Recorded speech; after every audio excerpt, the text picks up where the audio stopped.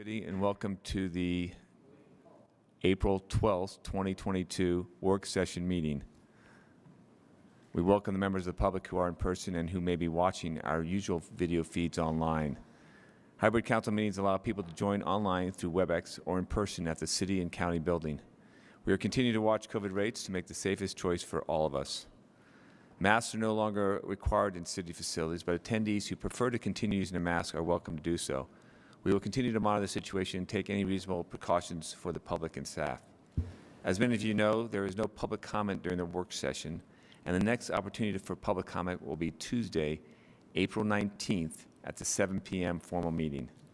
We welcome your feedback is always welcome, and you can share with the City Council anytime by mailing us at P.O. Box 145-476, Salt Lake City, Utah 84114, or emailing us at council.comments@slcgov.com, or calling our 24-hour phone comment line 801-535-7654. Taylor will be moderating today's meeting.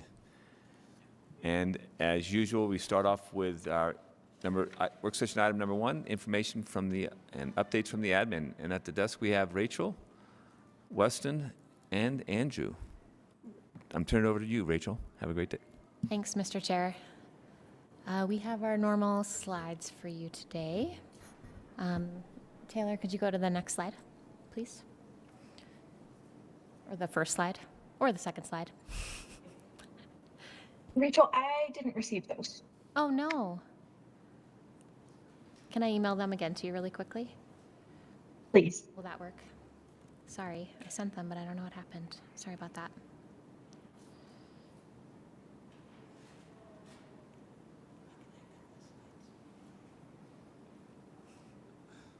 We can wing it if we need to. Do you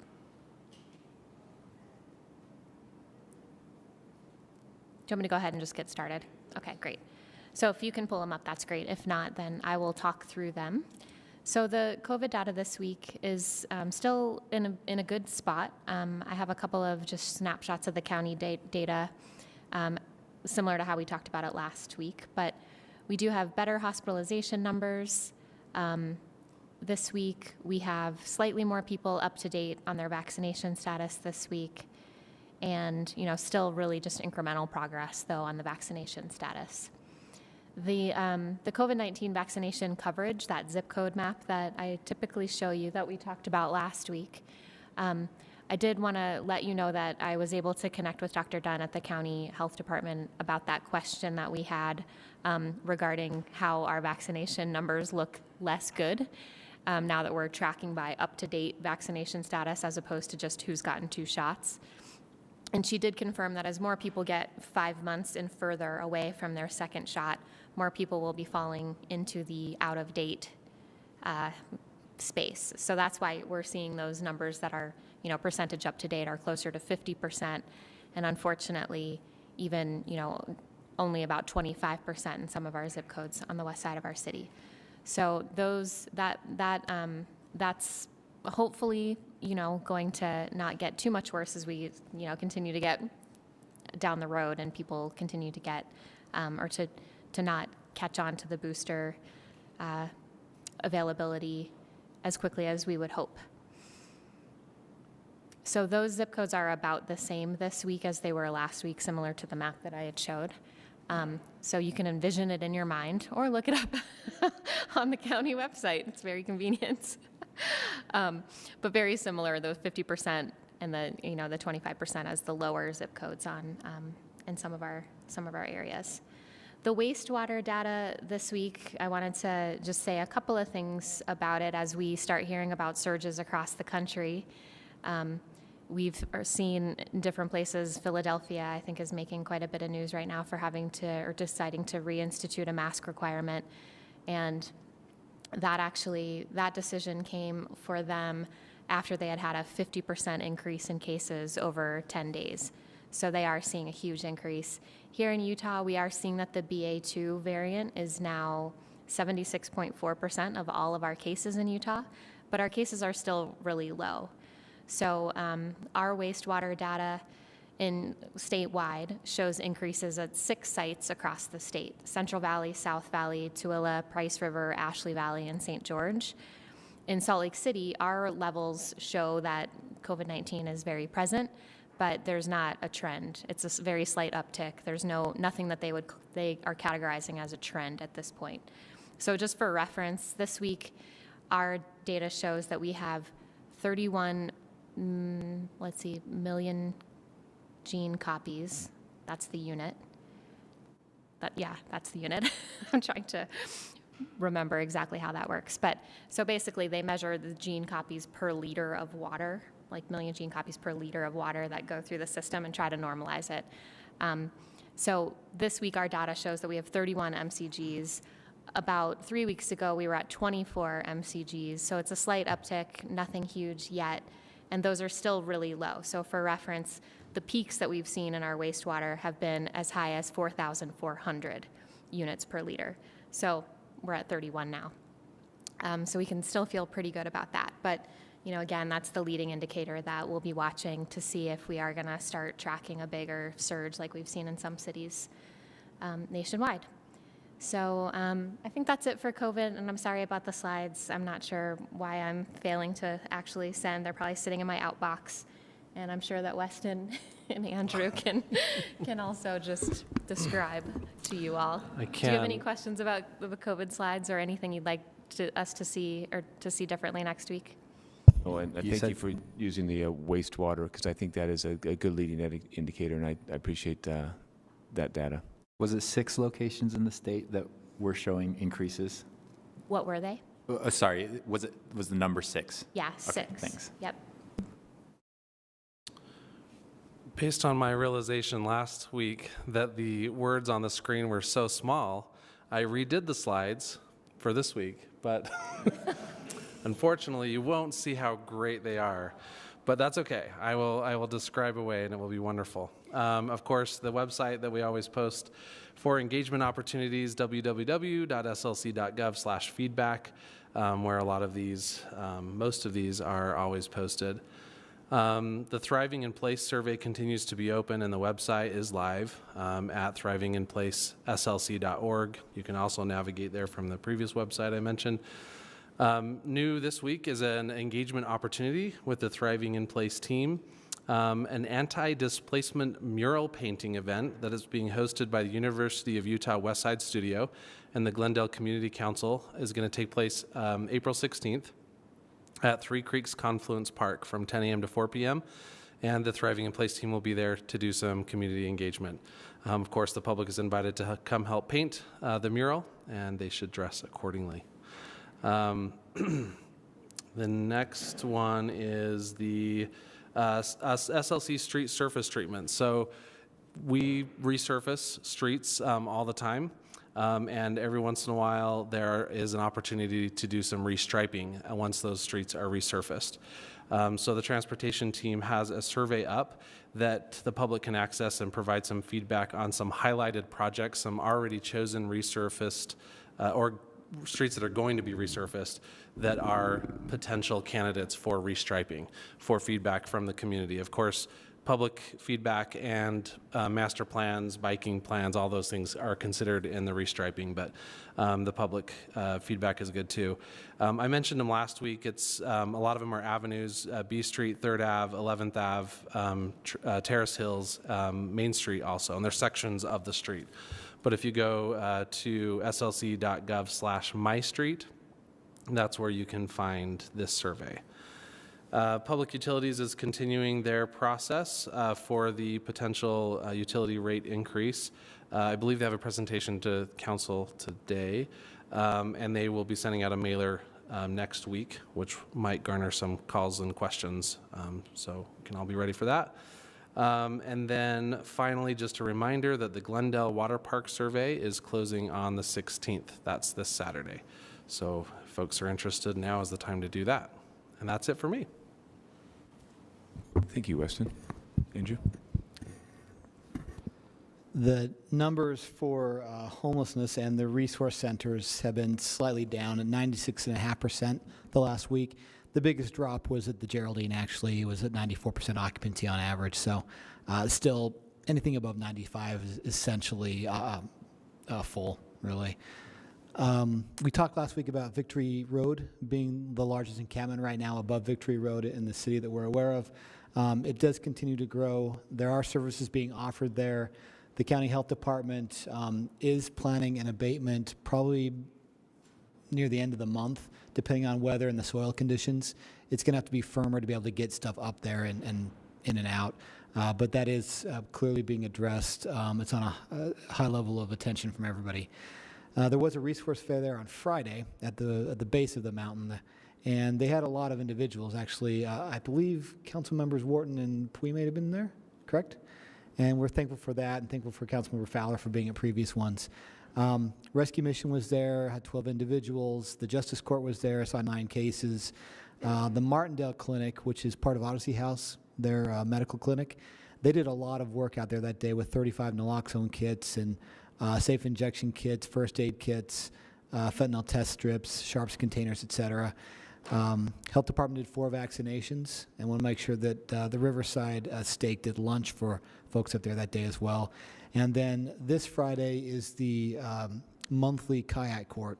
And again, the river's so low, they'll be doing it on bikes. So up and down the river on bikes this coming Friday. And there is a pattern through the summertime of the first Friday of the month being the high utilizer court docket and homeless court at Wiegand Center. Second is resource fair, and third is that kayak court ongoing. And this is the last week for most of the overflows to be open. And so come the 14th, the night of the 14th will be the last night for the night-to-night overflow at St. Vincent de Paul downtown, also the former Ramada on North Temple.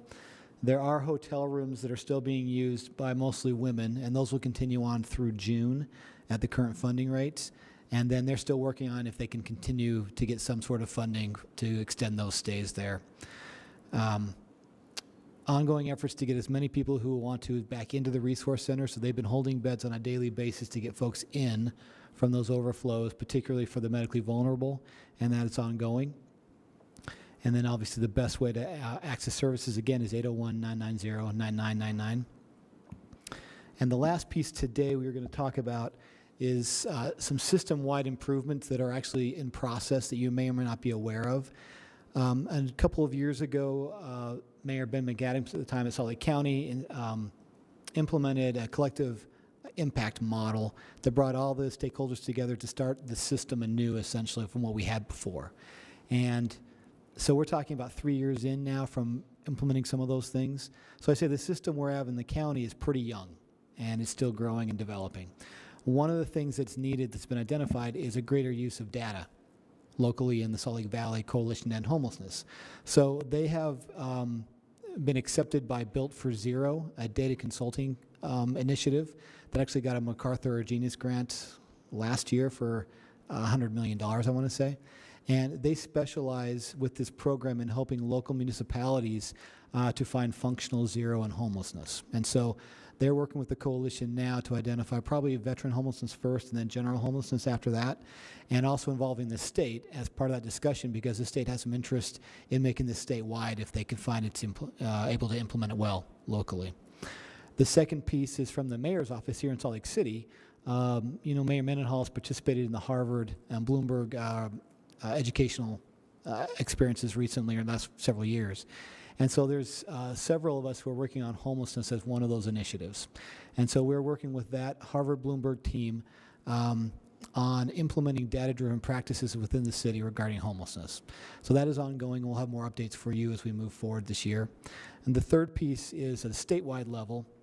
The State Office of Homelessness Services has a desire to review and renew a state strategic plan for addressing homelessness.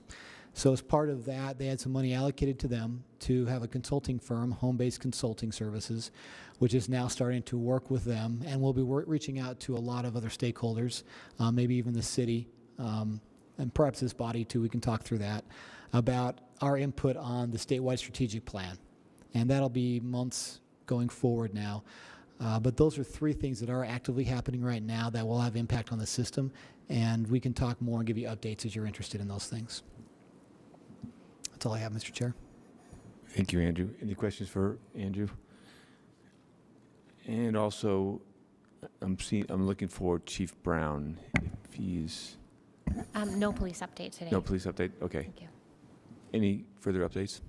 Nothing from us. Thanks. Thank you very much, Rachel, Weston, Andrew. Appreciate that. We move on.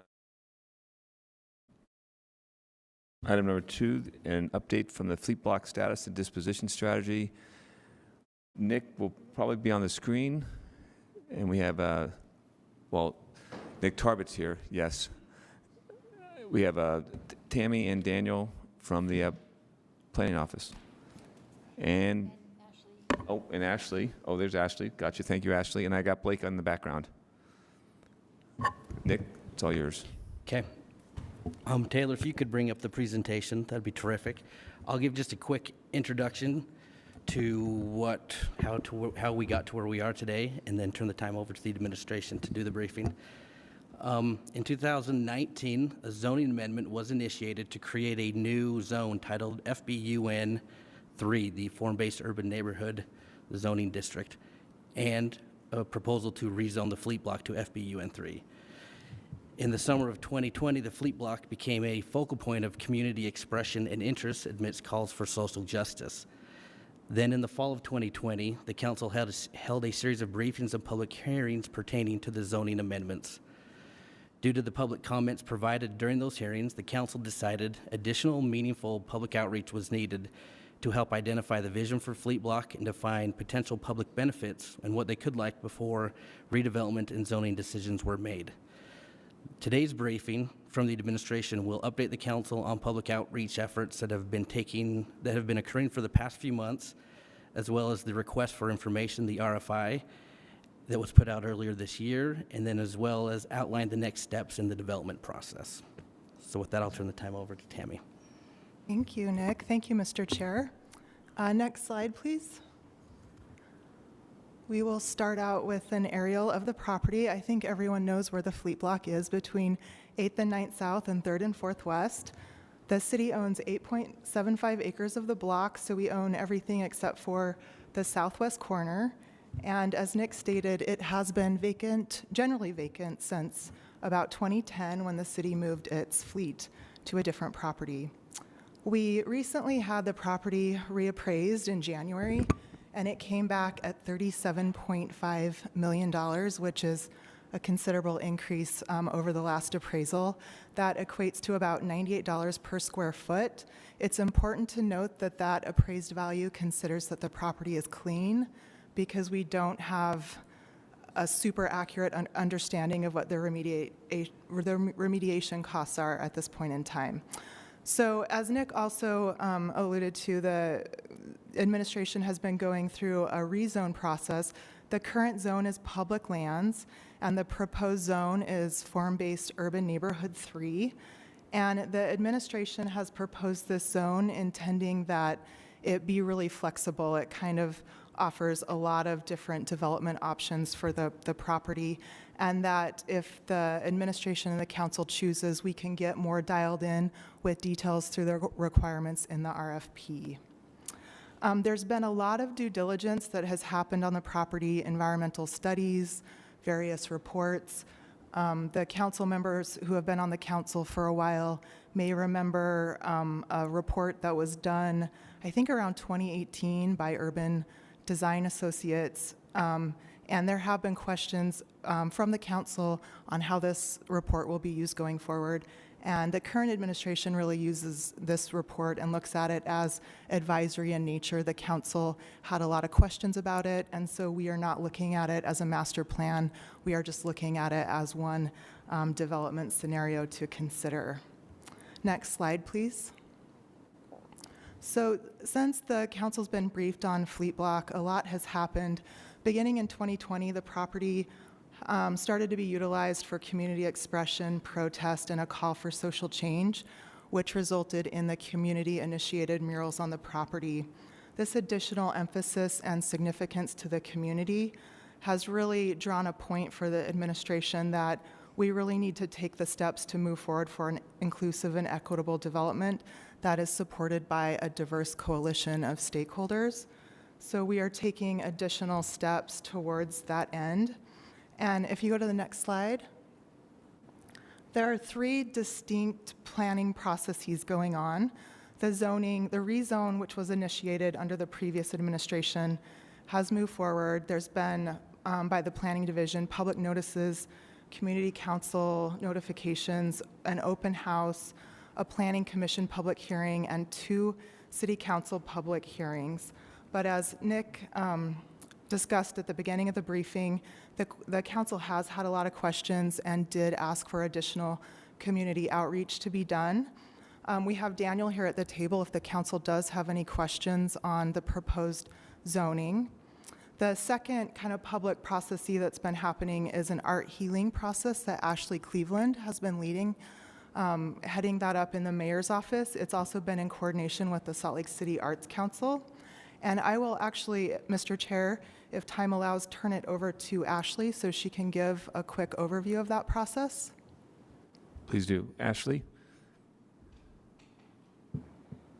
Good afternoon, council members. It's a pleasure to see you virtually. Sorry I cannot be in attendance with you in person. I am getting over the flu.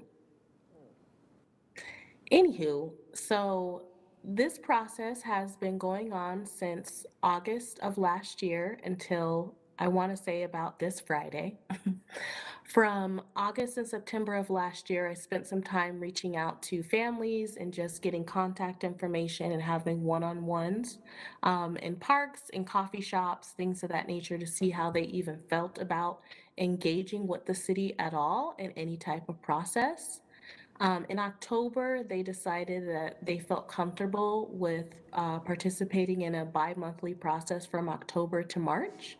And then in April, we were going to finalize all of that work with a recommendation letter. And then they also made a request to have some outward messaging so the rest of the community could know about the art healing work that they had been doing and leave public comment, in addition to letting the community know about the larger development process that is going on for those that are interested. This work was coordinated with the Arts Council, Felicia and her team, mostly Renato and Claire. And then we also hired a few healing practitioners, Ms. Frankie Baines and Melanie Davis of the Black Clinicians. The first session of the month was focused on private grief therapy sessions, and then the second session was focused more on art healing exercises and other grief exercises that would allow us to think about the future and open up conversations for that recommendation letter that would be sent to the mayor's office. Through this engagement, I was able to meet with about 10 family members representing 7 families, and we were able to get a signed recommendation letter from 5 family leaders.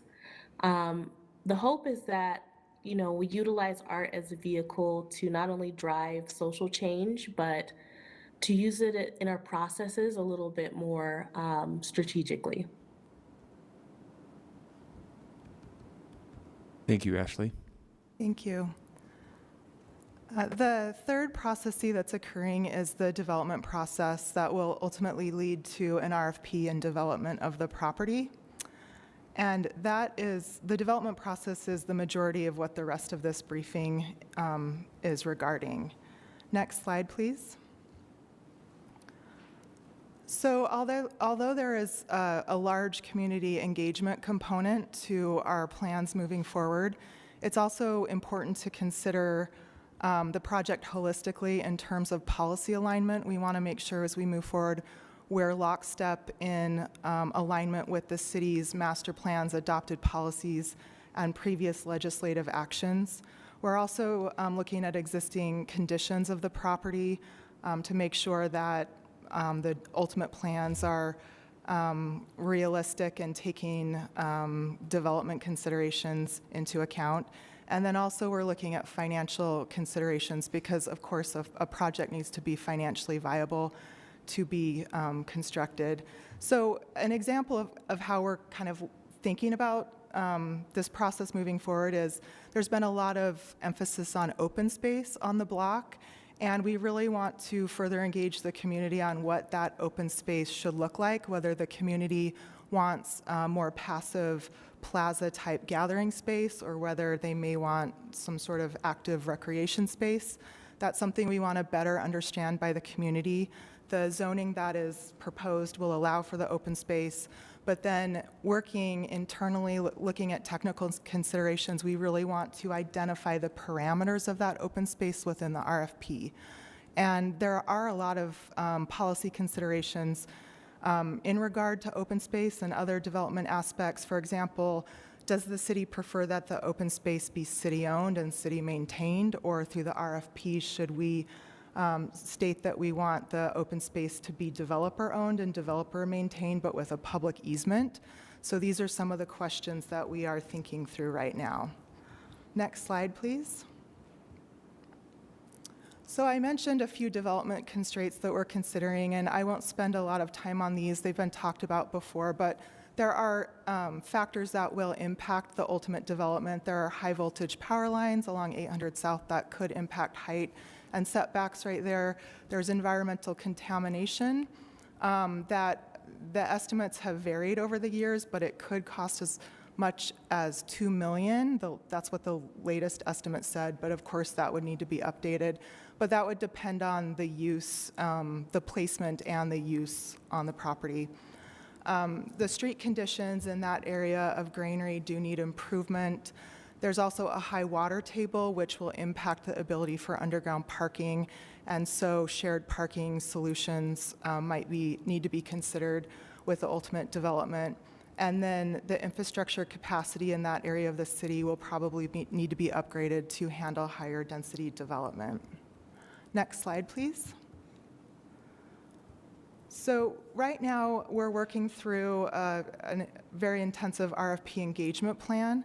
Earlier this year, the administration released a request for information for the fleet block. This is a precursor to the RFP, and it really was intended to explore options available for the city to develop the property. It was really kind of tailored to learn from the experience of others, other developers, other community partners who might have opinions and expertise to share with the city. We received 12 comprehensive proposals back, and we have an internal technical committee that's being put together that will be reviewing those. Another item that we are doing is we're looking at establishing a detailed process to establish a community vision plan that will be incorporated in the RFP. And this is really where we get input from the community about the desires and values and goals that the community wants to see within the block. And this is really recognizing that this block is significant to the community, and we want to hear from and build trust with community members during this unprecedented time, and attention to the issue of what it means to be inclusive and what it means to truly listen and hear from community members. So we are defining and planning out what that community visioning process looks like right now. Ultimately, that will be developed into requirements and preferences that will go into the RFP, and those requirements and preferences won't just include community desires and values and goals, but also we can place kind of design restrictions, best practices, kind of guiding principles for architecture in the urban realm as well. And then ultimately, we want to develop an inclusive marketing plan. So instead of just sticking the RFP on SciQuest and doing our typical social media posts, we really want to outreach to communities that have not typically accessed the city before and get the RFP distributed to a wide range of diverse stakeholders through various channels. And then also assemble an inclusive selection committee that will be comprised of representatives from the city and also community members from a diverse range of backgrounds to select the ultimate development proposal that moves forward. Next slide, please. So another thing we are thinking through is we don't want the commitment to the community to end with the outreach that's happening before the RFP. we really want this to be an ongoing community commitment. So we are looking at mechanisms to ensure that the community's voices are continuing throughout the development process and even after the development is done. One mechanism that we have been exploring is called a community benefit agreement. These have been used quite often in other larger cities and communities, but to my knowledge, this city has never required or been a party to one. But essentially, a community benefit agreement is an agreement between developers and community-based organizations that represent the voice of the community. And the agreement establishes the benefits the community will receive in return for supporting the project. So this could be a range of benefits. It could be setting aside X amount of commercial space for specific types of businesses, local hiring practices for the construction of the project, or even a dedication of a funding source for ongoing community projects or to support community needs, or it could be for a certain type of art. So we are looking at requiring a CBA through the RFP. Typically, the CBA is executed first, and then elements of that CBA can be integrated into the contract, the development agreement between the city and the developer. So they're documented not only with the agreement with the community, but also with the city. And then we're really focusing on metrics and outcomes and establishing those early in the process so we can have that measured accountability with the city and with the developer to the community on an ongoing basis. So the final slide, please. So our next steps, the council's role, and you already know this, but property disposition is typically an administrative function, but you do have a rezone that you are considering, and also there will be budget requests and that sort of thing that go with the fleet block. So we really want to work lockstep with the council and meet with you often with updates. This is an opportunity, if you wish today, to provide some policy feedback to us as we move forward. But we expect to spend the next few months doing ongoing community engagement to really make this a community-driven project. And so with this emphasized commitment to the community, it probably will be Q4 of this year before the RFP will be released, just to get all of these elements that we're planning done. So with that, Mr. Chair, I will open it up to questions. Thank you, Tammy. Any council members, questions? Councilmember Petro? If we're going to open up to, thank you for the presentation. If we're going to open up to potential developers, people who will respond to an RFP who historically haven't, we're taking on a responsibility to consider them along different axes of risk than historically have been considered. Things like their access to financing or, other metrics which people who work in the architecture and development world will know about that I am not as well versed in. Have we prepared ourselves to not just make it available to them, but to receive from them with the support they might require? I mean, it might look at like models that require these historically disenfranchised populations to have partnerships with people who might. Have we thought through that?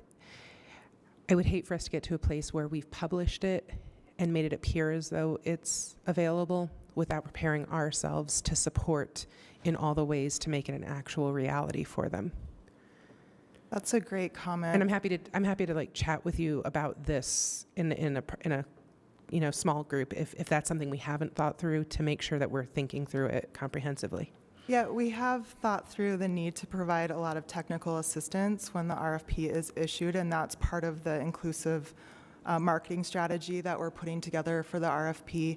And we're also thinking through ways to connect maybe partners and developers with more resources with partners that maybe have less experience. So we're thinking through how to do that right now, but we want to connect people and resources. I'd love to work with you on that because I also don't want us to, historically, we understand that people from marginalized groups have had less access to these kinds of education and career paths. So I want to make sure that we're doing it in a way that's not patronizing or inadvertently savioristic too. It's a very difficult line that we're going to attempt to walk on all these fronts.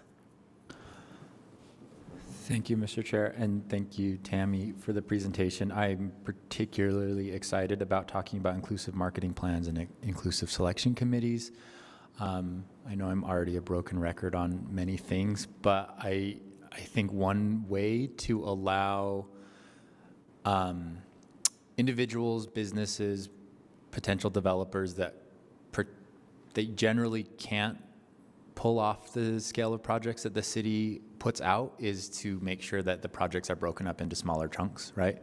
If it's the entire block as one developer, then I don't know of a historically marginalized developer that could pull that off, right? Like that's a huge project, and it's really going to be just the big companies that can actually do something like that. So I think one way is to break it up into smaller pieces. I love these ideas of connecting, like putting in the community benefit agreement where, like, you know, your development must include a certain amount of retail space that goes to minority or women-owned businesses or something like that. I don't know exactly what that looks like. I do want to just raise a red flag about saying that we're going to partner an experienced developer up with someone from a marginalized community and think that that's all going to be perfect, because I have been recruited to be part of architecture committees with larger architecture firms because I'm a person of color, but that ends up being sometimes, you know, they just want my face in there. And so we need to be really careful at how that goes out, because I could see somebody just taking advantage of some person in some community and saying they're part of our team, but really we give them $10,000 and we are going to make $2 million off of the project, and we just paid them for a little bit of their time. That is not hypothetical, and it actually happens. And I think we need to be really careful about not just saying that, okay, because you have this one person on your team, you represent diverse populations, when the dynamics on the back end of that deal can be very disgusting sometimes. So I don't know exactly how we as the city prevent that from happening. I'll say I think it probably happens more than we realize in a lot of our contracts, whether it be for just consultants or whether it be for property disposition. I think it probably happens more than we expect. So I'm not exactly sure how to solve that problem, but it's something that I want us to think about, because it happens more than we want to admit. Thank you, Councilmember Mono. And Councilmember Fowler.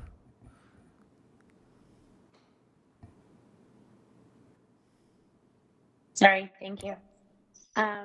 I just want to say thank you, Darren, for bringing that up, because it was something that I actually was thinking about within how we're looking at this and saying, you know, I think that one of the things we have to remember is the language that we use and the way that the narrative goes. And so saying community engagement is one thing, but then logistics are another. Yes, that is true, but this should like the whole reason for the community engagement with the fleet block is because what the community has taken for themselves. And I'm proud of that. And I want us to recognize that, not just as like a side by, right? Not just a like, oh yeah, cool, but we have to pencil this. But really, actually, we have an opportunity to be a model for the entire country of what we can do with engaging with our community, and not just having it be the back burner, and not just giving lip service to it, but actually making sure that we're doing the right thing.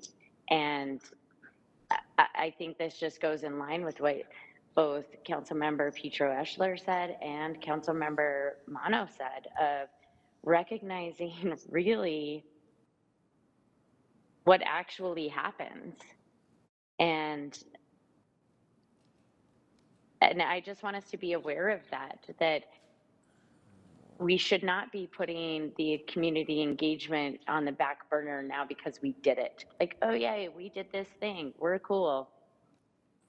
But that we should actually be making sure that this is first and foremost in the development of this area and become the model of what we want development to look like within our city and within our communities.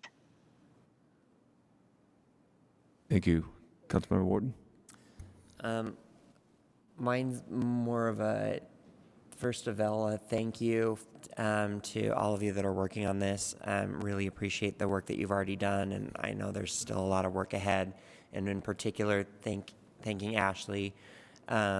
This is something that kind of started with the murals when I was chair and meeting with the families and trying to, I was just not aware of how much a space can change and how this was such an opportunity for the city to help heal. So I'm really glad that we got Ashley to, because I think she was the perfect person to step in and have that conversation. I don't think, I was definitely not the right person to do it, even though I wanted to help however I could. And I hope that we keep that in mind too as part of the engagement, that I think a lot of residents are going to need to be helped, like I needed, understanding how much a place can change, and how the meaning of a place can change, and how we need to respect that, but that it doesn't have to stop us from going forward. Because I think that there might be some people that are like, what is the holdup and why can't we move faster on this? And it's a really important education moment, I think, for everybody. And so I'm glad that we have the people that we have working on it. And I want to thank you for the work you've done so far. And thank you in advance for your patience in helping some people, including myself, come along and understand how transformational this can be. So thank you. Thank you, Councilman Pui. I wanted to, thank all of you for the work and the presentation and trying to help us understand this. I do have a few questions. I think it's on the topic that Ashley brought up, that she met with, and I might have gotten the numbers wrong, with 5 family leaders, 10 family members, and 7 families. I think it was in the reverse order, but I wrote them because apparently I have issues in my brain, but I wrote them like that. But if there are 7 families, so are there some families that are completely opposed to this? And it's, I guess, one of the questions, and maybe this is something that we can talk in a different setting, but and to that question, it may be more rhetoric than anything else, is are we engaging these families, not only telling them what we want to do and asking them politely, but also bringing them on board to this project, and if there is a way to embrace them, because I hope that this is their project too, right? I hope that they feel like they can actually have a say on what the future of this block is, which I think it is powerful, and I think it could be game-changing. So that is a rhetoric question, and I guess we can figure out if you have an answer, but if not, I have a second question. I would love to answer that. Thank you, Councilmember Pui. So there are several families. 10 of them were contacted. 5 family leaders were comfortable with signing a recommendation letter. On April, sorry, I was sick. So the week before last, we ended our engagement with having the healing practitioners, myself, and the families and some volunteers from Black Lives Matter taking care of the space. We mowed, we picked weeds, we added flowers, we added candles, and they were very, very grateful to have someone from the mayor's office in attendance caring for the space. Because for a long time, they just hadn't felt like they were seen. You know, at the time that all of those protests were going on and people were commenting a lot in city council, they kind of felt like their voice was overshadowed at a time. So they really appreciated the very focused and protected time for themselves. Now, a third of the family members are interested in knowing what's going to happen with the block overall. The other portion of the family, they're just wanting to grieve and have a space to come and visit their family members, so that's really all that they care about. The third that is interested in, you know, seeing what happens in the future, they really would like some community resources on the block on the future, whether that's some affordable housing, a daycare center, you know, financial literacy classes, something available for people experiencing homelessness to maybe get water, things of that nature. Those are some of the things that I've been hearing from them. They've also said that, you know, they would like maybe like a day of remembrance, or maybe we can talk about renaming the block.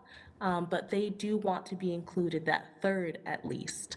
You know, the other 2/3 are mothers, and they kind of just want some peace because they still are actively fighting courts in other cities and states, and, well, other cities, I should say. And they're, you know, one family member in particular said, sorry, I'm getting emotional. She said she wished Ogden took the time.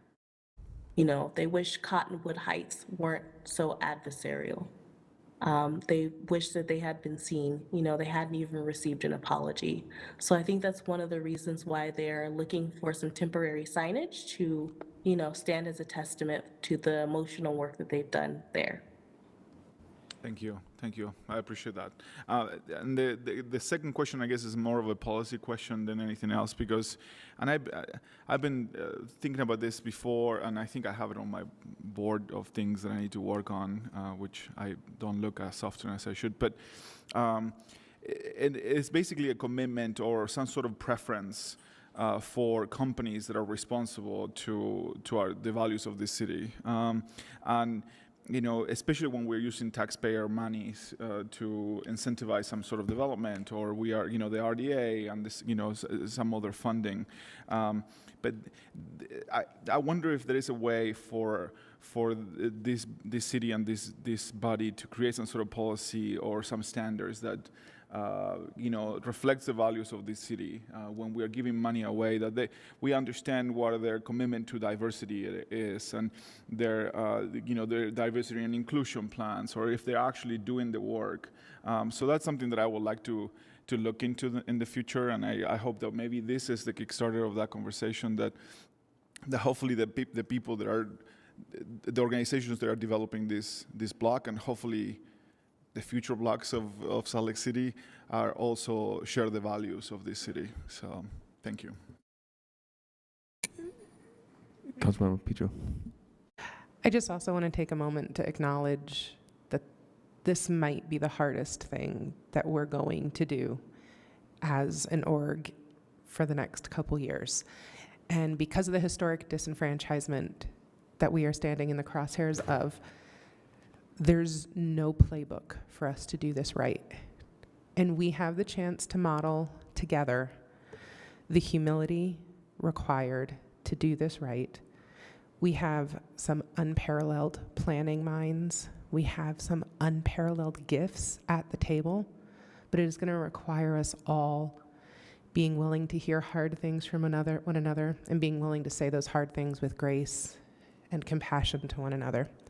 But I'm really excited that if we do this, even partially right, even like 75% right, we will be creating a new climate and a new standard for observing the dignity of people in our city, to use mundane things like zoning and planning and ordinances to protect one another's dignity.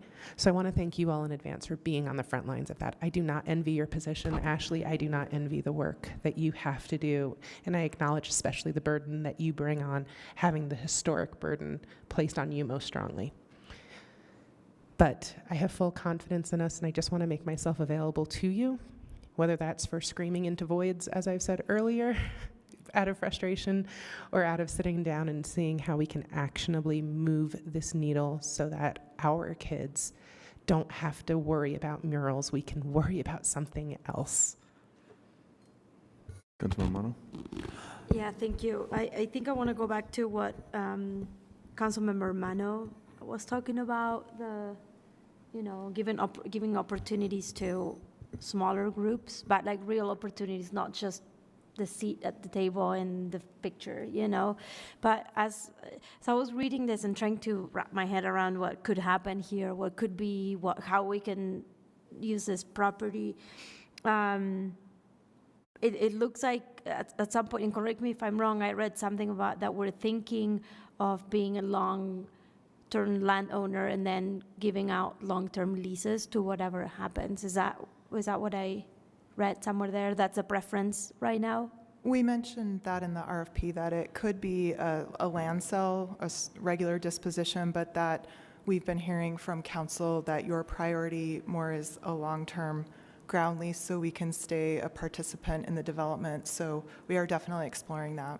That's great, and that's something that I wanted to say because I feel like this could be something revolutionary, if you will, on how we either use our property but to help others but without disposing of it. So for example, in the RDA, we're trying to buy land and have some home ownership, and then for whatever amount of time, and then that property owner could leave and take the equity with them, and then we keep the land. And so I feel like this could be something like that as well in some parts. I don't know how it all can work, but it could be that with home ownership, but also with commercial ownership. Give opportunities to small businesses that most likely will have to rent, but in our property to own their building for a while until they actually can outgrow, that building and go move somewhere else and build something bigger. But you give that opportunity to a small business owner to build some equity and clientele and all of that stuff. So I can see this happening this way, and not just like this homogeneous development, right, with housing and building, and we have a big developer that does all of it, leases it out, and that's that. I think we have a lot of opportunity here. So, some thoughts. Thank you. I'll try and be quick. I really am encouraged by this conversation. I feel like we are allowing, like Chris talked about, the meaning of a space can change. We're allowing that changed meaning to actually influence what we're planning to do, and it feels like a really tangible, serious way. And so I appreciate that. I'm really grateful for this update. I think that the option of a land lease rather than a land sale, if it's a ground lease for more than $0, could help offset some ongoing maintenance costs of what I hope will include on this block. I think we have an opportunity to accomplish many city community goals with this one block, and I hope that one of those, I would not be representing my constituents well if I didn't again say that I think one of those needs to be some significant usable open space for the community. That's an area that doesn't have a lot of open, hopefully green space, but also some type of, whether it be a memorial wall or some sort of social justice plaza or something that really honors what this space has become. And I think it's important that that remains public space. That we allow public demonstration on it, that we allow that to be actual space access, not just like a public easement on a private property.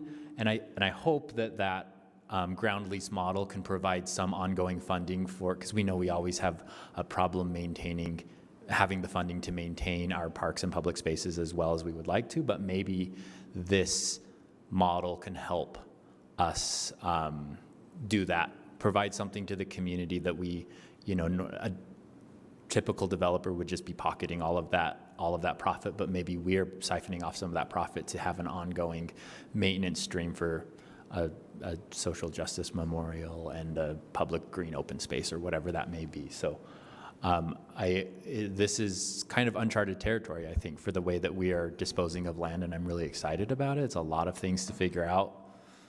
I have a lot of confidence in the team that is working on it. So I am excited to see what happens and hopefully be able to support that. Thanks. Thank you.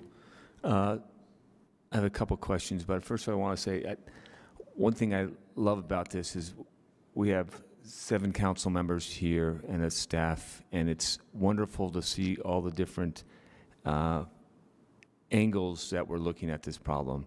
And we can all look at each other's angles and go, yeah, I like that one, I like that, I can see all that. And it's a beautiful thing that multiple minds that are going from the architect to the lawyer to the, you know, to the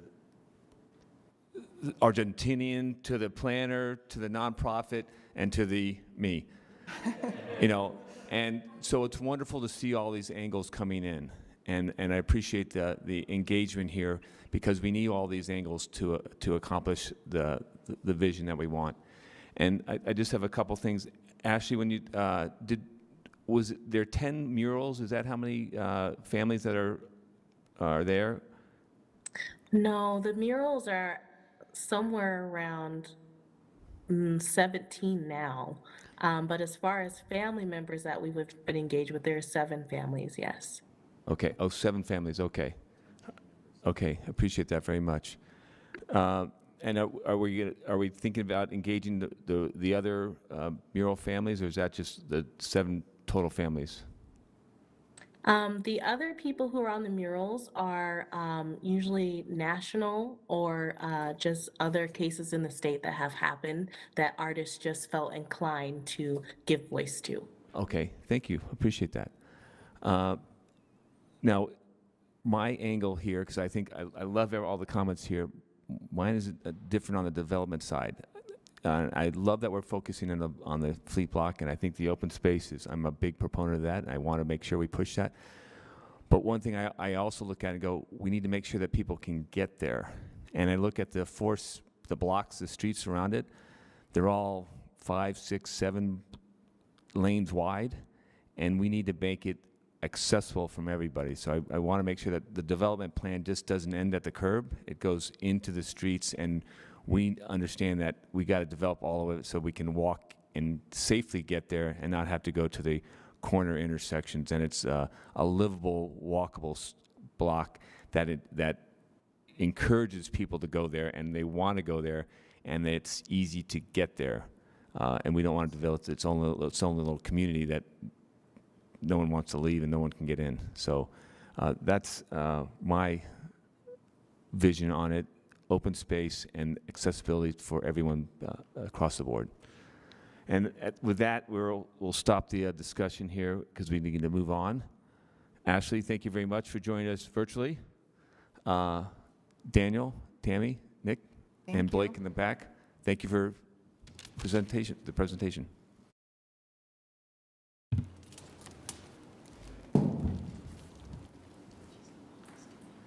And we're moving on to item number 3, second administrator's response to the legislative intent.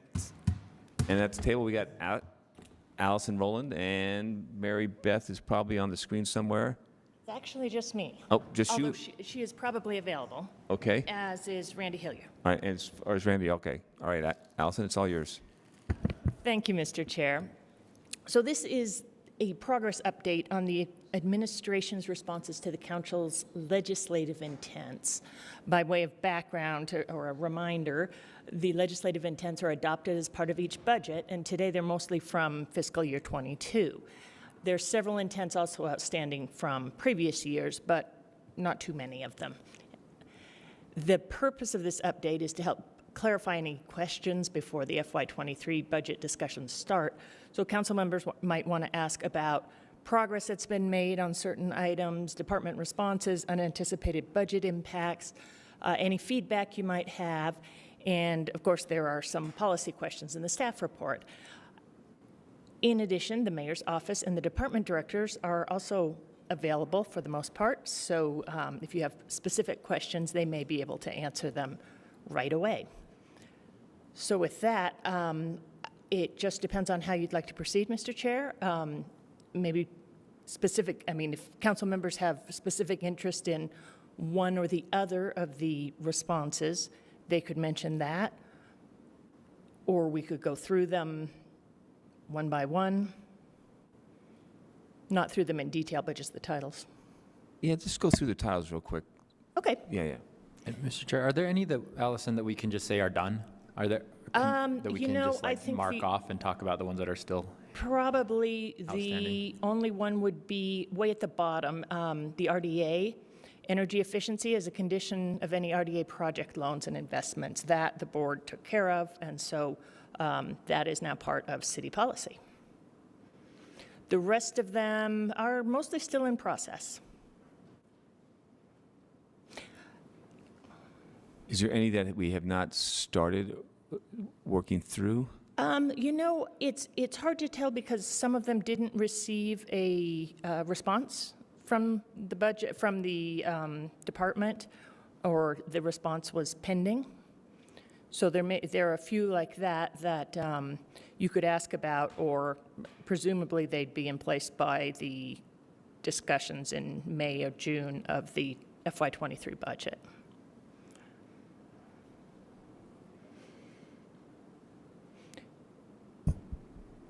How do you want to do it, Mr. Chair? I was going to go through Yeah? the. Do you want me to go?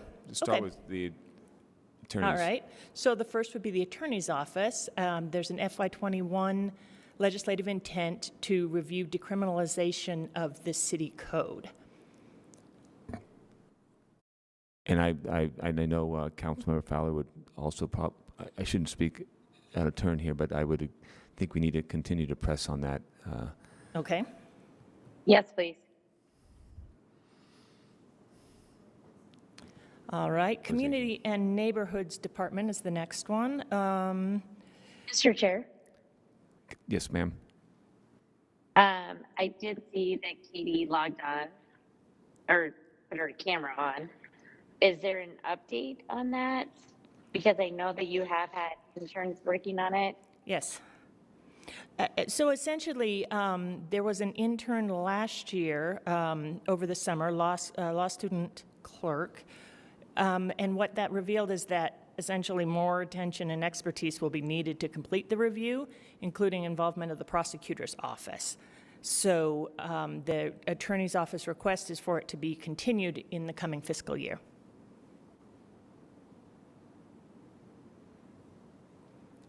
Can I ask, as we involve the prosecutor's office, can we also, I mean, obviously the city attorney's office, but when, Katie, do you think that we could have like an update on a conversation? And is that okay to ask for an update?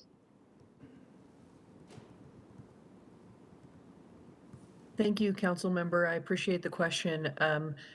We absolutely can prioritize some of our resources towards this. It became, as you can imagine, pulling one thread and then lots of threads. And so it wasn't as simple of a project as we had hoped last summer, but we'll absolutely spend a little time and get an update to you all that you can either have in a briefing or in small group sessions with us. Thank you, Katie, and I hope you feel better. Thanks. So to continue, from the Community and Neighborhoods Department, there was an FY22 intent to update the boarded building fee. Another from the same year on trips to transit expansion evaluation. And from FY21, the project of transferring the Housing Trust Fund development loans and payments to the RDA. Go ahead, Councilmember Romano. So with this timeline for the boarded buildings fees, does that mean because that analysis will be done during budget discussions that we could potentially adopt it for this next budget? Because we adopt the fee schedule with the budget, correct? That would be my assumption. Mary Beth? Yes, the cost analysis has been completed and it will be with the CFS. Okay, wonderful. Thank you. Uh-huh.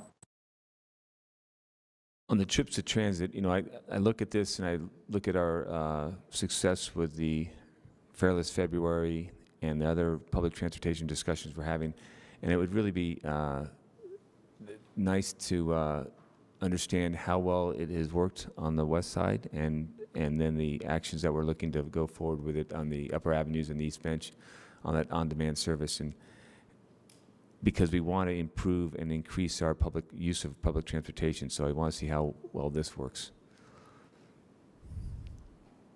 Okay, I don't know if John Larson is on the call or if Blake wants to make any comments. So our information was that that the preliminary information from the west side would not be available for another year or so, but it sounds like you may want an update before then. Okay. I can pass that along to the department.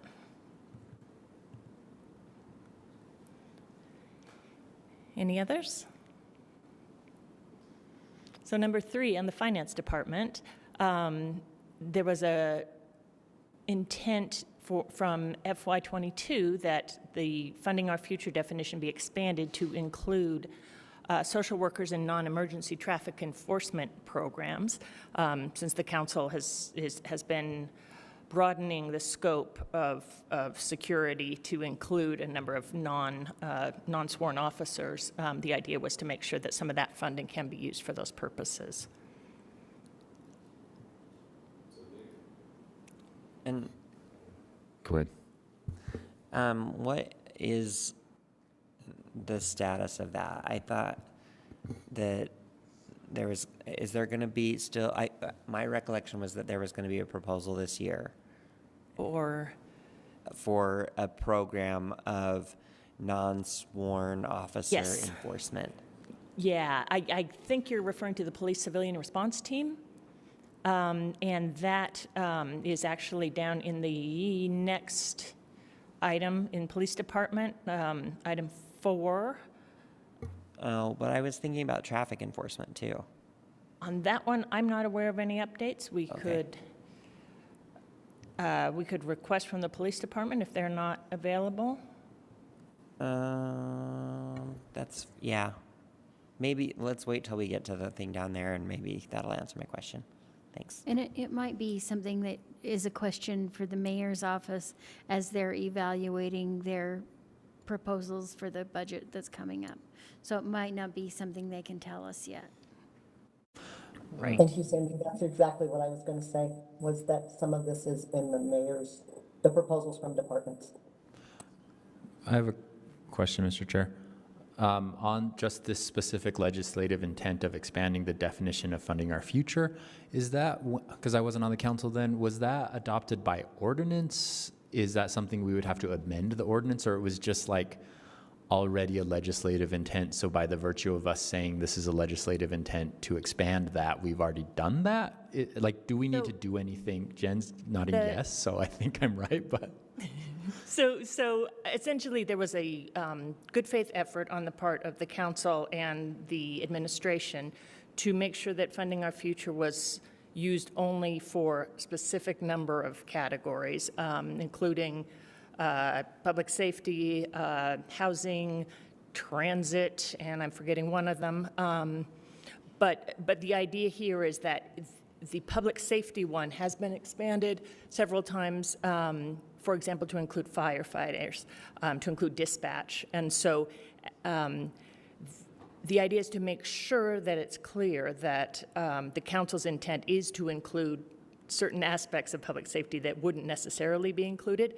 But so far, the council hasn't wanted to go outside those agreed on items in Funding Our Future. Well, I think by the virtue of us adopting this legislative intent last year, I think we agreed that we want to expand those, right? I mean, that was my intention on that, and I would continue to support that idea of expanding to non-emergency social workers and potentially non-emergency traffic enforcement, which I know we don't have a program for that yet, so we don't know what that looks like, but I would support the idea of that being taking those non-emergent things off of the police and fire department so that they can actually focus on those true life safety immediate needs. And I may have misspoken, I'm sorry. I was referring to the idea that these non-emergent but safety-related needs could be included in the public safety category. And I just wanted to clarify, the categories are not set by ordinance. They're not defined by ordinance. Effectively, you set the policy when you adopt the budget each year, and really the council has full flexibility to adjust those. It's more of the commitment that was made publicly initially to just communicate to the public when and why you change them. The limiting factor has usually been, honestly, the total amount of money available and not the categories.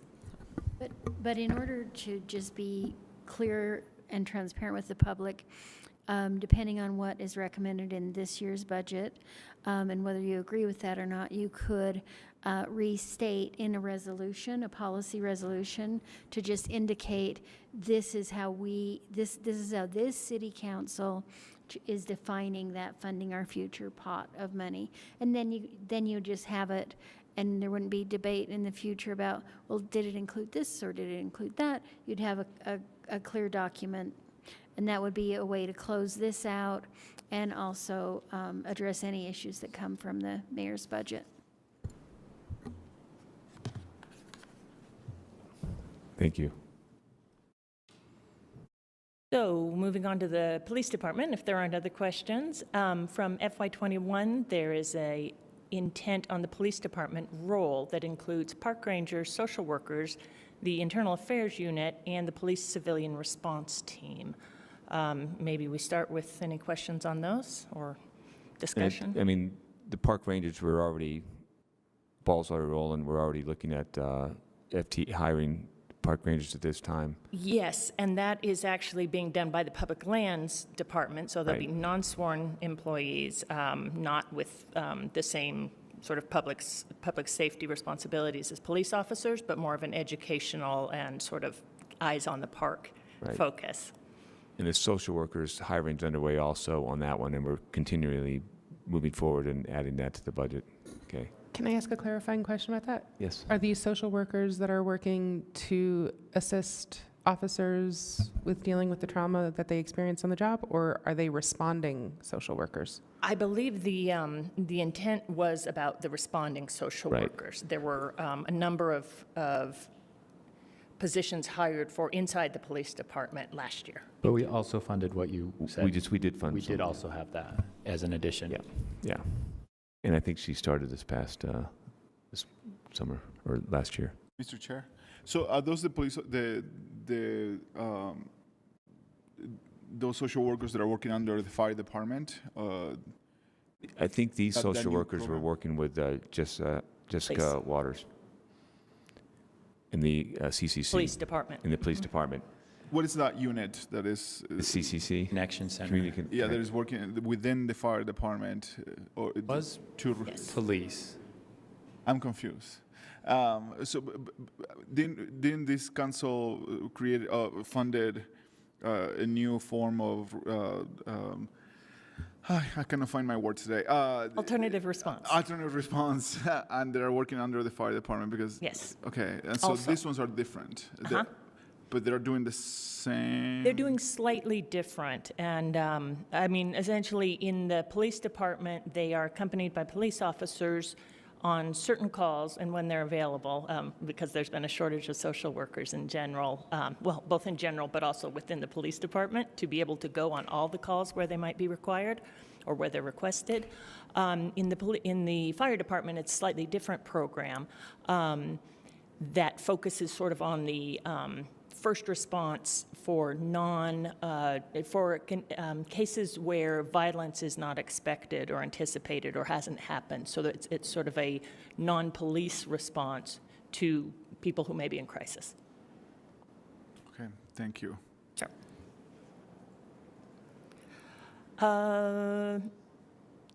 So moving on from that, unless there are other questions, another police department legislative intent is from fiscal year 2021 is the police department zero-based budget exercise.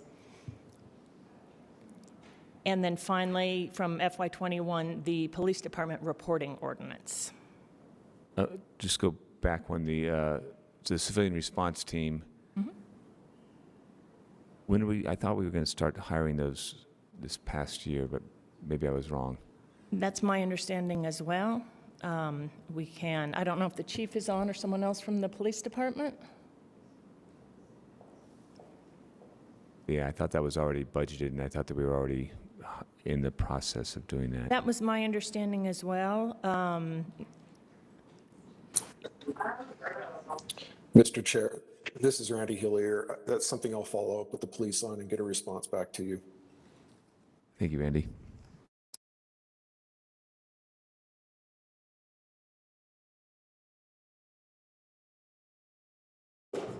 So if you'd like, we could move on to the Public Lands Department. All right.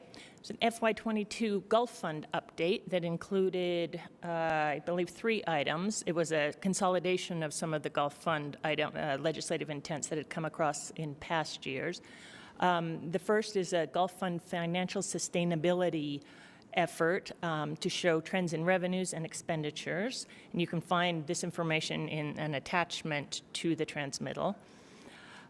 Second is long-term CIP plans. These are Gulf CIP plans. They have a separate, for those of you who are newer, they have a separate CIP account. And then the third is the Gulf food and beverage options. I have to say we need to continue to look at the Gulf funds, the sustainability. I think that has to be an annual review on that. And you're referring specifically to the financial sustainability. Yeah, I think it's assume. probably overall, we have to look at the whole thing, but yes. Okay. So clarification there. You said financial sustainability? Yeah. Okay. And we're not talking about water usage then. We're talking about like making the numbers work. And that can include water because part of the water is the irrigation. And so when we're talking about this, and I have a few friends that golf, and I'm not one, but and they were telling me about how amazing some golf courses in this county are, and how much revenue those golf courses bring to those cities, and they are booked through the year for their event centers. The littered, whatever you call them, the big rooms they have where golfers hang out. Clubhouse. So I was wondering if that is something that should be part of this, thinking about how sustainable these golf courses are, and if we need to make some money, and what is needed to make some money. And that has been included in past discussions of the Gulf fiscal or financial sustainability, and we can brief you more thoroughly on that in another context if you like. Or we could do it now, but I'm pretty sure. Just checking. So the next item would be the fiscal year 2022 public lands maintenance. This was funding estimates, essentially, from public lands regarding maintenance. And I think I saw Kristen Riker here earlier if there are questions. I mean, I assume that is sort of encompassed in the Reimagine Nature Master Plan, looking at some of our facilities, or is this entirely separate from the master plan work? Oh, I'm sorry. I was just saying I assume a lot of this, looking at our maintenance plan, is included in the Reimagine Nature. Is that accurate, or it's kind of separate?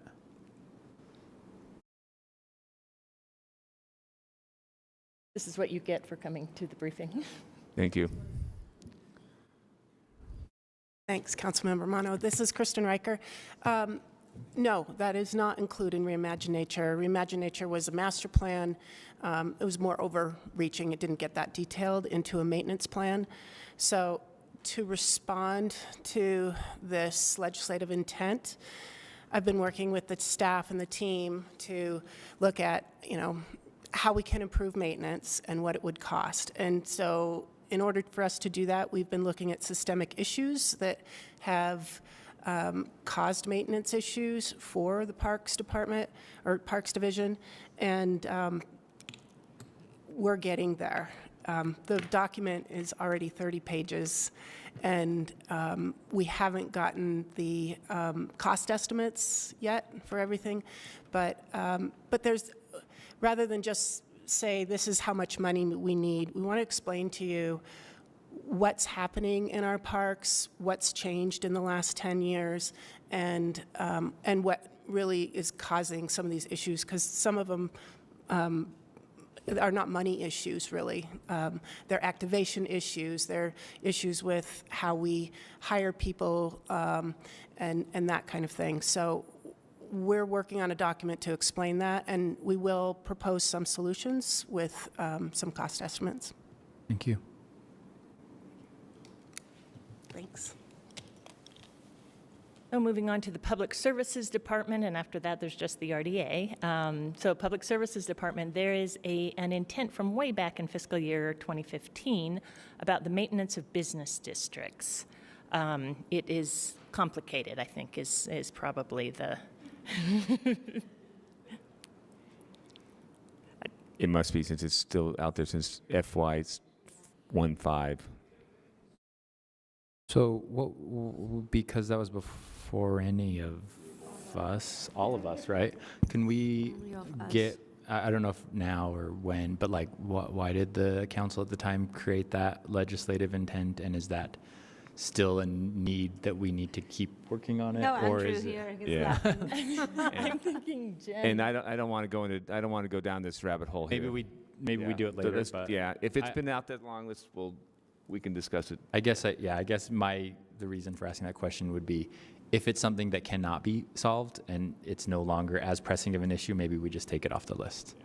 But I don't know exactly why it was an issue. Let's talk offline. Yeah.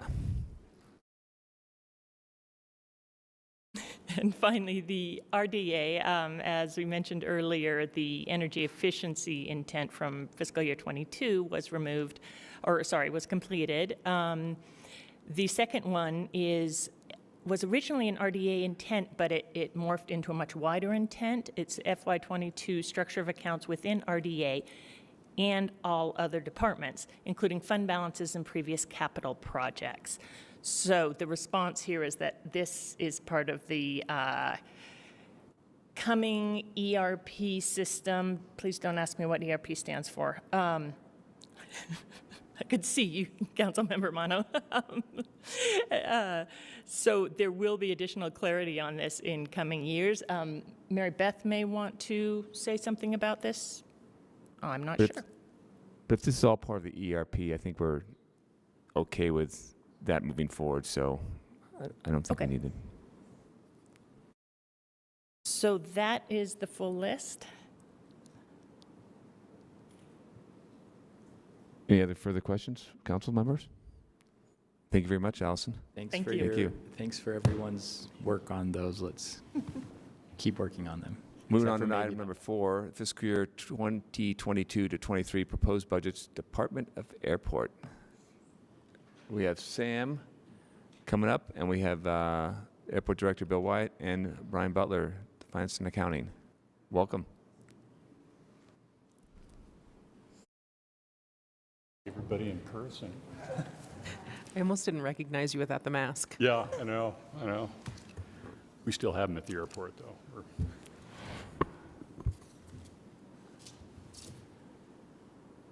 Mr. Chair,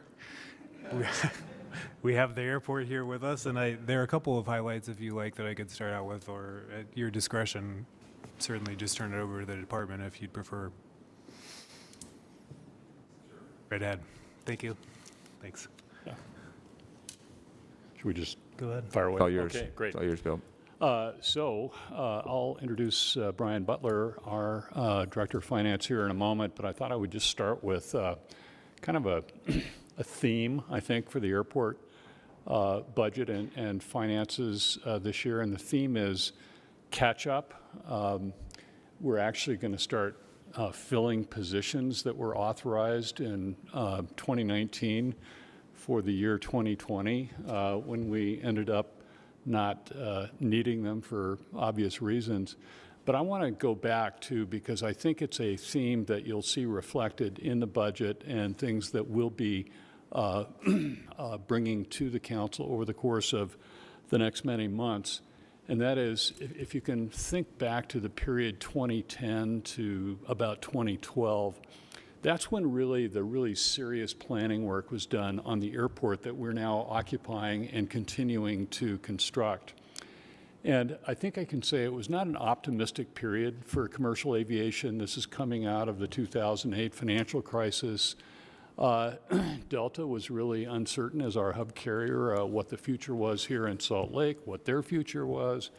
And so the kind of the mentality around the design was make it as small and inexpensive as possible. And I would say they largely succeeded at doing that. And it accounts for the kind of daily challenge that we confront, which is we're full in every sense of the word. If you go out to the airport, you just see people. We're very much back to pre-COVID levels of passenger volumes.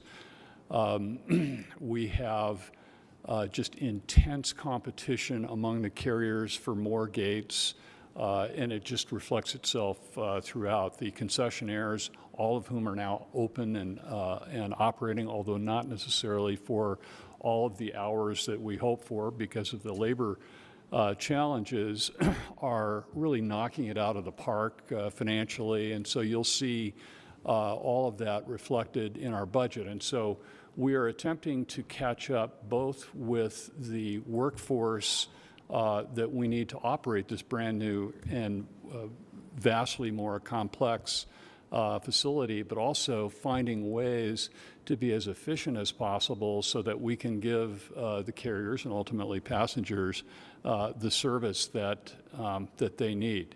And I can tell you it's not a simple challenge because basically the plans are in place. We do have the potential for a 16-gate expansion on the B concourse, and I think it's likely, based on the feedback we've gotten from the carriers, that we will come back at some point over the course of the summer to present a proposal to you to go ahead and build that, which will be the last major new construction at the airport until there is a Concourse C, which is, I can tell you, past my time. It's going to be a few years down the road. So everything that you'll see in the budget really reflects this sense of urgency that we have about meeting a demand for all things airport that far exceeds what people had in their head back in 2010, 11, and 12. And I think we're, I'm describing this in challenging terms. It is challenging. These are good problems to have. I'd rather be on this side of it than on the other side, having built too much. That's clearly not a problem here in Salt Lake, but we are definitely pushing ourselves and the rest of the airport family to do everything possible to meet the needs of a remarkably growing passenger base here in Salt Lake. So with that, I'll turn it over to Brian. Okay. And obviously, any questions, feel free to. Thanks, Bill. Go ahead, Brian. Yeah, and just for logistics, would it please you, Council Chair, to use the PowerPoint presentation in here so you guys can follow along kind of the numbers that we're presenting? And how do I just give the next slide and somebody Next slide. magically Exactly. goes? Okay, There it is. perfect. Next slide. So me and Bill, we were talking, this is the first time we've been here in a couple years to be in person to present the budget. It's good to be back. And what you're going to see, the other theme is, this is the first budget year for the airport that we're really kind of focusing past COVID-19. You're going to see that in our revenue projections. You're going to see that in our employment forecast. We're no longer really focused on COVID-19. We're far past COVID-19 as far as our employments, and we're really trying to incorporate that into our fiscal year 23 budget. Every time we prepare a budget, we have different goals and objectives we want to do. I think you guys, council members, are all aware that the pressures that not only the city but the airport faces as far as labor, you're going to see some cost associated with that in our budget. But the good news is we have a lot more revenues to help offset some of those costs. So there is a couple things that I want to point out that are not included in this budget. We generally start our budget in October and November, and by the time we're presenting this to the airlines in February, March, we've already finalized our budget. We know there was a compensation study done recently for non-represented employees that was presented to the airport. We know what that number is, but we had already presented our budget to the airlines. It's our intent to accept that into our fiscal year 23 budget, but it's not going to be reflected into these numbers. We had already told the airlines what a landing fee and terminal rent is, so we will be coming back to you at some point to really amend our budget to incorporate that going forward. And then we're aware that there is a project out there for a citywide radio system that the airport will be part of. We don't know what that number is, so versus putting a big number into our budget and trying to figure out what our landing fee and terminal rent is, we would rather work with Mary Beth and Aaron Bentley and kind of the city team to figure out what is that cost. And once we figure out both the compensation as well as the radio costs, we can then incorporate that into our rates and fees that we charge the airlines. We can set up a meeting and tell them we're going to amend it so we charge them appropriately throughout the year. Can you explain why the budget cycle is off from the city budget cycle? So there's a couple things. The city, the airport is also one of the first departments of the city to complete our annual fiscal audit. And so we're normally done by the end of September with our external audit, whereas the city's audit generally goes through December, to my understanding. So we're able to get a jump start. Once we finish audit season, we go into budget season. And we always want to make sure we're informing not only the city, but the airlines of what our budget's going to look like. And in order to meet the schedule of a briefing, not only the council, but the administration and the airlines, we tend to have to finalize those numbers quite a bit sooner than the rest of the city. I guess I'm not clear, though, why your budget doesn't include, I don't think we've ever had a situation where your budget doesn't include the mayor's recommended base budget. And we'll get into this in some future slides. So when we were working with the city and we were trying to project our numbers, we worked very closely with John Bike and Mary Beth and said, what should we be projecting for merit increases? What should we be, projecting for health insurance increases? This compensation study just came so late to the airport that we had already met with all of the airline representatives in early March, that we had already had that budget discussion with them. Brian, if I might, I think we're assuming that you will add this in during the course of budget consideration, but we were done with our budget by the time we got these numbers from HR. So the document that you're working on, that you gave us a draft of yesterday, who is that document for? It's not for the council. It is ultimately for the city council. Yeah. I mean, it's our formal budget request to city council that we're asking you to approve. We just know that there's 1.3 million that is not included in those numbers that we would need to come back to you in a budget amendment form. So we're trying to give you a heads up. So this is not what we've done before.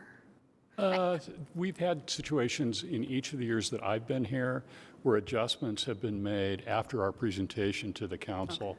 So I just think it's a little awkward for us because we sit down with the airlines and they give us a pretty good grilling about the budget that we have presented them. And that budget didn't include this piece because we didn't have it at that time.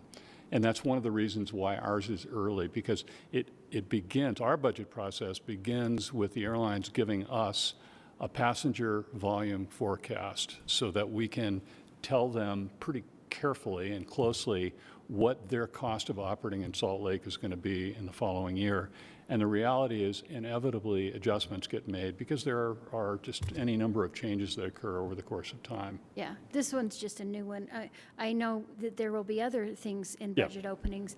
This is just, I haven't seen a budget approved by airlines that didn't include a compensation. And there was one problem one year where the airlines had approved the budget and this council was told that they couldn't change it, which of course that didn't go well. Oh, you can change it. Yeah. So, okay, so this is just different. Well, we haven't had this particular, the pay equity adjustments we've not experienced before, but we did include the 4.5%. So, yeah. Oh, that's what's, okay. Yeah. So I apologize for the confusion there, but we just didn't want you to be surprised if we came back in the fall and said, our intent is to make these effective July 1st with the rest of the city. we know we're going to accept these merit increases because it's a tight labor market. We're excited about it, actually. We're to be really honest. excited. It's Yeah. just, we want to go through the proper approvals and notifying the airlines. Okay. The other thing on this slide that I would just point out is we will be back in the bond market. A year ago, we went, me and Bill, to New York. We borrowed $1 billion in debt. It only lasted us about 2 years. So we'll be going back for around $500 million, and that's really to complete phase 3, which is what we've currently authorized. Now, if we do this 16-gate expansion, that bond issuance could get larger, but we're not at a position to say, you know, that's a for sure thing or not, so we're only planning for that $500 million. So you'll see that reflected in some bond issuance costs. So if we go to the next slide, this really kind of tells the story of what's happened in Salt Lake City and COVID-19. You'll see in 2019, that was an all-time high as far as the number of people traveling through the airport. It was about 13.1 million, what we call employments, people actually getting on an airplane, not necessarily getting off. And you can kind of see the dramatic impacts that COVID-19 had on the passengers here at the airport. For fiscal year 22, this is actually what the airlines told us to expect. They told us to expect 11.5 million employments. The reality is we forecasted that out, it's closer to 12.7 million employments. So you'll see that reflected in later budget slides when we do our revenue forecast. We have a lot more people at the airport today than we ever thought we would, considering the impacts. I might just add for color commentary, the airlines always give us a number that is lower than what they really think. And the reason is to maintain some pressure during budget discussion so that it will appear as though we're more expensive than we really are, and then they end up, and this has been our experience really since I've been here, they'll grow at anywhere between 6 and 12% a year here, and they'll tell us at the beginning of the year, well, you know, 2.5%, maybe 3%, and then all of a sudden it's 6 or 8 or 10 or 12. And COVID obviously did have an impact, but you can see the 13 number up at the top. I'll be shocked if it isn't, you know, materially higher than that. Yeah. So this is the airline's forecast for fiscal year 23. It's an all-time high. It's 6% higher than what we did in 2019 at, you know, almost 13.9 million employments. So that really is a driver for a lot of our non-aeronautical revenues that you'll see. So if we go to the next slide, we thought it was important to brief the council on all of the various stimulus funds that have been very specific to the airport. You know, the city got a lot of stimulus funds through these same grants, but the airport was awarded their own separate grants. This first slide is actually our income statement forecast. So this is a really busy slide. I'm not going to go over it in detail. But what it's really meant to show you is, you know, what did we think we were going to do in fiscal year 22? What are the updated forecasts? And then what are we requesting for this coming year? And the thing I would point out is at the bottom, you know, for fiscal year 22, we thought we were only going to contribute $50 million to our bottom line to fund capital projects and, you know, continue the construction of the construction at the airport. The reality is we have had a lot more revenues because of that employment growth. It's more than doubled what we thought it was going to be. It was 115 million. Coming into next year, it's going to be around 100 million. So that's how the airport funds a lot of these projects. They're all based on the revenues we generate there. So if we go to the next slide, I kind of jumped the gun on the stimulus packages. This kind of shows you the CARES Act, the CRISA Acts. It also includes the ARPA. And there's a new grant that was specific for airports. It's called the Bipartisan Infrastructure Law. It's $25 billion that's going to be allocated over 5 years. And there's different buckets of money. The thing that has been announced and what you're seeing on the slide is the $15 billion that's really based on, you know, how busy of an airport you are. It's a formula based and, you know, based on kind of our employment and cargo data, we're expecting around $25 million. And the difference between this grant is it's really meant for infrastructure. It's not meant to kind of employ people and pay our operating expenses. It's really to invest in projects at the airport. And so we're working with the FAA to accept these grants, but these have been critical for us really to kind of stabilize the rates and charges that we've been able to charge the airlines there. So if we go on to the next slide, you're going to go ahead and see a pie chart of kind of the different sources of revenues we have at the airport. And the reason I like this slide is before we moved into the facility, airline revenues really only accounted for 40% of the revenues we generated at the airport because we had no debt outstanding. They weren't required to pay the principal and interest on that. When we presented this during COVID, it flip-flopped. Airlines, because we do cost recovery, they were about 60% of our revenues, and we didn't have as much parking revenue. We didn't have as much rental car.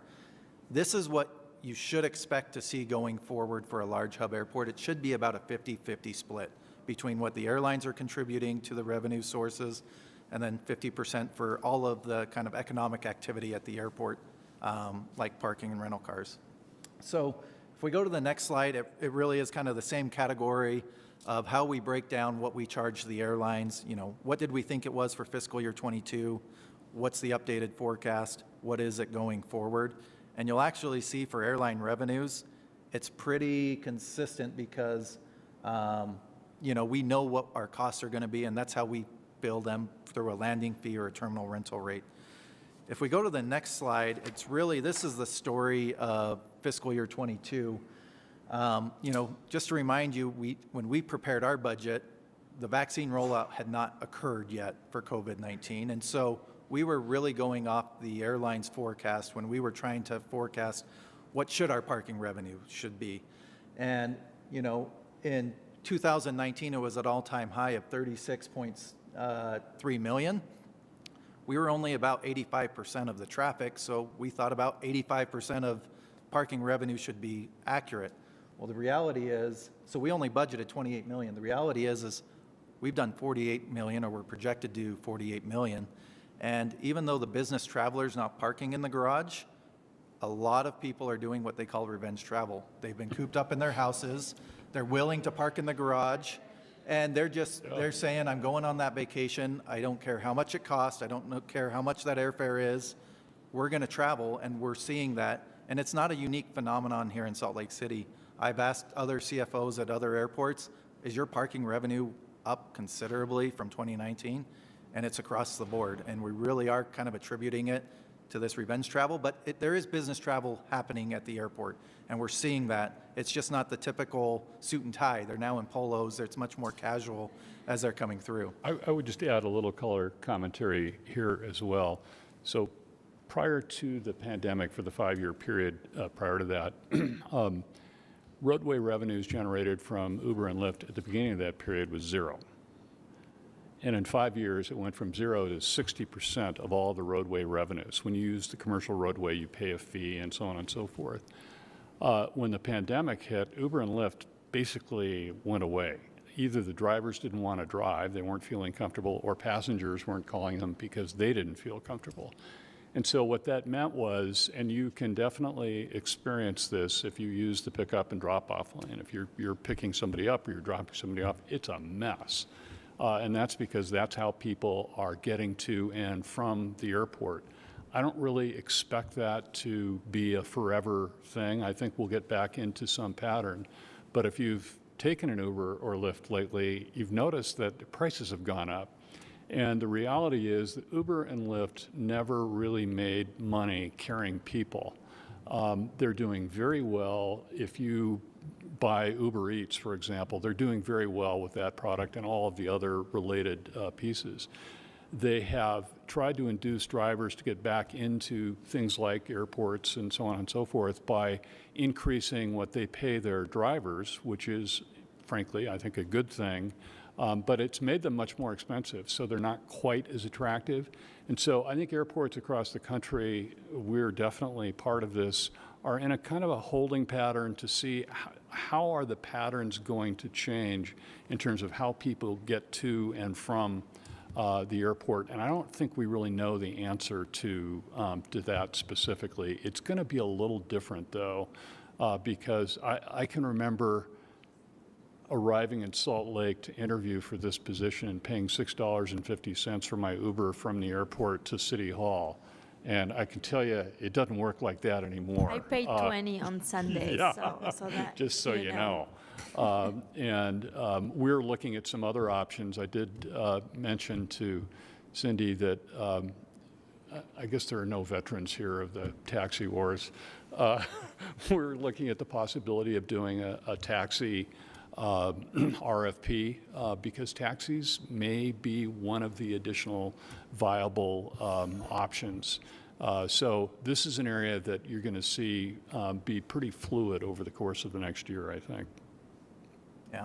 So just to kind of put a bow on this slide, Ryan, hold on in just one second. 2019, when Question we were from at Councilmember Borton. Yeah, I just want to quickly, I emailed you, Bill, a while ago about a constituent that I had that had a really bad experience at the airport, and I just want to make sure that as we go down the taxi discussion, this is taxi, not really budget related, but that the taxi drivers that were there were saying, like, sorry, minimum $60 to get you anywhere. So I want to make sure we're absolutely enforcing and keeping track of all that. And I don't know if we need to put more resources towards that or what, but that definitely happened. Well, I learned only after I accepted this position that the airport director turns out to be the ground transportation regulator for the city. And I've had enough experience in my career with ground transportation to know how unpleasant a role that is. One of the reasons we're thinking about a taxi RFP is that almost anybody who calls themselves a taxi can be one now. We have very limited regulatory authority, so we would make this all part of an RFP. So you'd need to comply with, and it's not just fares, but cleanliness, I mean, everything related to the vehicles. I'll just, when I was telling Lisa Schaefer that we were thinking about this, I said, I've got 5 things for you today. 2 of them are really unhappy, and this was one of them, because it'll be contentious, to be honest, but I really think the time may be right to do this for exactly that reason. And the fares are completely unregulated. Thank you, Bill. So I just wanted to point out, in 2019, when we had an all-time high, the non-aeronautical revenue, the car rentals, the parking, the food and beverage, the retail, it was $95 million. We're now increasing that almost $30 million coming into fiscal year 23. So significant increases. So if we go to the next slide, we can really skip over it. It's another pie chart of kind of the breakout of our expenses. If we go to the following slide, that really gives you the detail of what we're looking at. And so the story is, for the airport's fiscal year 23 budget, we're going up about $19 million in our O&M costs.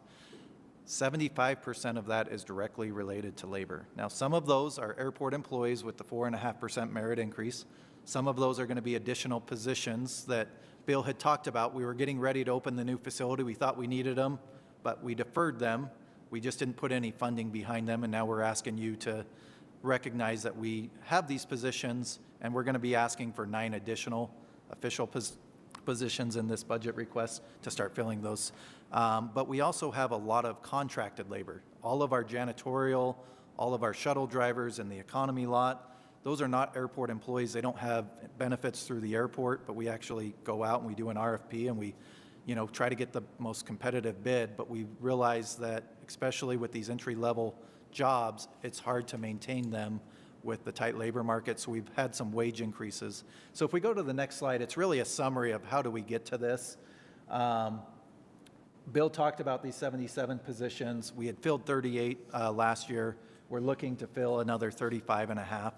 Of the 35 and a half, it's important to note that 16 of these are brand new positions at the airport. If you've gone through the airport, you know we have the state-of-the-art TSA screening equipment, and instead of just 1 at a time, there's 4 positions for each lane.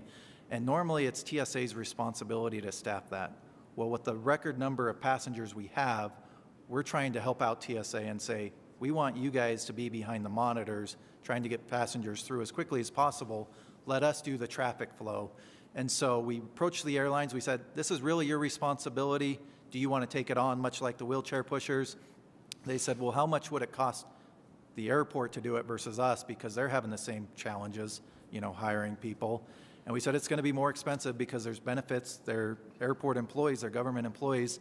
And, when we told them what that was going to cost, total it's $3.1 million for the 35 and a half. So it's about half of that. They gave us the green light. They said, go ahead, hire these. We need to make that call right now. So we are moving forward with that. You're going to see that police and fire are increasing quite a bit for the airport's budget. In talking to Mary Beth and John Vike, there was merit increases actually for both police and fire, but these were all being funded through ARPA grants. This is the first year that the airport's being asked to fund these merit increases without any of these stimulus funds. So this is really just the cost of the police services and the firefighting services. So we're just reflecting that in our budget going forward. We talked about janitorial. It's about 1.9 million, when we authorize the wage increases. So nobody really working at the airport's making less than $15 an hour now. It's just the environment. Which is a good thing. It is a good thing. We do have a security contract for a lot of the gates. We went out for an RFP, and this is just what the market price told us. We have a lot of new systems at the airport. We need some additional consultants, so that's 1.1. And then, we always do a historical average of snowstorms and how much chemicals. And I will say with the elevated roadway, we're using more chemicals, to keep that free of ice and, clear. So we've requested another $1 million. So those really are the highlights of the operating expenses. If we go to the next couple slides, I'll kind of finish up pretty quickly. One of the metrics that the airport uses specifically and the airlines use is how much does it cost per passenger to come through the airport? And I thought this was interesting because back before COVID, we went to the bond market and we kind of forecasted what we thought this cost would be. And that cost is actually the blue line. Even with COVID and increased O&M cost, we thought we were going to be at $9.05 in fiscal year 2023. The reality is we're only at $8.16. And the reason that is because we were not supposed to get to this level of passengers until 2027. We always have a very conservative growth when it comes to employments. We go with the FAA forecast of 2%. The reality, like Bill was saying, it's 5 or 6%. So we have a lot over those passengers. So it's a good news story for the airlines. If we go to the next slide, this is really kind of the capital equipment we're going to be purchasing this coming year. It's about $7.7 million. I've kind of highlighted the bigger capital purchases. You'll see a fire truck on there. You'll see some rubber paint removal trucks. A lot of this is new equipment. A lot of it's replacement equipment. We're very much like the city. We have a fleet department. They analyze it. They look at the age of the equipment, how much mileage, what's the repairs, and it really determines this. And this is the category where the airlines really kind of scrutinize it because they have to pay for all of this equipment. So this has gone through them, and they did not have any changes or recommendations for capital equipment. Mr. Chair, and are these vehicles clean vehicles? I mean, I'm sure like the airport is amazing. So are the vehicles Yes. also as well of the best? Well, the biggest, most expensive one there is the firefighting vehicle, the foam truck. Those have basically a standard operating life. And, the weird thing about airport firefighting is the one thing they almost never do is fight a fire. What they do is train. And so these vehicles get a tremendous amount of use. In addition to which, if you're at all familiar with this subject, these foam trucks are currently using a foam that is it is prohibited for use in any other way. It is required by the FAA. They have now identified an alternative that we'll be getting, and it's going to cost us about $100,000 a truck to clean them out and use this new firefighting foam. The rubber removal vehicles, so imagine this, every plane lands in essentially the same spot on the runway, and they lose, because the wheel's not turning at the time they hit the runway, the amount of rubber that is collected there is just immense. And this will help us clean the runways more quickly, because the airlines hate it when we have to close a runway for rubber removal or anything else. So it's just all about that. But we have a great maintenance department. We're looking for fleet mechanics if any of you are interested. We need more, but they have a really good system of determining the age of the equipment, when it needs to be replaced. And this ARF vehicle that we're buying is the last one we're going to have to buy for quite a while, which is nice, actually, because they're very expensive. And I would add, you're not really seeing it on these big capital purchases, but a lot of the other equipment we're buying, they're hybrids or they're electric.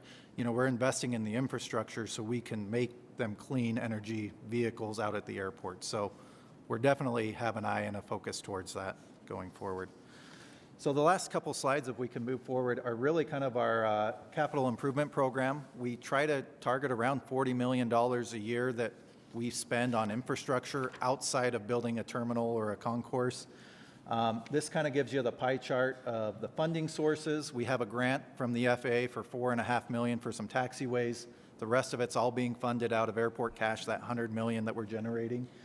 And then on the right-hand side, it kind of shows you where are we putting those projects, whether it's in the airfield, it's at the terminal, if we're investing in kind of our West Jordan, Tooele airports. So if we go to the next slide, these are just the different categories, and it's the high-level projects that we're looking to do. Bill talked that we're out of space at the airport. We've actually kicked a lot of our maintenance departments, our blue-collar carpenters, painters. Delta says we need that space, and so we've kind of asked our maintenance folks to kind of find a new home. And the reality is we don't have a home for them, so we're going to be building space that's currently unenclosed out on Concourse B. It's about $5.5 million, but it's really so we can satisfy the demands of the airline partners, the concessions that need that space just as much as the airport. As far as airfield projects, we have some taxiway reconstructions, taxi lanes. We are going to be investing in an electrical and communication duct bank from the Airport Operations Center to the Gate 7. We've bought a lot of equipment. It's very well maintained at the airport, but one of the reasons is we don't leave it out in the elements. We need to build a building to house a lot of that, and with COVID, we've kind of deferred this project, but now is the time that we're going to go ahead and push forward with that.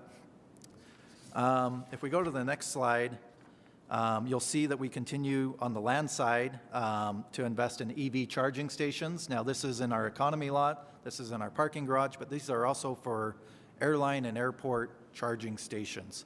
So we do have budget for that. One thing that we're noticing is the park and wait lot is hard for people to find. There's a lot of landscaping in front of it. It's not intuitive for them to go to the left side. We're going to be taking out that landscaping. We're going to be expanding it, putting more lots in there, making it more accessible, kind of putting better signage up so people can locate it and not really be parking on the roadways as it's a danger. It's also full, so we're going to have to expand it significantly. Councilmember Romano. On the park and wait lot, does that change allow you to not have to go all the way around to get back, or we still have to? I wish I could say yes. Like it wouldn't be that hard to fix Blame that. me for this because when I arrived here, that plaza area was just being constructed. You know, my predecessor had insisted on an exit that would allow you to go straight out onto the roadway and then turn left. And all of the traffic engineers said this is really a serious problem because you cannot get up to speed. People in the state drive really fast. That's my observation as an out-of-stater. And they come in to the terminal roadway typically at about 80 miles an hour. And by the time they get to that location, they're maybe at 50 or so. So you'd have to literally punch out here, turn left very sharply, and get up to speed before you got whacked. So we decided to close that, and that's why you have to drive all the way around. Part of it is it's on the inside, it's not on the outside. If it were on the outside, it would have made all the difference in the world. But there's really no way to do that because the TRAX line sort of cuts that off, and it's a challenge. Got it. Yeah. You're ruining my dreams. Yeah. And Councilmember Fowler has a question. Yeah.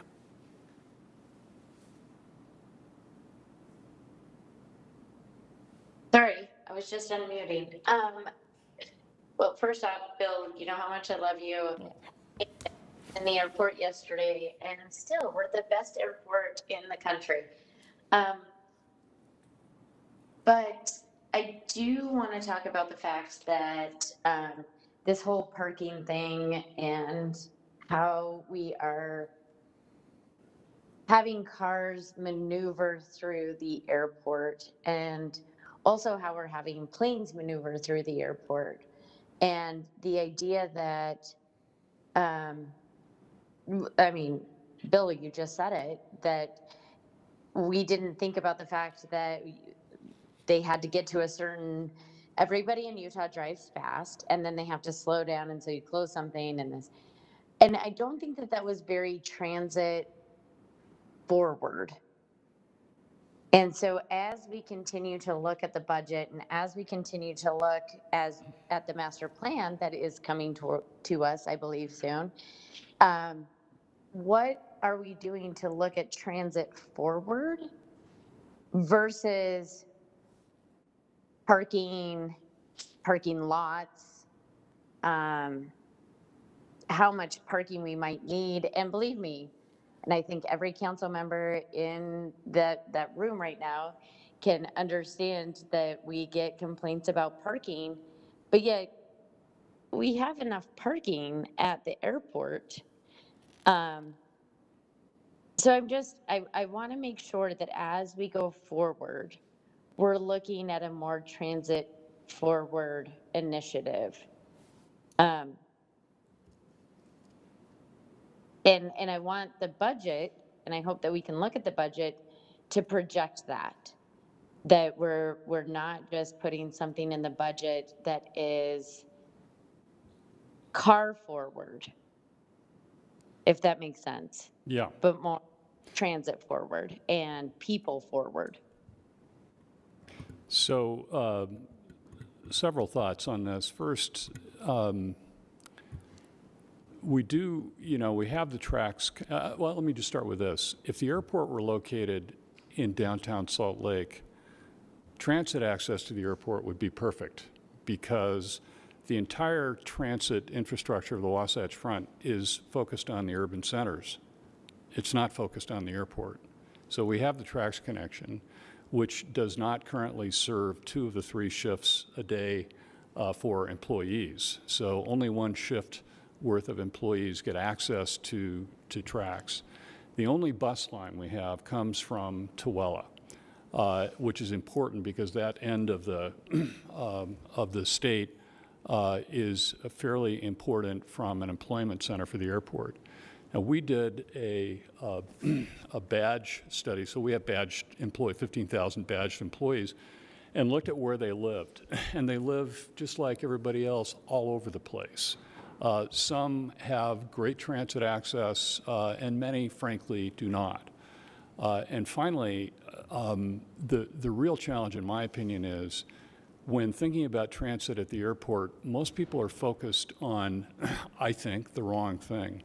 The right audience for transit are convention goers because they arrive here and that TRAX line is going to take them exactly where they need to go, and it's going to be pretty efficient.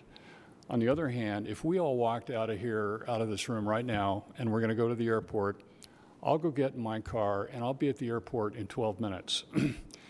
You'll be at the airport in about an hour if you go on TRAX. So it's not just a function of access, that's important, but it's also one of convenience. And for employees, our concessionaires trying to hire people, walk shifts, $18, $19, $20 an hour. We're now paying CDL shuttle bus drivers $22 an hour. Transit may just not be an option for them, or if it is, the time consideration makes it kind of undesirable. We have not added, we added a bigger parking garage, but the net number of spaces is no greater today than it was 5 years ago, and yet employment at the airport is growing rapidly. Delta has indicated to us they intend to hire another 1,200 people over the course of the next year. Now, it's easy for them to hire people because they have one thing that none of us have to offer, and that's flight benefits. And it's been a very successful feature for them. But we have a problem with parking today. So over the course of spring break, we actually filled completely. UEA weekend, which is, I've come to learn, is kind of a Utah thing. We were full, and this is without very much international and very little business traffic. And so I'm worried about the day when people are driving to the airport with a ticket in their hand and a bag in the trunk and nowhere to park. And from an air quality perspective, the other challenge with that, of course, is that people are convinced there's a parking spot somewhere, and they're going to drive around until they find it. And that's what you find as you get more crowded on the surface lots. You find that in the garage, we put in an open space identifying system, the green lights and the red lights, which is very successful. You can't really do that easily for surface parking. So it's a subject that I'd love to talk more with you about, but it's a very important one because it will become, it already is actually an inhibition to airport employment because you got to get there somehow. You got to have a badge and you got to get to the airport. And transit is great if you're in the city core. It may not be so great if you're in the outlying areas where a lot of the airport's total workforce happens to live. Thank you, Bill. I want to cut the conversation on the. Sorry, Councilmember Fowler. We need to move on with the discussion, but I agree with you on the transit side of the house, and I want to have a further discussions on parking and transportation and transit because that is a big issue for a number of us and bigger than the time that we have allotted right now. So. Good, love to.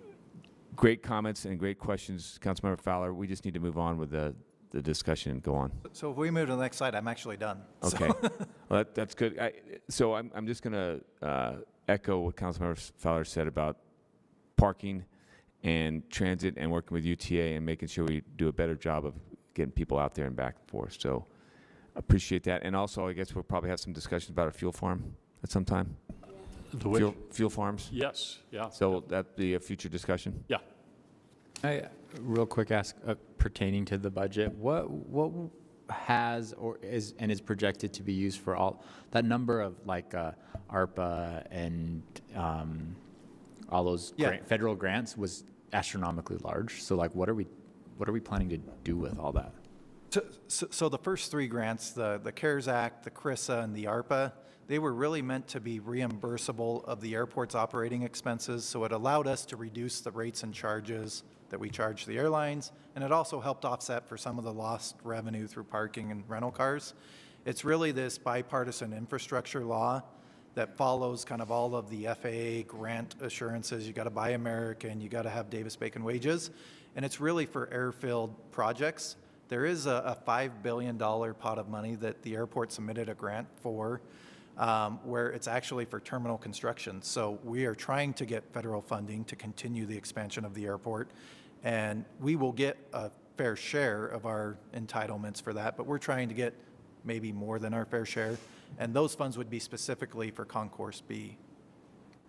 So I think a fair answer to your question is that the early airport grants, there was one that was done like almost immediately, basically allowed us not to have to lay off 3/4 of our staff. It was a full employment thing, same for the airlines.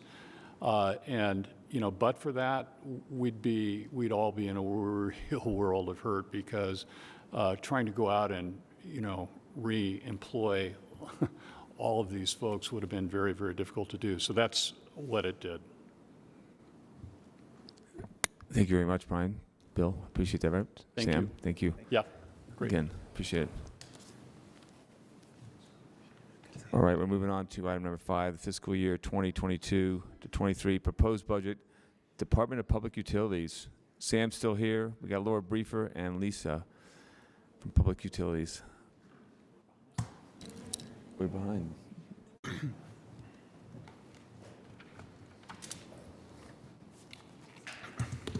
Mr. Chair, the Department of Public Utilities FY23 budget is ready for presentation to the City Council. Revenues this year are projected at approximately $413 million compared to last year's amended budget total of $420 million. The WIFIA loan proceeds from the federal government total close to $126 million, and that's, for context, is a financing a revenue source that the city can use at a low cost to the taxpayers to build the water reclamation facility, which is the massive infrastructure project that's kind of on the both on the horizon, a little bit behind us, but mostly still ahead of us, to the tune of $800 million in total, approximately. Couple of other notes on the topic of the utilities. The mayor's recommended budget proposes a 15% rate increase in 3 of the 4 utilities, the water, sewer, and stormwater utilities. The department has undertaken a massive update to the city's watershed management plan, which is a conjunctive management plan. It brings in all kinds of partners from across the region, health department, county, Salt Lake City, constituents, to help define the strategy for the next 20 years to keep our water clean.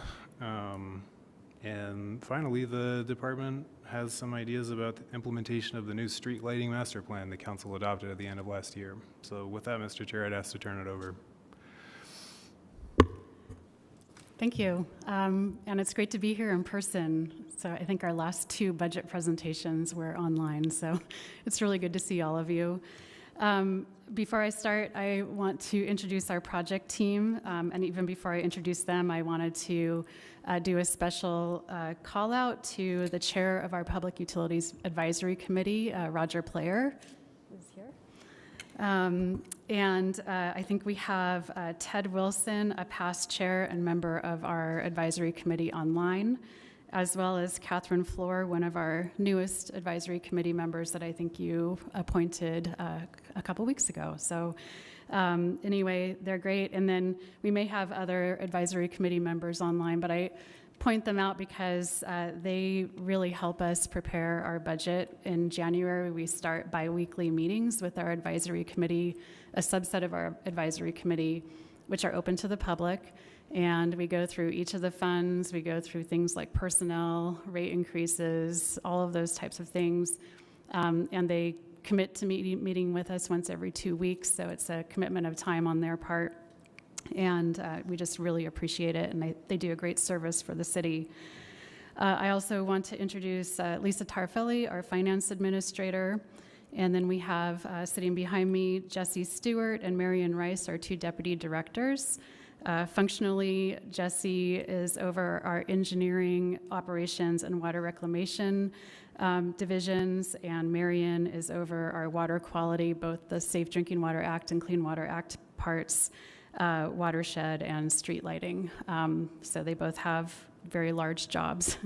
And then we have online Jason Brown, our chief engineer, who manages all of the engineering and engineering technician folks on all of our water, sewer, stormwater projects across the department. So a lot of capital improvement program work. And then we have received questions and feedback from the community, and I think some council members regarding federal grants and federal resources that might be coming available to us in order to help with our large-scale aging infrastructure projects. So we've been following that closely, particularly the passage of the bipartisan infrastructure law that was mentioned in the airport presentation. That law allocated about $50 billion to EPA to distribute to the states nationally under the clean water and drinking water revolving funds that each state manages. The state of Utah will receive a portion of that based on an allocation that EPA prepares, and largely based on population. And then the state, under both the State Division of Drinking Water and State Division of Water Quality, will allocate that funding for programmatic things like the new lead and copper rule revisions, as well as infrastructure. And then we've also applied for one grant under the Building Resilient and Infrastructure Communities program under FEMA. That's for the rebuild of the City Creek Water Treatment Plant. The grant is for over $30 million for about a $52 million project. And then we're planning on applying for 2 more this summer for other projects. So we are actively seeking financing opportunities with the federal funding. So next slide, please. Salt Lake City Public Utilities, mission and services. As you know, we have the 4 separate utility enterprises. And the drinking water utility is quite vast, covering about 141 square miles in service area, 190 square miles in watershed area that we proactively manage for source water protection, serving about 360,000 people across the service area.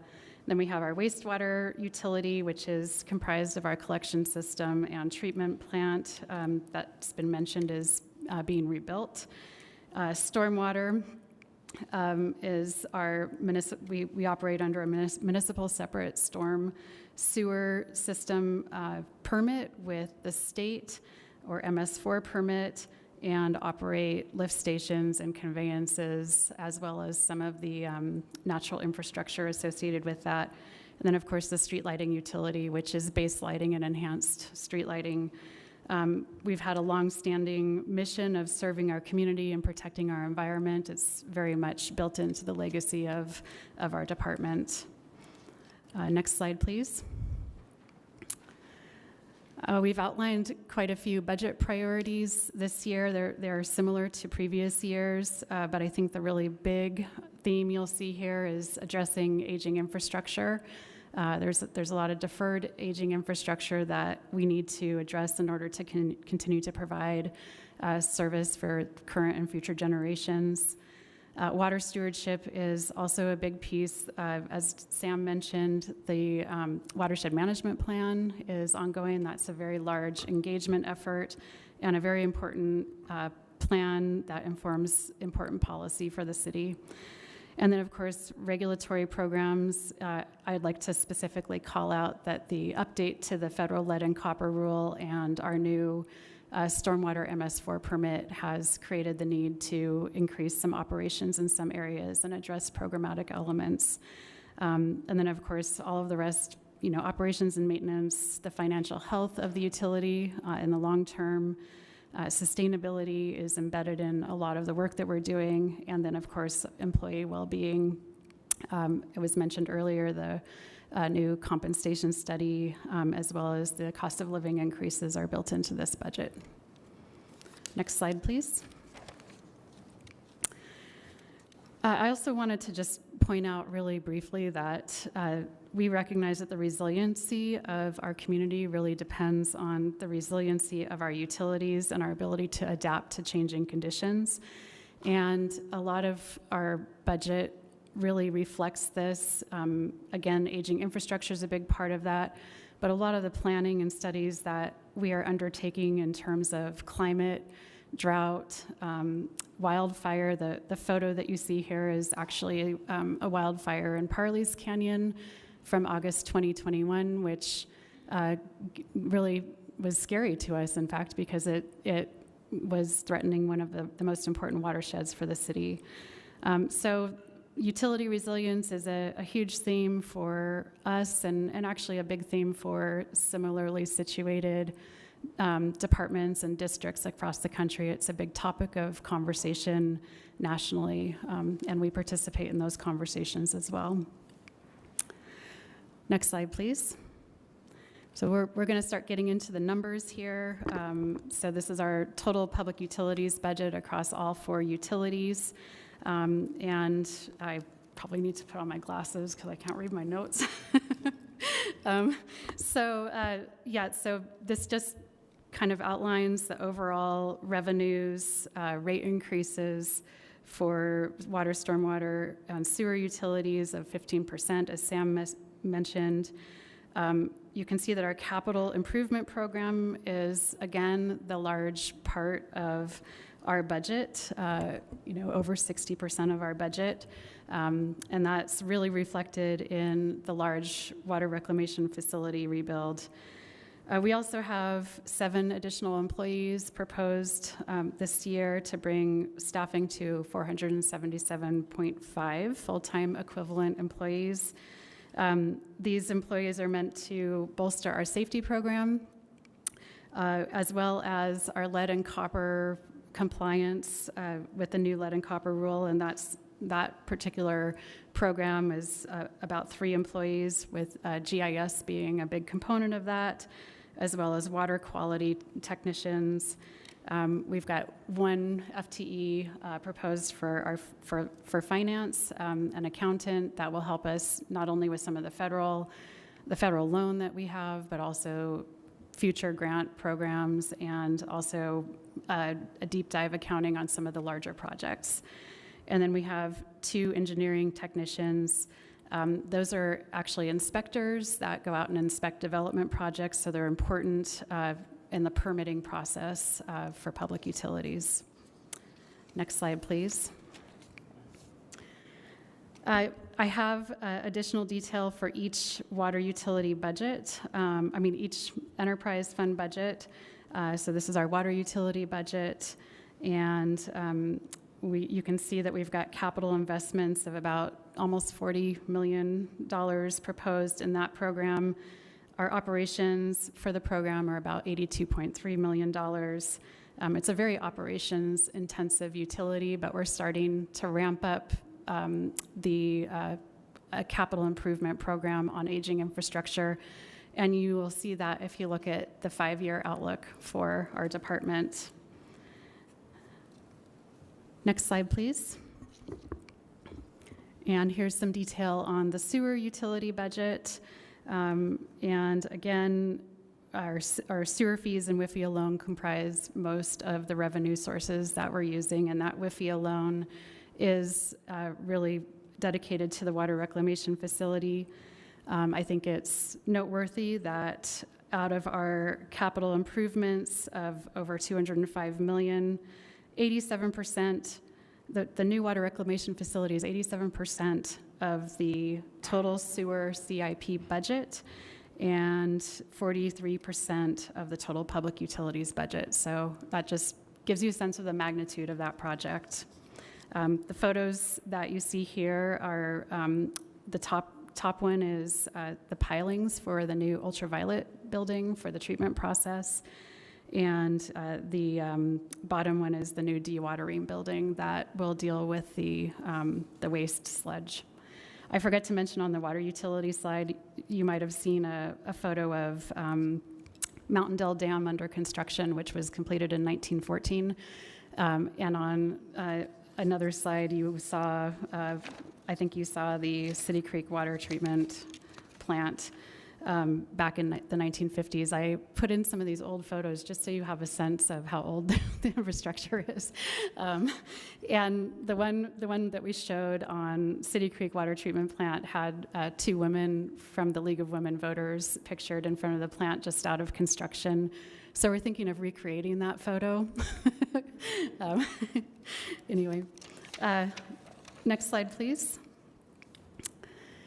Stormwater utility budget, pretty similar to last year's budget. We're still working on some capital improvements, still participating in road bond projects as part of that budget. And again, a 15% rate increase is proposed there. The capital improvement program for stormwater is mainly collection mains and lift stations. We do have a riparian project involved in this, and it's the Immigration Creek outlet at 1700 South. So making sure that what's going into Immigration Creek there is good water quality.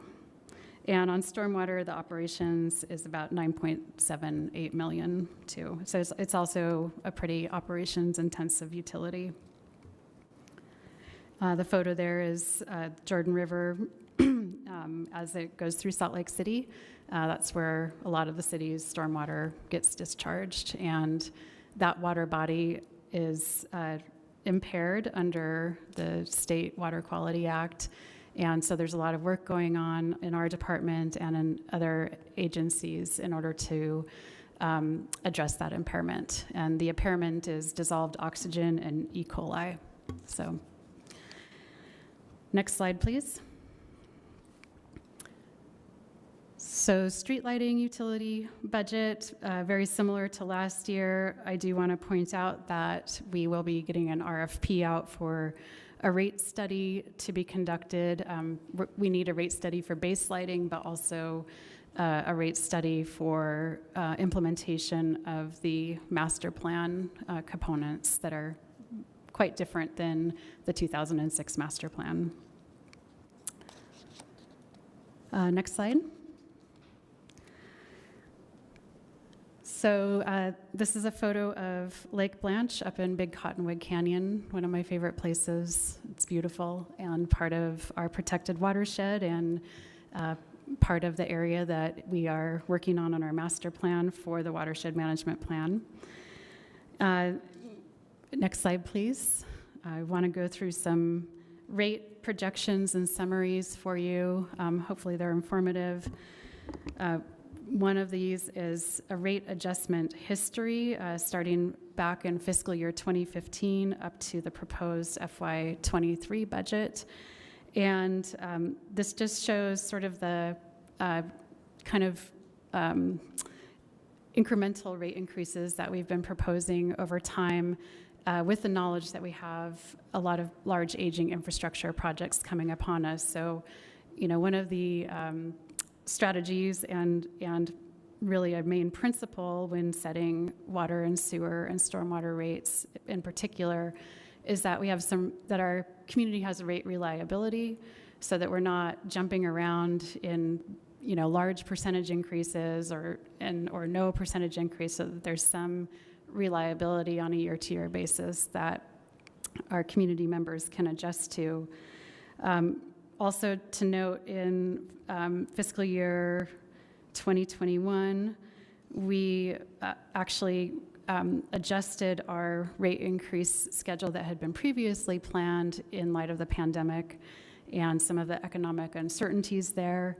And we did not propose rate increases in water or stormwater or street lighting. We kept the sewer utility rate increase in large part due to the amount of debt and bonding that we have on that project. And so as we move forward, fiscal year 2022, fiscal year 2023, we're kind of catching up from that planned rate increase schedule. Next slide, please. And then that brings us to our projected 5-year rate adjustments. Again, trying to keep the schedule of ensuring that we have the right financial strategy in place to accomplish things like treatment plant replacements, which, you know, are quite costly. So you'll see that each of the utilities, we've projected a rate increase based on this. It's really based on the current CIP and operational projections. Next slide, please.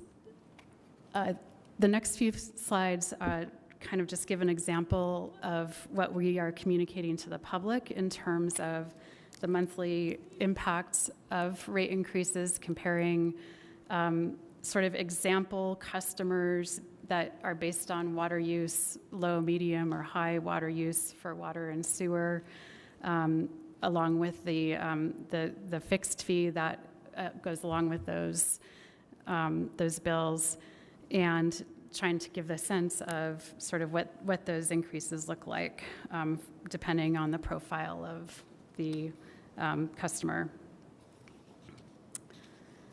So we have that for water, and then the next slide, we have that for sewer.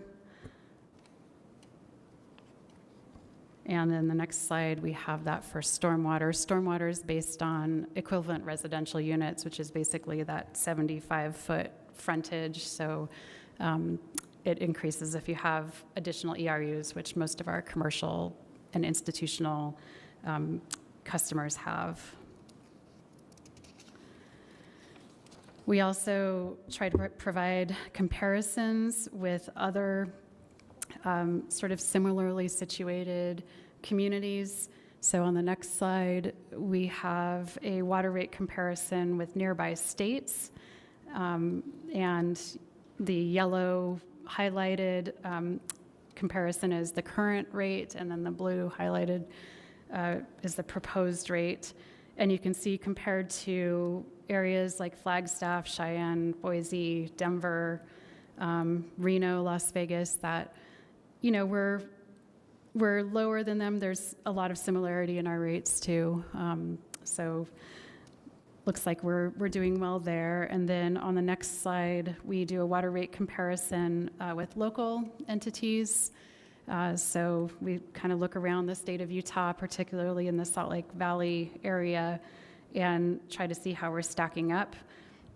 We have two comparisons here because our water rates are different for the areas that we serve outside of city boundaries than the areas that we serve inside of city boundaries.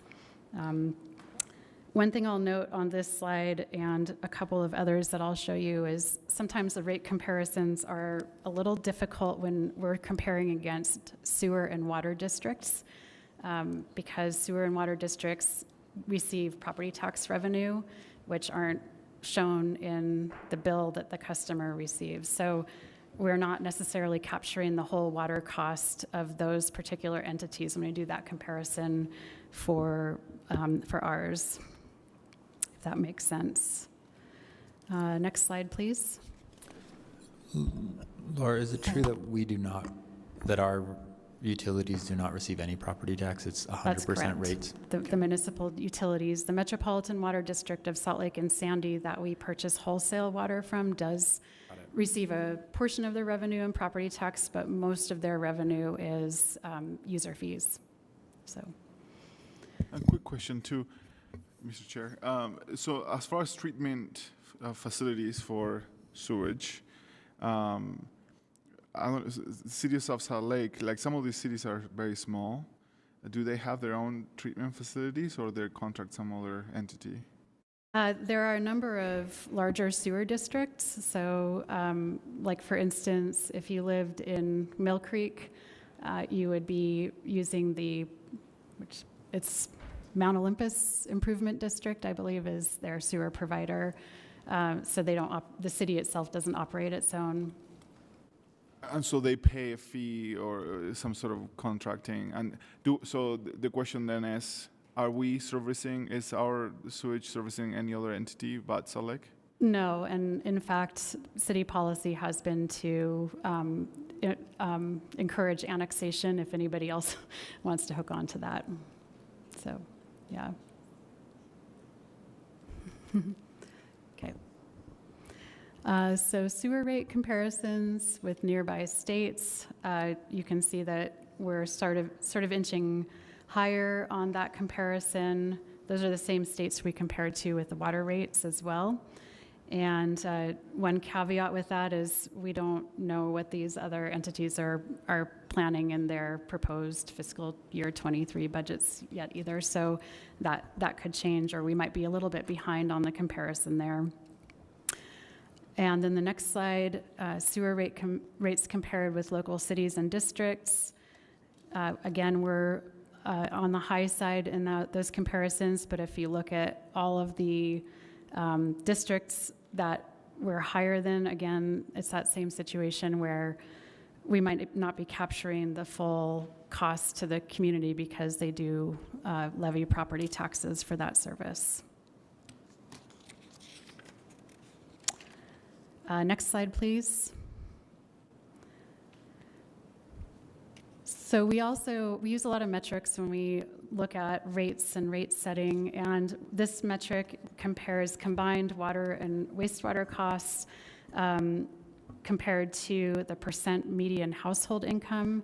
That's kind of a standardized comparison that's found in the Clean Water Act, which is why we use it. And on this particular comparison, you can see that our proposed rates are a little under 1% of median household income for our area, and that's really good.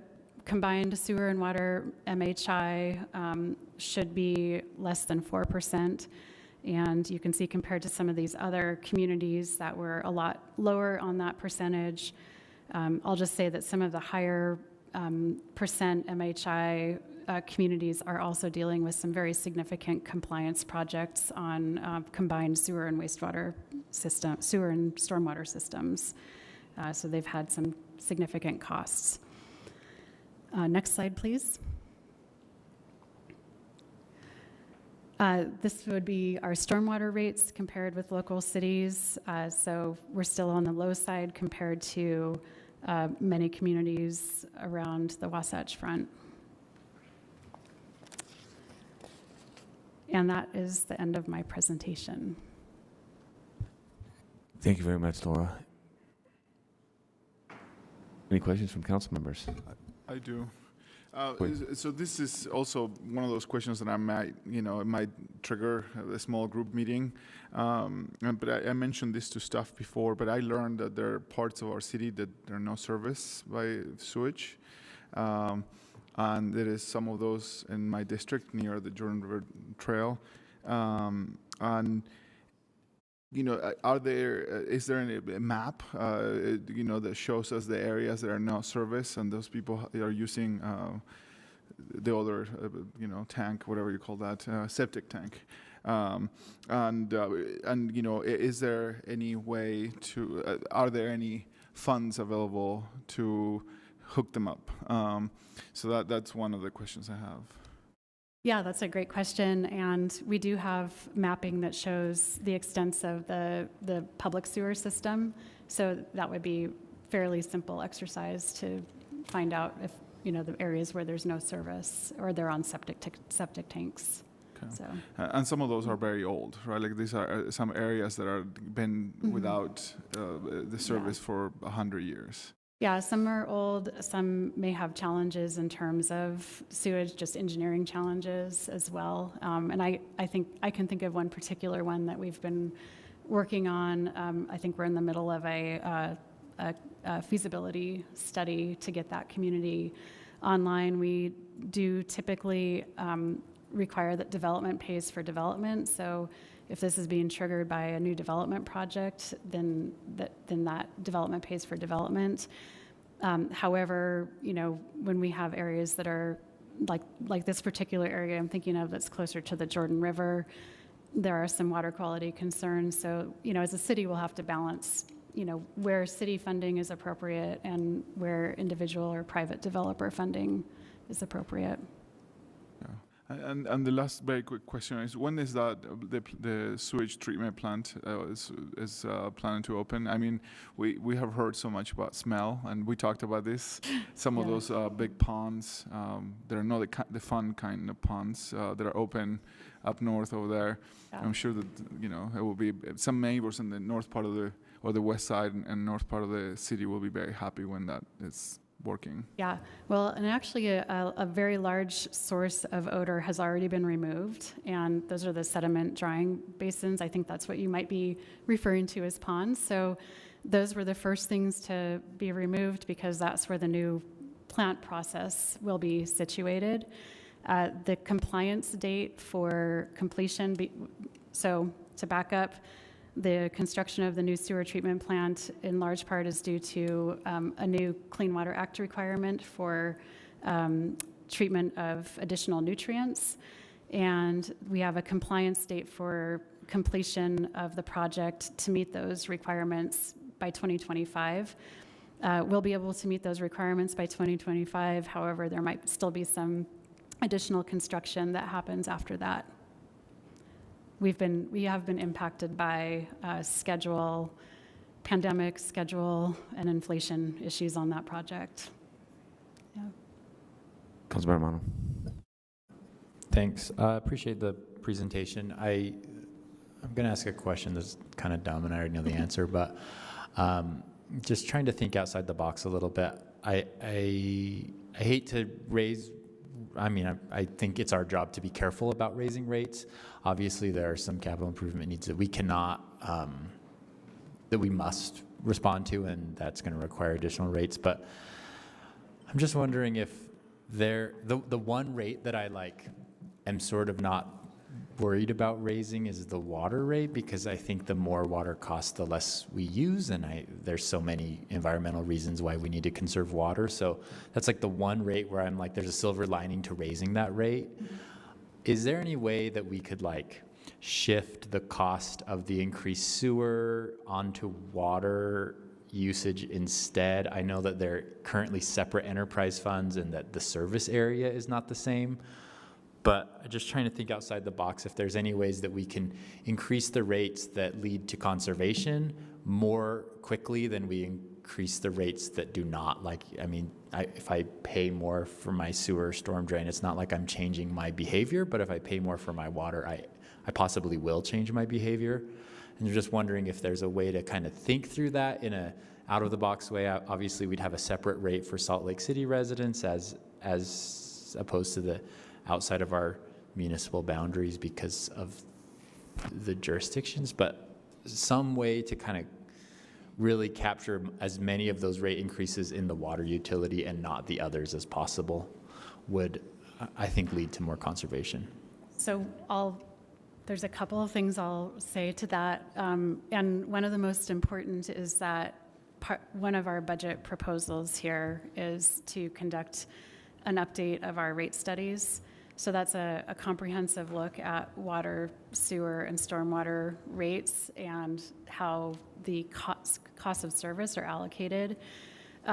There's a very important principle in rate setting surrounding defensibility of the rates and a lot of standard and judicial decisions around defensibility. And one of the things we don't want to do is subsidize one enterprise fund with another that probably wouldn't be meeting the defensibility standard. But I do want to let you know that there is actually a link between sewer rates and water use. And we actually talked about that in our last rate setting process in 2018, where there's an incentive for people to conserve indoors. It reduces their sewer bill. And so that, when we get calls to our customer service line about those sewer bills, we definitely mention that. But that's something we could more widely make. It might not be intuitive all the time, so it might be something we could communicate more widely. And with the rate study, with the rate study, we do invite council members and council staff and representatives selected from the community by council members to participate in that rate study, along with a lot of other stakeholders. So we're looking forward to that.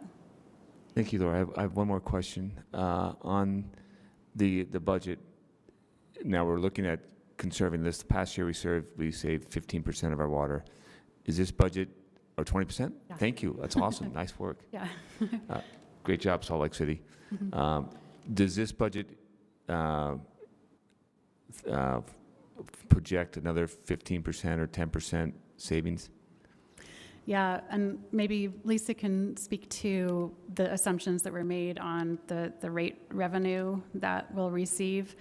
But we did have a long conversation as we watched the forecasts, way back starting in December and starting to get concerned about snowpack and some of the heat waves that we've had. And we did include conservation as part of the revenue picture. But Lisa, do you want to add any more about that? So when we do the look at water and what we anticipate for water rate revenue, we don't just do that in an isolated short time frame. We go back maybe 10 years of history and try and look at those trends and those ups and downs. We always try to be conservative. It served us well so far in fiscal year 22 based on conditions that we're aware of. And so we're not taking just randomly a 5-year average, say that's going to be what we're going to sell. And if we raise rates X, this is how much money we're going to get. We try and be a little more insightful into that based on things that Laura's always monitoring, how our water's delivered, how much we're selling as an end result to the customers, what the prediction is for the coming year. So we were conservative in our number this year, and then if we look at maybe what we modeled in some future years, we might have had a slight uptick. But so it's interesting. It's a kind of a catch-22. So as Council Member Mono says, he's like, encouraging him to conserve water or encourage others to conserve water, but as we conserve water, that's less sales, less money. So it is that kind of a situation. So we have tried to look at that. And then, of course, coupled with that change in the use of water, it changes our sewer piece of that. So street lighting and stormwater, it's based on a physical measurement. Those are easy for us to project. But for sewer and water, it's a little bit more difficult, and we try to be cognizant and just don't say, oh, let's just say it's what we did last year and add a certain amount of money. We try and do that longer look and also analyze the history. Thank you. Any other further questions?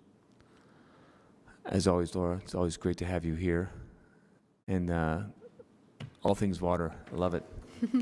Thank you for all of your great feedback on all things water. Thank you very much. Wonderful. Thanks. All right, council, it's time for dinner break. Thank you. And we'll be back at 7 o'clock for the limited formal meeting.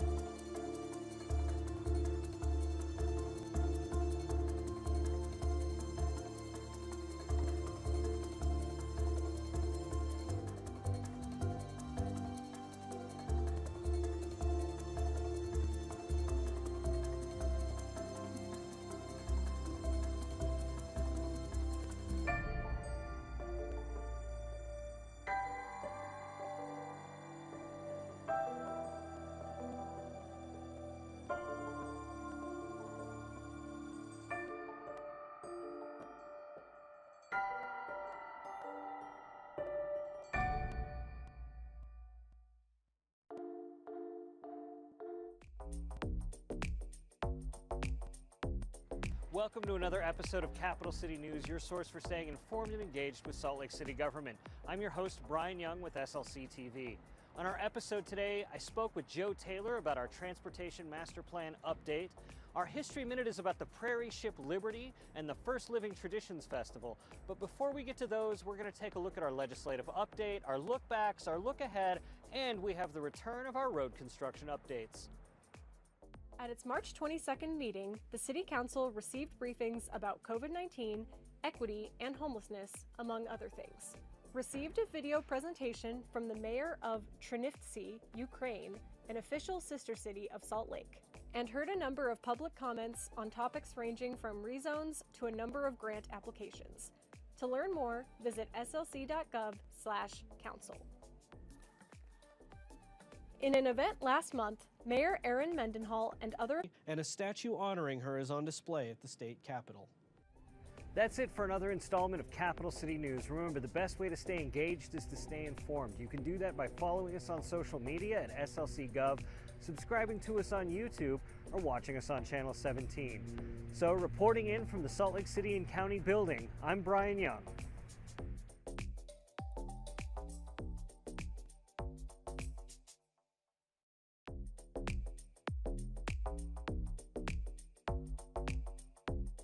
Welcome to another episode of Capital City News, your source for staying informed and engaged with Salt Lake City government. I'm your host, Brian Young with SLC TV. On our episode today, I spoke with Joe Taylor about our Transportation Master Plan update. Our History Minute is about the Prairie Ship Liberty and the First Living Traditions Festival. But before we get to those, we're going to take a look at our legislative update, our look backs, our look ahead, and we have the return of our road construction updates. At its March 22nd meeting, the City Council received briefings about COVID-19, equity, and homelessness, among other things. Received a video presentation from the mayor of Trinivtsi, Ukraine, an official sister city of Salt Lake, and heard a number of public comments on topics ranging from rezones to a number of grant applications. To learn more, visit slc.gov/council. In an event last month, Mayor Erin Mendenhall and other officials, including Salt Lake County Mayor Jenny Wilson, welcomed back the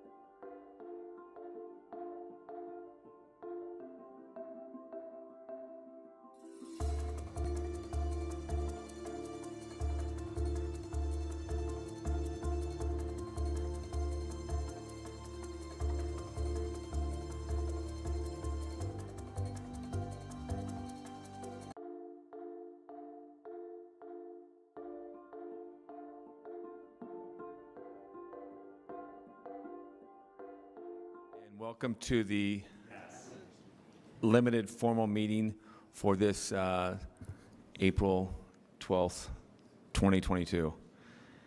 If you're just tuning in, we are now convened for a limited formal meeting, which means this is not a standard formal meeting and there is no general comment section. Tonight, the agenda has 2 business items regarding 2 joint ceremonial resolutions with Mayor Mendenhall. The first one is celebrating the 150th anniversary of the Cathedral Church of St. Mark, and the second is the recognition of April 12th as the Education and Sharing Day in Salt Lake City. The next opportunity for public comment will be at the Council's Tuesday, April 19th formal meeting at 7 p.m. Also, the Council welcomes your comments by mailing us at P.O. Box 145476, Salt Lake City, Utah 84114, or you can always email us at council.comments@slcgov.com, or call in our 24-hour phone line 801-535-7654. All agenda items and comments received through these sources are shared with the Council and added to the Council public meeting records within 24 to 48 hours following the Council meeting. So our first item of business is the Council will consider adopting a joint resolution with Mayor Mendenhall celebrating the 150th anniversary of the Cathedral Church of St. Mark's. And I'm going to turn the time over to Councilmember Ana Valdemoros, who will read the resolution. No, just Ana. It will be me. Thank you. I'll make the motion. Thank you. Well, this is exciting. Whereas St. Mark's Cornerstone was set in 1870, the first Mass was held in 1871, and the land was consecrated in 1874, making it the second oldest house of worship established in the state of Utah following the Tabernacle on Temple Square. And whereas for more than 150 years, St. Mark's, the seat of the Episcopal Church in Utah and part of the 85 million-member worldwide Anglican Communion, has provided worship, leadership, and vision to meet the community's educational, healthcare, civic, cultural, and spiritual needs.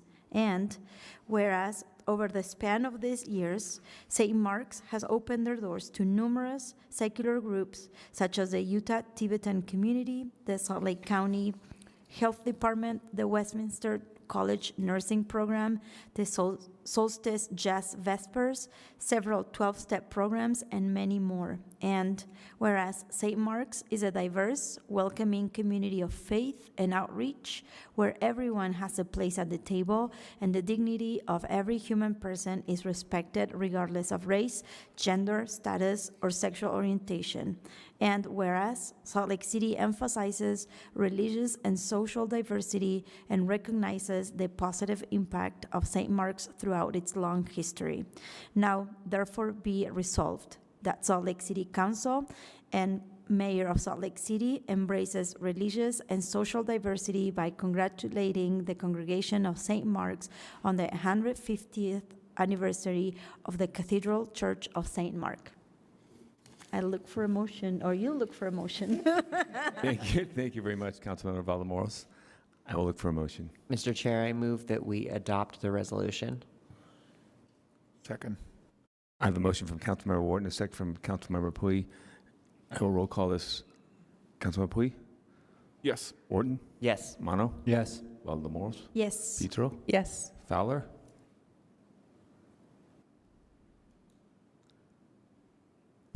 Well, she signed I it. don't see her in the And attendance. Councilmember Fowler is absent at this time. I am a yes. That motion passes unanimously with Councilmember Fowler absent. Tonight we have the honor of joining us with the Very Reverend Tyler Doherty, the Dean and Rector of the Cathedral Church of St. Mark's, and the Reverend Holly Huff, along with the wardens and the vestry of the Cathedral Church of St. Mark's. Thank you for bringing this resolution forward with us, and thank you for all your engagement with the city. The Very Reverend, I invite you up and allow you to have a few moments of.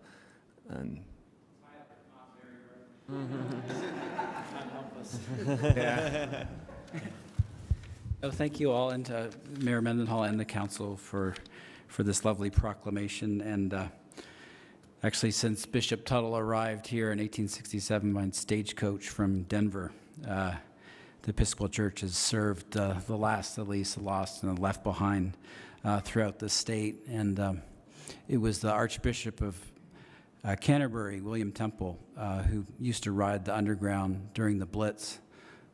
Everybody gives Pope Francis props for taking public transport, but William Temple did it, in 41, 42.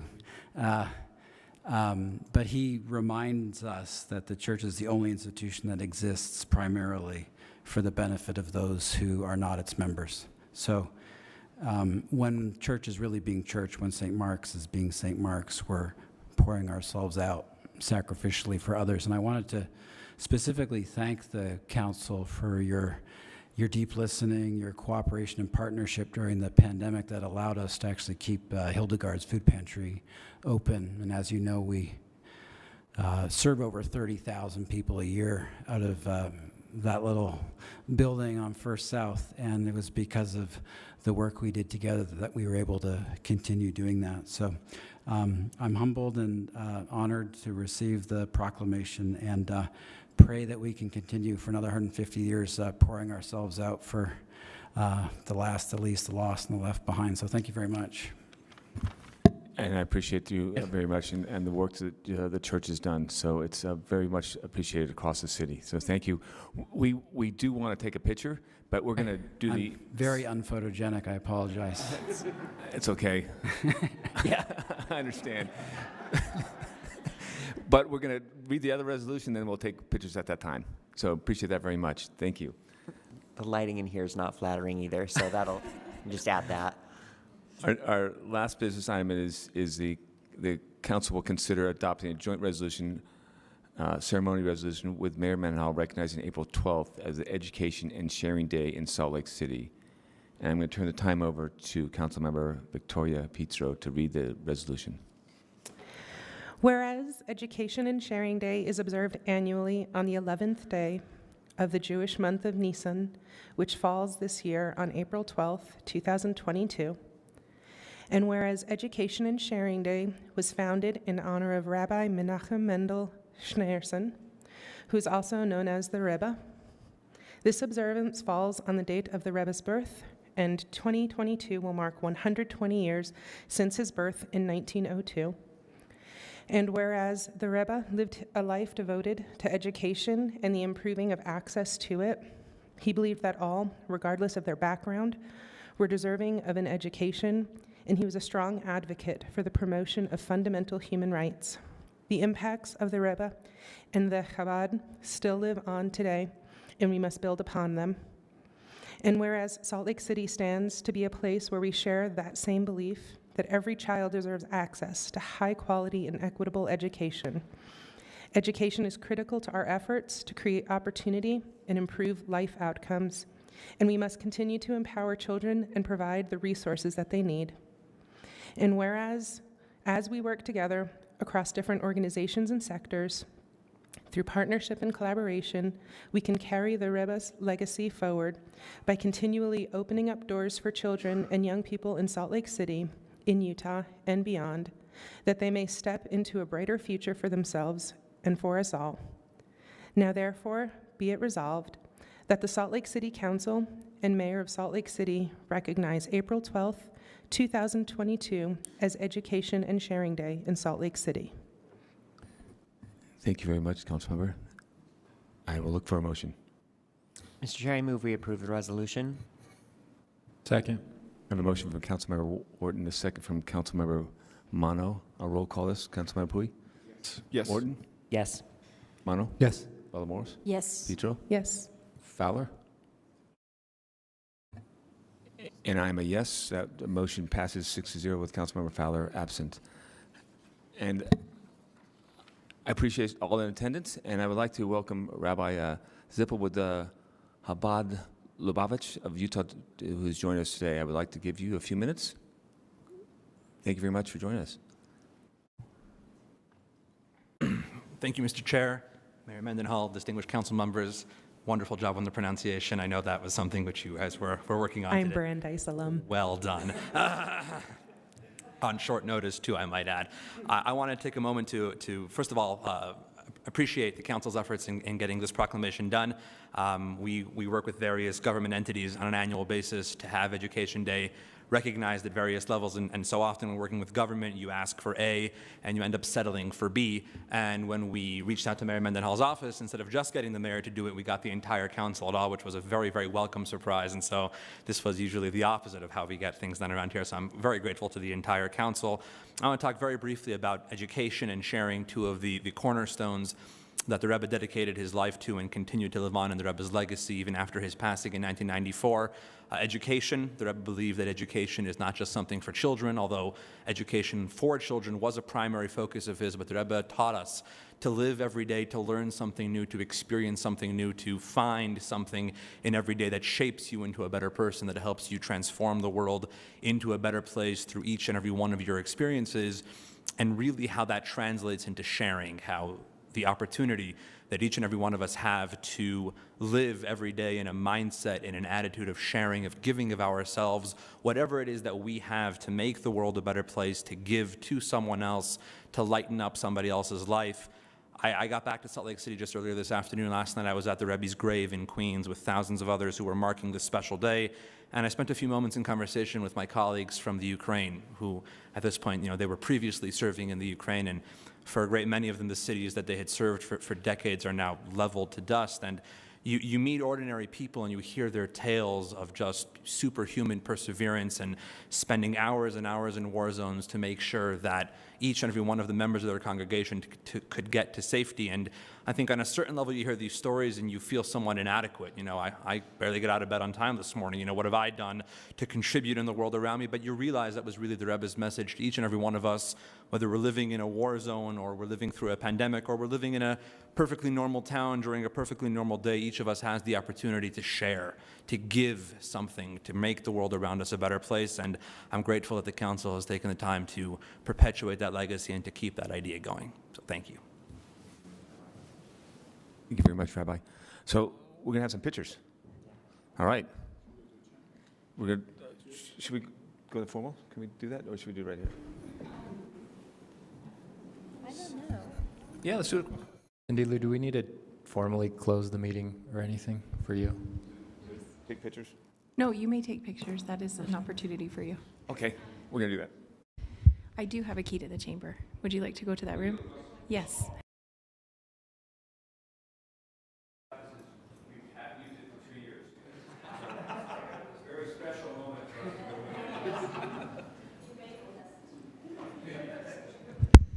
So for the purposes of those on WebEx, there was a vote. There was a vote. Sorry, there was a vote to approve both. Just for those on WebEx, the council members will be going to the chamber for pictures, and I'm going to go ahead and mute the room. Thank you.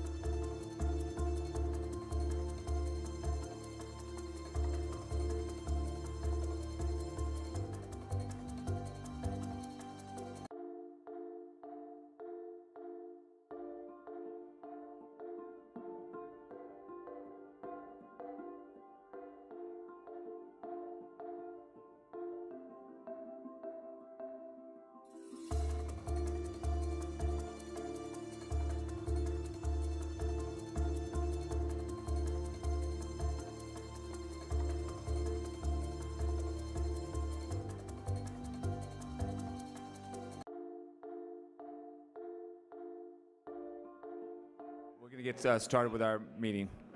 Okay. We'll need a Mr. Chair, I move that we end the special limited formal session and reconvene in work session. Second. I have a motion from Councilmember Mono, a second from Councilmember Wharton. Roll call this. Petro? Yes. Mono? Yes. Pui? Yes. Wharton? Yeah. Yes. Excuse me. And I'm a yes. That motion passes 5-0 with Councilmember Valamoros and Councilmember Fowler absent. We will now proceed with our work session. And item number 7, informational on the redistricting update. With us at the table, we have Ben Lutke from the office, Eric, and Eric. Yes. Yeah. Welcome. That's right. Ben, it's the time is all yours. Thank you, Mr. Chair. This is the 6th briefing on redistricting that the council has had. A follow-up briefing is scheduled for next Tuesday on April 19th, and there's also a public hearing scheduled for next Tuesday evening. As a reminder, the legal deadline for the council to adopt the new redistricting maps is May 10th. The commission met 6 times between February 24th and April 7th, and they met at public meetings. As a reminder, the commission has 9 members. This would be 7 members, 1 for each district, and 2 at-large members. All of the commission meetings were posted on the city's YouTube page. If anyone wanted to take a look, last I checked, they had about 100 views. We've been doing public engagement throughout the process, and this included a postcard to all of the households in the city. That was 92,000. And we also have a dedicated web page for redistricting. It is tinyurl.com/SLC redistricting. It's had over 1,600 views. A substantial portion of those were after the mailer was sent out. So the public seems to be following the process. We didn't have any public comments directly to the commission, which follows a similar pattern to 10 years ago, where the public was watching, but they really stepped up their comments once there were recommended maps for them to react to. Now, the 6 maps that were recommended by the commission to the council, these are attachments 8 through 13. And they're ordered from the least amount of changes, that would be attachment 8, to the most amount of changes, which is attachment 13. The ideal population is 28,532. So that's a very important number for the redistricting process. 28,532. Now, it's almost impossible to actually get a district exactly to that number. Some districts are much closer than others. 28,000. 28,532. Correct. Wow. Taylor, can you put up the summary table on page 1 of the staff report? This table has the names of the maps that we'll walk through next. And I wanted to quickly touch on the population deviation, what that means, and the compactness. So population deviation, it takes the council districts with the lowest population and the highest population, and it shows you the total range between them. So for the first one, the politely compact with minimal changes, the population deviation is 1,400, and that is 4.9%. As a rule of thumb established in case law, we do not want to go beyond 10%, and a lower percentage is better. For compactness, this is a mathematical term to measure how tightly or how dense the district is. The percentages, they're in the high 30s and the low 40s, which might seem a little low. But as a reference, a circle is perfectly compact. It is 100% compact. We're never going to get a district close to that, especially since the outer city limits, we can't change those boundaries. So there's a certain limitation on there. Anything in the 40s is very good. Are there any questions on those two before we proceed to look at the maps? Okay. Taylor, can you put up politely compact with minimal changes? And while she's pulling it up, I'll turn the time over to our two guests, the chair and vice chair of the Redistricting Advisory Commission, to introduce themselves and to say a few words on the first map. Okay. Hey, is this on? Okay, sorry. Good evening, everyone. My name is Eric Kenny. I am a resident of District 5 and was one of the selected members for District 5. So thank you for the subcommittee who appointed us to give me this honor. It was a wonderful, exciting process to do. As Ben said, we met several times and discussed all of the maps and all of the changes and looked at the demographics and really tried to be as thoughtful as we could around communities of interest, maintaining core boundaries within the current boundaries, sort of keeping that core district intact.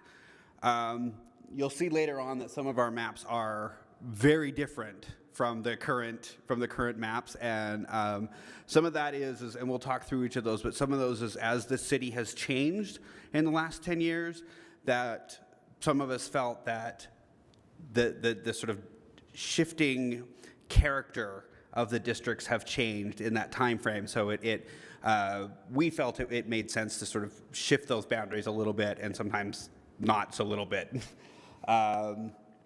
But yeah, so this is our first map, and this one has the minimal changes, which basically pulls the boundary of District 4 a little bit east, about 2 to 4 blocks east, I think is essentially. Hey, Eric. Yeah.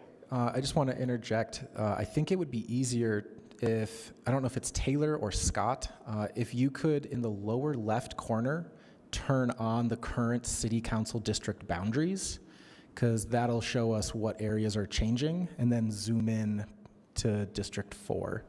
Thanks.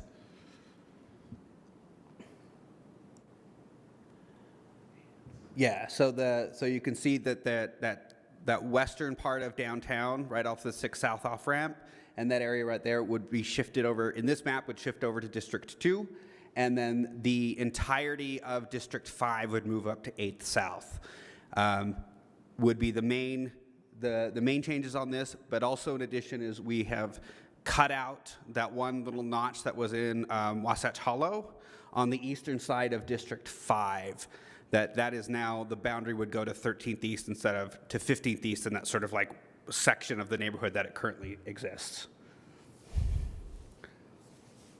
On District 4, the 2 or 3 blocks is at it's at 4th West? I think it's 4th West, yeah. Okay. All right. I can't see it. I can't see the numbers from this far away, but I believe it's 4th West all the way to so it would be from the freeway to 4th West would be the area that would shift to District 2.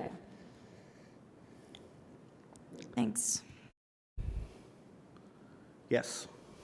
I like this for the reasons that it would be familiar to residents. Although I wonder about, I've heard from some residents that in my district, that having that little section of Rose Park cut off from the rest of Rose Park that's in District 3, I'm guessing there's like no way to make that work. So the sliver that you're talking about is right up against the freeway. Yeah. And the commissioners who represented that area very much advocated to keep that sliver in District 3 because it is, in a lot of that area, is a literal wall that separates that from Rose Park. So it's the freeway, because it's so elevated right there that there is no underpasses, there's very few points of passage, that it very much is detached from the district. Oh, okay. Glad to hear that. Thank you. Yeah, we took that. We actually that was one of the considerations, that pretty much any map that had that sliver from Beck Street over in District 2, we actually eliminated, we voted down all of those maps because of that very reason. Thank you. Thank you for checking with them. That was like one of our things that we wanted to do, was allow them some self-determination. Yeah. I think we can go to the second map. This is RD 2022-03.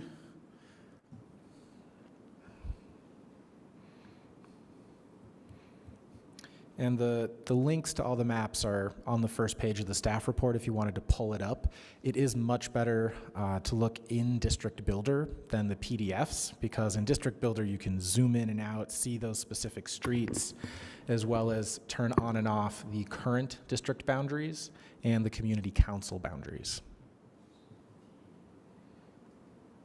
So I'm Eric Lopez. I'm the chair of the Redistricting Committee. Again, thank you for having me and letting me participate in this honorable thing. I really enjoyed it. So I'm just going to jump right into it. So as you can see, this is a radically different map, and we focused a lot on looking at one of the issues that we tried to address is that some of these community councils straddled 3 different districts. This map does not solve for that, but it is something I do want to point out that it is something that we did take into consideration, and it's something we tried to address a little bit here when we look at Fair Park. So we included Fair Park in District 2, and it only a little bit straddles District 3, but the majority of its community council boundary is in 2, and a little bit in 1, and a little bit in 3. So if you were to look at the overlay, and you can see here, as well as what Eric mentioned before, is that we kept Rose Park on the west side of the freeway, and again allowed District 3 to kind of determine that as a good boundary point. We also, again, like in the previous map, we moved District 2 over a few blocks into District 4 to kind of allow for that shift. And I think you'll also notice here too that District 4 and 5 are a little bit more compact and in that kind of square way. But that would create the downtown community council to be split. It would, yeah. And this is where there's going to be a map later on where we tried to keep, and we can see that as a good counterpoint, all the community councils. So if we were to keep the community councils together, you would see what kind of map we were constrained to. And there were a lot of trade-offs in trying to consider the way that we had to compensate for District 2, obviously, and had to pull from more populous areas like District 4. Yeah. So. Makes sense. Yeah. Thanks. You shouldn't have grown as much as you did in the last 10 years. Wah, wah, Oh my wah. goodness. All your fault. Right? All this effort of Yeah. bringing people, now it's not it's not working out for the reason. This is all to say that please come to District 2. We're very welcoming. Yeah. I like this map because it looks like I have a horn in the district. It's kind of different, but it's artistic. I like it. Yeah. It's a horn of good hope. It's a horn of good fare.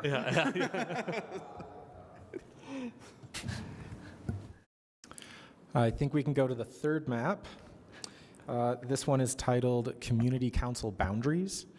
And while that's being pulled up, I want to highlight attachment 14. 8 of the community councils in the city wrote a letter to the commission asking them to respect and maintain their existing self-identified boundaries as community organizations. Now, there are, I think, over 36 of these community councils, so keep in mind this is 8 of them speaking with one voice, not all 36 of them. But part of the commission's work on this map is what would the map look like if it was drawn primarily focused on preserving those community council boundaries. And one of the trade-offs is, while it does a much better job in keeping the community councils in one district to the extent possible, it does have less compactness, a higher population deviation, and more complicated boundaries in a couple areas. So there's no perfect map, there's always trade-offs, but this is a response to community councils requesting that prioritization. Yeah, so this is the one that Eric mentioned. As you can see, particularly on the District 4 and 5 boundary, it looks like a sawtooth, a sawtooth blade. It juts in and out of neighborhoods depending on the council boundaries. Some of them we took a little more consideration of others based off of their activity, their level of involvement. So we sort of, like the Granary District as a whole, we kind of split that one up, but we kept Central Ninth and Ballpark together in order to keep those. And the same with, as much as possible, we kept Fair Park. And the issue with the Fair Park region and that Rose Park is it's really, really population dense. So it was really hard to get some of those boundaries together without shifting too many people over. Like the main area of contention that we had with most of our maps was on the west side of the river, on that lower side of the Horn, where the KOA is. There is a lot of people that live there. There's something like 1,000 people who live in that sort of small area, that if we were to shift that, that's technically in the Fair Park Community Council, but most of the time we could not get that in the same district as Fair Park. So we used the river as the boundary. And that's why that you get the weird horn. It's because it follows the river up there.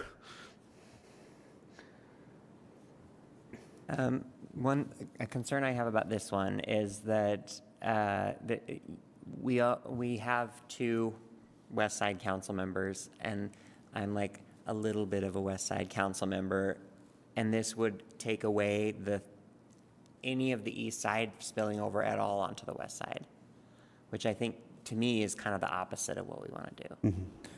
So, Councilmember Wharton, that's something that I have been thinking about a lot as well, because there's one map that has me representing some of the West Side, which I think, depending on the council members, and I would hope that, I know that you are, and I would hope that I would be as well. I think I could see that as an advantage for more council members to have to get to represent part of the West Side, because then we would be more in tune to West Side issues. I can also see it as a disadvantage if there's other council members that maybe are only concerned about where most of their voting constituency is and would ignore those issues on the West Side. So I see it as a double-edged sword, but something that I've been thinking a lot about. One of the many, like this came up many times in the course of our meetings, is the West Side really feels that their boundary is the railroad tracks. Like, basically, that is where they're considering, like, because, getting from the West Side to the East Side can be an effort at any point if the train decides to stop. Because you have to go all the way down to 13th, or you have to go all the way up to 4th, or all the way up to 6th North in order to cross that boundary if the train stops at any point along the railroad track. So the West Side commissioners really strongly defended that the freeway sort of in the northern part and the railroad track sort of on the southern portion. And we tried to take that into consideration as much as possible. And on this one, I look at the deviation on the voter side, and this has got the largest deviation. But I also think, when I look at that, I think it wouldn't be too hard to move things like one block either way.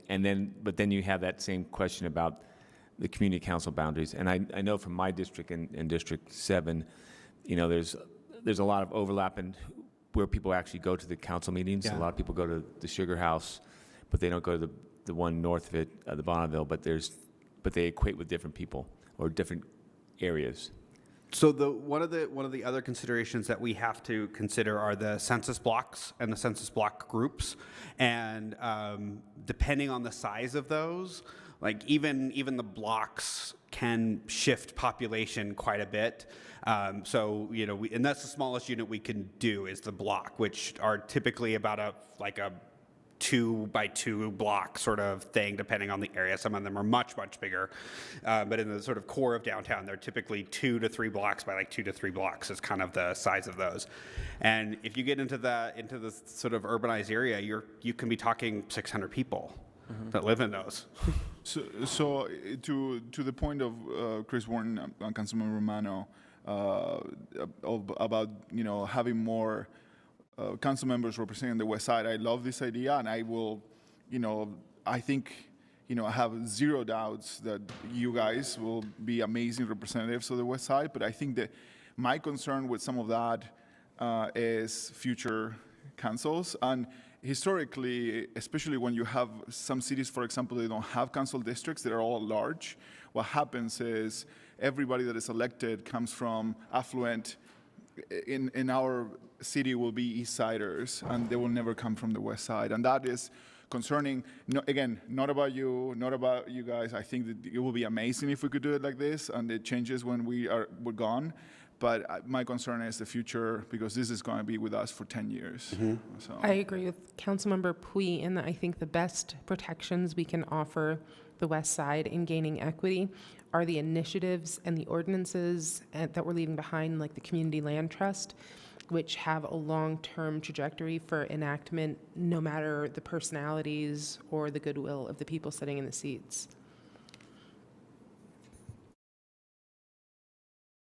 I think we're on to map number 4. The fourth map is RD 2022-04. And as that's being pulled up, I'll just mention it does have the lowest population deviation out of the 6 maps. Right. So this is one of the maps that, oh, sorry. 04? Yeah. Okay. Yeah. Okay. Oh. Yeah. Whoa. So this is one of the maps that I think is trying to address some of the concerns that we had about community council boundaries straddling 3 different districts. If we were to overlay the current community council map, you'll see that Fair Park is completely within District 2 and a little bit in 1, if I remember that map correctly. It's District 4. Oh, District 4, just a little bit. Yeah. But it's mostly an industrial area right there. Right. Yeah. So it really is trying to take into consideration better representation for that small area that tends to always kind of go over three different community councils. You also notice too that we gave Rose Park a bigger slice by population, but between densities, it's more in favor of District 2. And then we kind of reshaped everything following the natural boundary line of the Jordan River kind of going up. So a lot of the other districts, 4, 5, 6, 7, are really, really, really compact and are really dense heavy.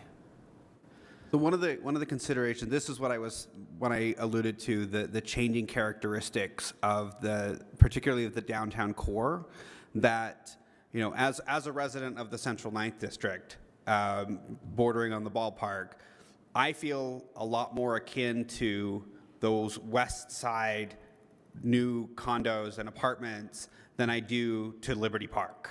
But presently, I'm in the same council district as somebody who lives at 1300 East and 900 South, essentially.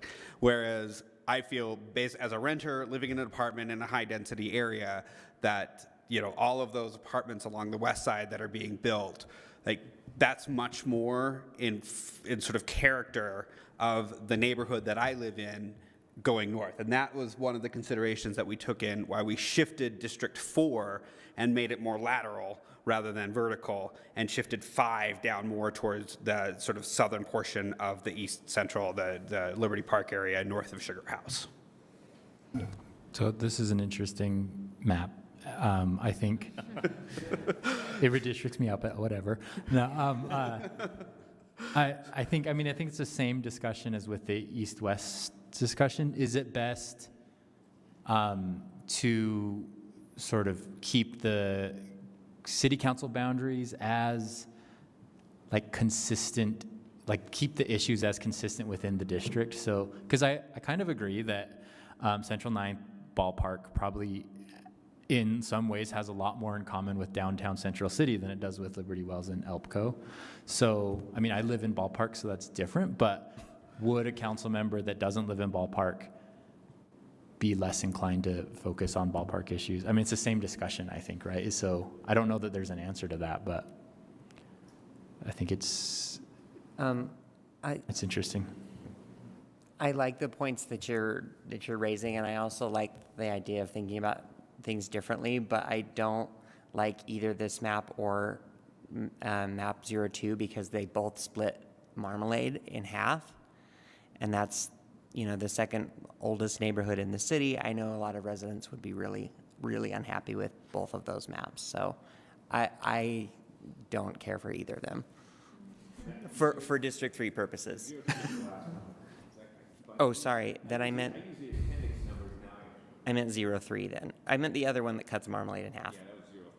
Yeah, okay. So this one actually inverts us, Chris? Does it actually, it would put me in Marmalade instead of putting you in Rose Park? Is that what this one does? No, it puts Alejandro in Marmalade. Because it looks like, Yeah. oh wait, okay, that's not For the, Guadalupe, Sorry, I was District 2 gets Guadalupe because they more identify with it. sorry, I was looking at the old boundary line. I thought it was the highway. Okay. No, that's the one we were on previously is the one that just cuts out Guadalupe. This one and not the first map you showed, but the second map you showed are the ones that cut Marmalade in half. Yeah. You're right. Yeah.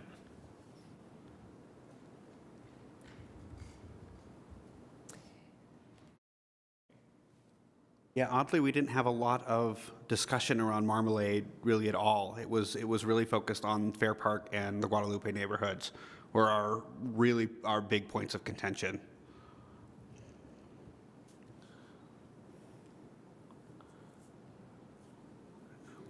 Any other comments, questions about this one? I mean, it does concern me that about that we would be mapping one of our colleagues out of his district. It's not the only map that does that too, and I'm not the only person that does that. And I think that's something we need to discuss, whether we think that's important or not. Well, I mean, Yeah, she gets District 1 and then there, and I think those are the only ones. 2.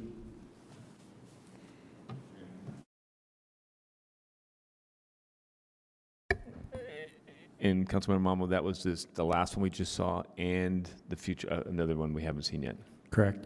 Yeah, and I guess just for the record, I'll say that, yes, obviously I care about that, but I want council boundaries that work for the city and the residents more than I want to preserve my reelection. So if that is what we believe is the best whatever, then I think that's okay. And well, that's very noble and honorable of you, but those voters just chose you for 4 years. And so I think we have to respect their decision as well.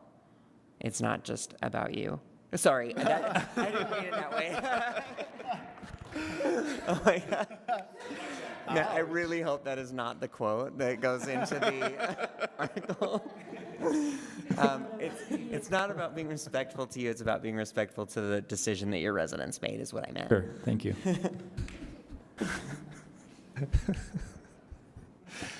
Council members may have noticed some of the maps have quite entertaining names. So the final map that is selected, maybe there will be a funny name that you can put on it. You know, and I mean, we were chartered when we first had our first meeting. We were going over our guidelines. Is one of the things that we asked about was, and we were told by Ben and staff is that we were not to know where you guys live. And so we didn't have any of that consideration. Like, I know where Darren lives because he lives around the corner from me. But, you know, but, you know, otherwise, like, you know, we didn't take that into consideration in where people presently live.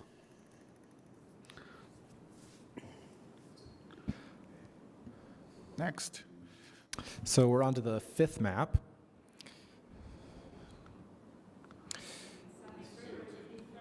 Something totally Sorry, different? Council Chair. Not quite.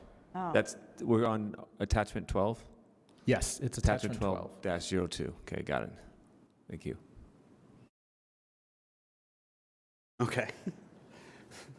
The chair has told me that I can continue speaking on the map. So I love maps. Just a little aside, I was a geographer, map maker in a former life. So it was like when I got selected for this question, I'm like, yes, maps.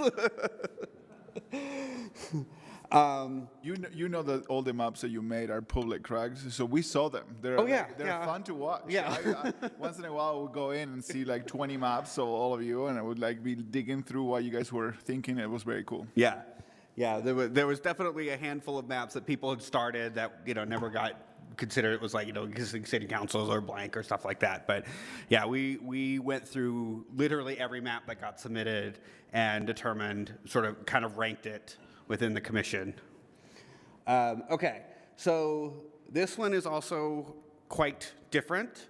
The main changes is you'll notice that District 5 goes all the way to the river on that southern border. It stays at 900 South as the boundary. And then District 4 stays to the freeway.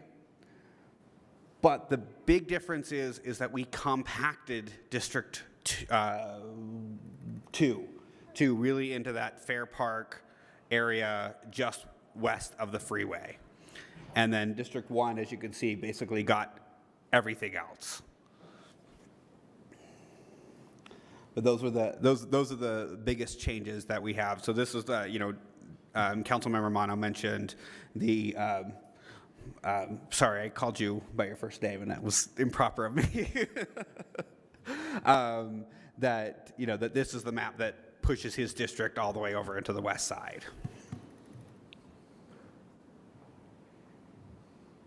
So on this one, District 1 is green or District 2 District is green? 1 is green. District 1 is green. District 2 is beige. The yellow? Yeah. Yeah. That's Taupe. No, yeah, this is very significantly different. Yeah, this is Like, very different. like 104 and 116 are identities on the west side, and this totally merges those. I mean, are they different identities? No, but they are identities. I'm just saying. It just puts them together, like for better or for worse. Just for the record, I'm not advocating for this map. This also makes someone like the king or queen of the inland port. Like the undisputed ruler. Yes. Yeah. Yeah, there are no multiple voices advocating there. I'm not a favor of this one either. But you could adjust boundaries well.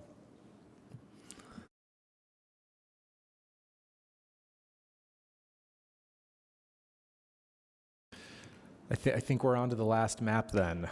It is aptly named Something Totally Different. Something more. The last one was named something almost totally different. Yeah, this one's a little wacky, but I think in a very good way. It definitely thinks outside the box and trying to think through like different distributions of the population, and yeah. Go ahead. No. Again, green goes 1 and yellow is 2? Correct, yeah. The colors of the districts are consistent throughout all the maps, if that's easier. Yeah. Thank you. So this one you notice that we have sort of really compacted District 2 into Fair Park and Rose Park. And the other changes are shifting District 4 more more to that central city area, and then more lateral. Mm-hmm. And it does include, I think it goes all the way up to 700 East, sort of on that southern portion.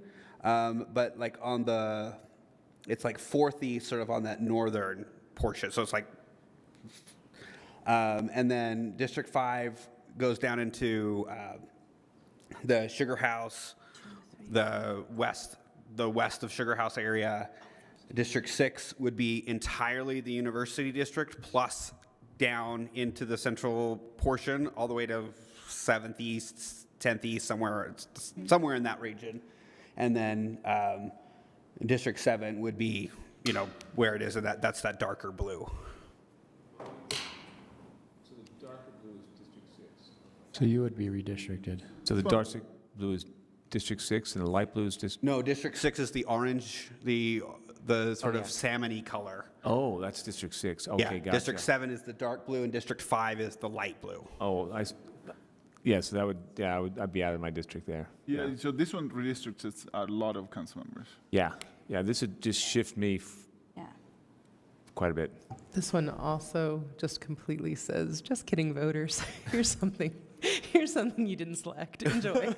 Yeah, I was thinking I was the dark blue. So when I saw that shift, I was like, oh, wow, that's still different. Okay. It is very fascinating, though.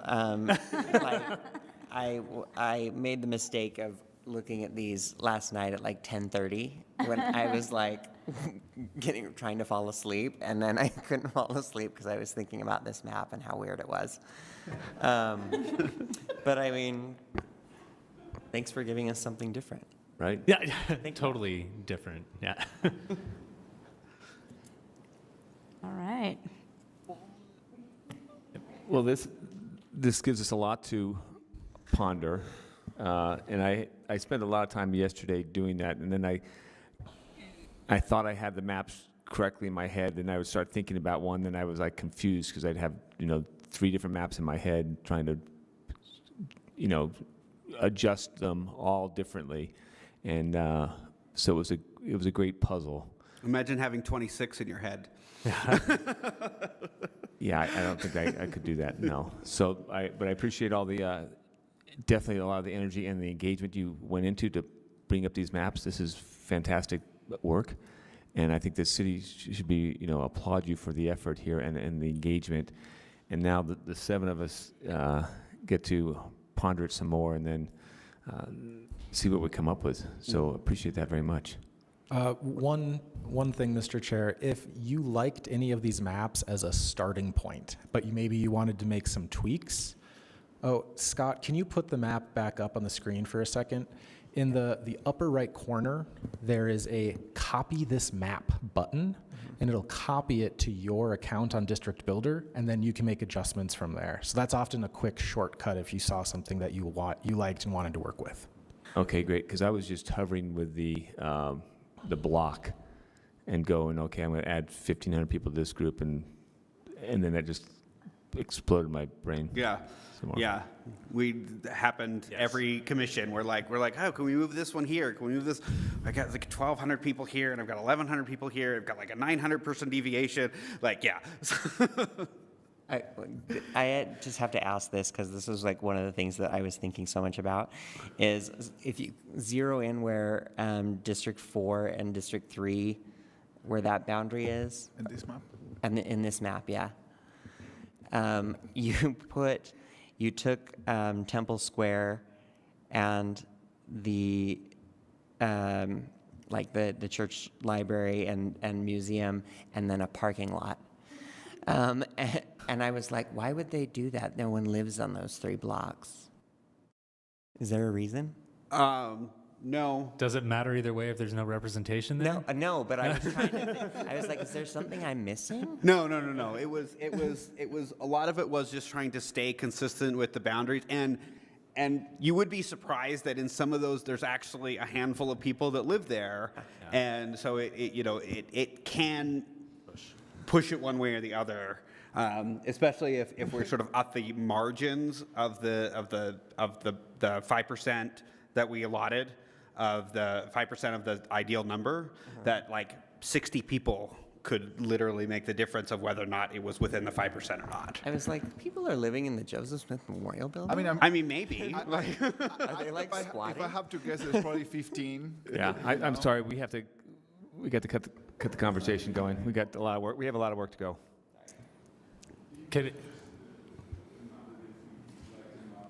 Yeah, if you like a map, you can go to copy this map. First of all, you call a guy named Ben Lutke. Call Ben Lutke, and he can help you out. Do that. Yeah. Eric. Yes. Thank you very much. Thank you. I appreciate that. Thank you so much for your work. Wonderful work. Yeah. Yeah. Amazing. Thanks. Way to show up, Eric. Thank the whole group. I think half the commission was listening tonight, Mr. Chair, so I think they heard you. We will now move on to item number, I want to make sure this is right. Item number 8, ordinance on the economic development revolving loan fund of the current exchange at 1159 South Richard Street. Allison, Roland from the county council office. Yes. Lorena, I saw Roberta and Ben. Yes, I didn't realize that Ben Collender would be back from his leave, but he's here as well. So there are actually 2 items on EDLF, Economic Development loan fund loans. But I'll give a little introduction that's meant overall for both of them, since it's a new process for the council. And then Roberta is going to talk more, I believe, about the EDLF in general. So this is part of a move for the council to take a larger role in the loans that are being offered by the city's Economic Development Loan Fund. This is, as you can tell, administered by the Department of Economic Development, and tonight you'll hear about the first two loans to go through this new process. The Attorney's Office has determined that an ordinance will need to be used to formalize each loan, so there will be, you'll have an opportunity to vote on these on the April 19th meeting. I think Roberta can cover the rest, as well as Lorena and Ben if needed. And there are just some policy questions that are the same for both of the two loans we're considering, or you're considering tonight. So I believe that's it. Go on ahead, Roberta. Okay. Or So, Lorena. good afternoon. Thank you so much for having us today, and actually really exciting for us because we're bringing these two loans that will make a huge difference for these businesses. The Economic Development Loan Fund is a great tool, and I think I'm hoping you would agree with me on that, and it's one of the tools the city has to ensure that our business community, small business community, our underserved communities can actually have access to funding to support their businesses. We are a lender of last resort, and I would say that in the last couple of years, there's been a lot of other opportunities for many businesses to access capital at a lower rate than we can offer them. But still, this is a great tool. And with that, I'm going to have Roberta talk about the loans that we're bringing forth before you today. Thank you. Thanks, thanks, Lorena. Good evening, council members. So good to be with you tonight. I had a few slides, but I can just talk through them if they're not. They're up now. Oh, they're there. So I just wanted to quickly go over the program because I believe this is maybe a new loan program for a lot of you. Lorena mentioned it's our small business loan program. These are, next slide, please. Our overarching goals of this program are laid out here. Really, this program is to stimulate startup and business expansion, ultimately increase the tax base of Salt Lake City, to provide economic opportunities for income for our entrepreneurs. Obviously, I think it's really important for this program to enhance our commercial corridors and neighborhoods. A lot of these programs that come here, or a lot of the businesses that come through this program are our staple local businesses that you know and you frequent often. And finally, as Lorena mentioned, this is a valuable tool because we are a lender of last resort, so the majority, 99% of the businesses that come to us have looked at financing elsewhere and had tried to get financing elsewhere and couldn't. You can go to the next slide. Just a few parameters of the program. The three types we have are a microloan, which is up to $25,000. We have a startup loan, which is a business that's from 0 to 3 years old that can borrow up to $100,000. And our expansion loan is for up to $350,000, and that's for a business 3 years and older. You can see the eligible uses listed there. We have it's a pretty flexible, wide-ranging list of uses, so we don't usually have any issues there. And then our evaluation, I think you guys saw in the report that we have a loan committee of 9 people that fill out a matrix, a scoring matrix during the presentation, and based on those parameters, and the scores are basically added up and averaged, and if they meet a certain threshold, then those loans are now referred to council for final approval. And the last page is just fun, some of the businesses that you might recognize that we've recently funded. Just wanted to give you an idea of that. The next slide, sorry.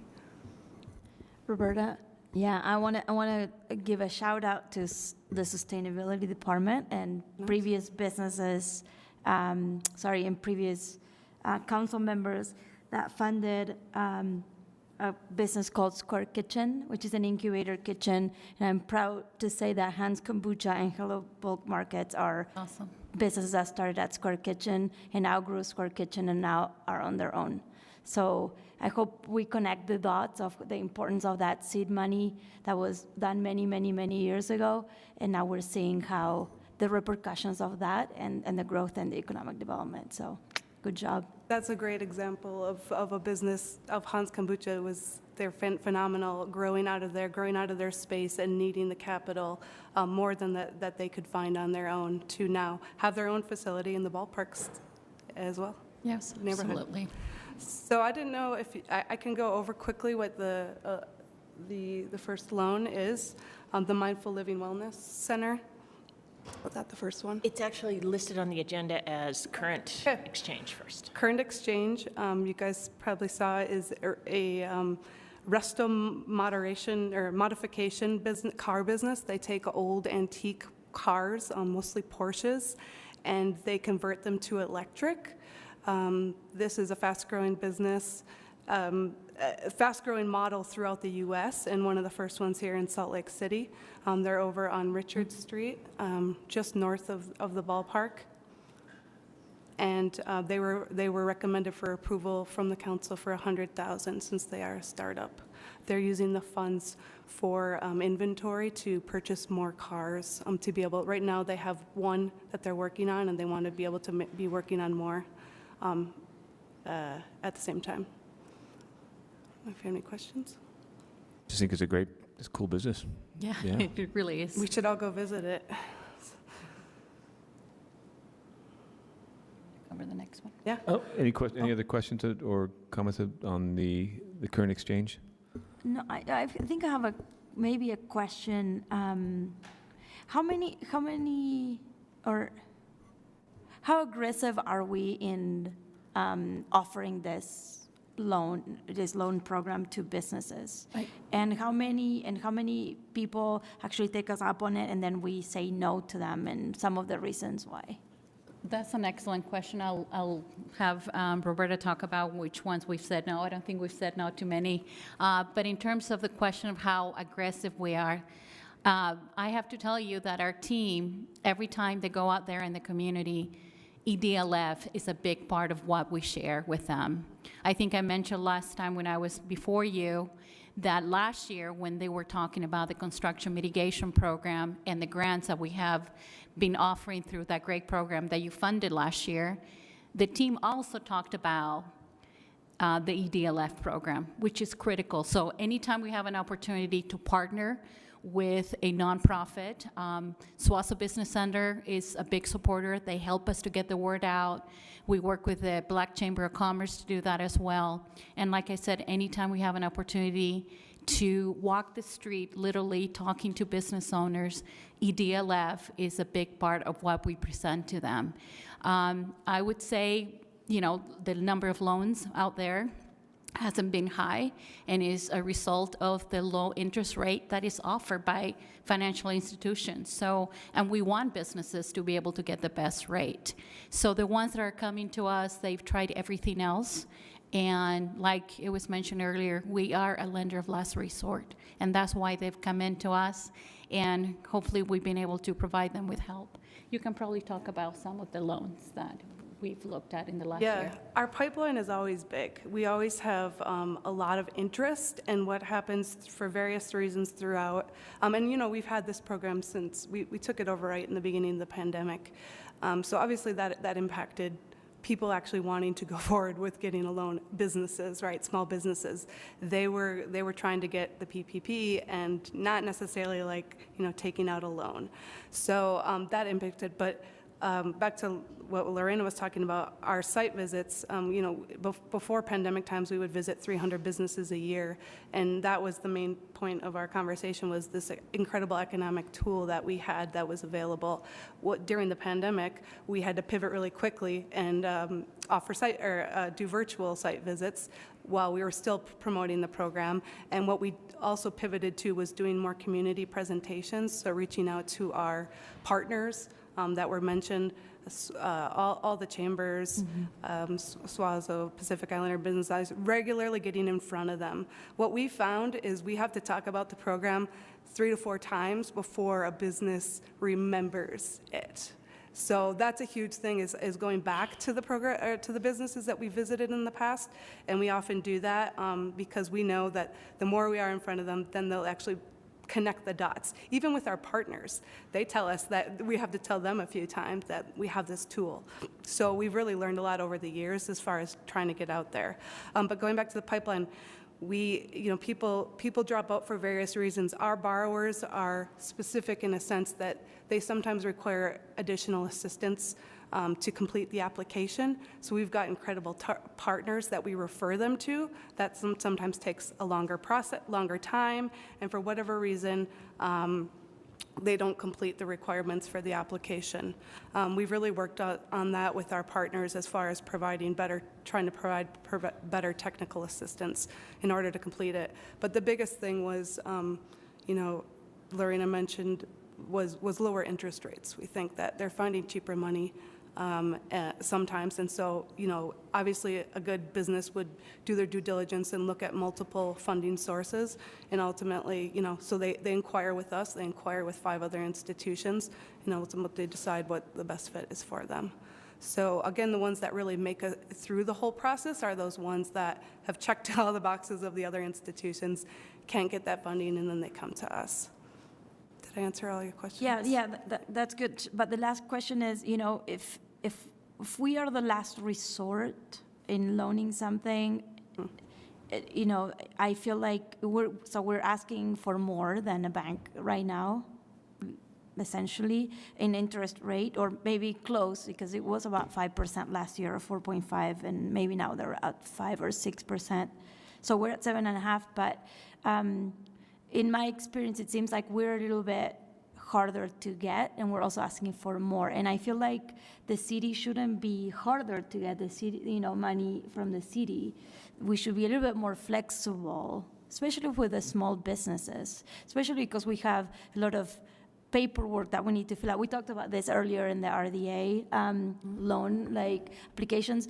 Sometimes we get our applications are so complicated that people kind of freak out and get overwhelmed. That's something that I would like to see with ours, that it's easy to understand, it's easy to complete, it's more flexible and less strict than a bank, let's say, because we're not a bank, we're trying to help businesses stay in Salt Lake City, so we need to be as accommodating as possible. Absolutely. I'm so glad, Councilmember Aldemoros, you brought that up.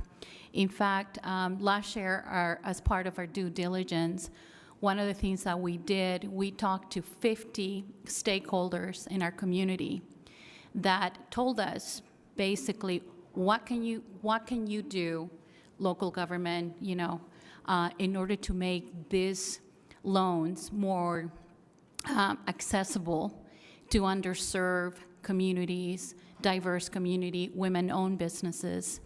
So last year we wrote a transmittal that was presented, I was sent, I believe, in October, basically looking at the loan guidelines. So looking at the guidelines and removing barriers that make basically the program more difficult for our small business community to qualify and to receive these funds. So we have done that, and we've done that with the assistance of stakeholders. And I think it was a great opportunity for us to learn from the communities that we're trying to serve what those barriers have been for them. So I completely agree with you. That's great, and hopefully in a year, next year, we'll look at the results of that change and see if we Yes. if we were able to loan more. Yeah. If not, we'll re-look, That's right? correct. And Absolutely. And I think that the transmittal will eventually go before you, but there's a lot of different changes that we've been working very closely with the city attorney's office to ensure that we're following all the guidelines, but we worked very closely with Katie's office, and Sarah Montoya guided us through developing those guidelines. You're welcome. Thank you. And you can briefly on the mindfulness? Second one, sure. Living Wellness Center, I would describe it as a health and wellness center business. The center provides float therapy, sound therapy, yoga, life coaching, meditation centers, infrared light therapy, massages, facials, and overall mindfulness. The business, the demand for that, if you can imagine, they actually opened right before COVID, so end of 2019. And they obviously were hit pretty hard in the beginning, but as soon as they were able to reopen, the demand for those services just blew up. So they don't have enough staff to keep up with that. So they are requesting $100,000 to provide 5 full-time staff members. Thank you very much. And I appreciate both these, I would call them startups. Yeah, You know, yeah. both startups are wonderful to have in Salt Lake City. Any other questions or comments before we move on? Roberta, Lorena, thank you very much. Thank you, And I appreciate council all the Mr. Chair, this is just as a procedural, this is just informational. We don't actually take action, or do we formally approve these at some point? the 19th. April Okay. 19th, Yeah. formal meeting.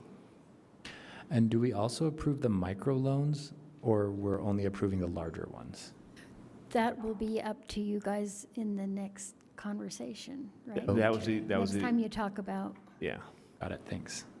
this, yeah. There's also the guidelines that you have presently, and then the ones we propose when it comes to microloans. Thank you. Yeah. Thank you. Thank you very much. Have a good evening. All right, we're going to move on to item number 10, informational, the update on the gentrification and displacement plan, the Thriving in Place. And Angela, we have 30 minutes. And we have, Allison's staying here. Angela, hello. Are you Susan? Are you Dr. Garcia? Dr. Garcia, thank you for coming and joining us. I didn't recognize your face. I was like, who? So it's like, thank you very much. And we have Blake in the background. We have all the team here this evening. So just a brief introduction. This is an update from CAN about the work on the city's Thriving in Place program or project, which includes information on new Utah statutes that are applicable to housing loss mitigation and an analysis of the city's existing housing loss mitigation ordinance. There is additional information on CAN and the city attorney's office work on potential tools to make mitigation of residential housing loss more effective, which will be available in coming weeks. Sorry, I just am having a hard time with syntax here. The timing, the project is near the end of its first phase, which is community engagement and data collection. The second phase will focus on developing solutions, including a displacement mitigation plan. In late June, CAN plans to return to the council to outline refinements to the plans for phase 2, and in September, they will present a final version to the council. So I will turn it over to their team to hear updates and all of you to provide feedback, and there are also some policy questions in the staff report in case you're interested. Great, thank you. Well, it's a pleasure to be with you again this evening. Thank you so much for coveted time on your agenda. I'm honored to be here with Evis Garcia. She's one of the members of our consultant team.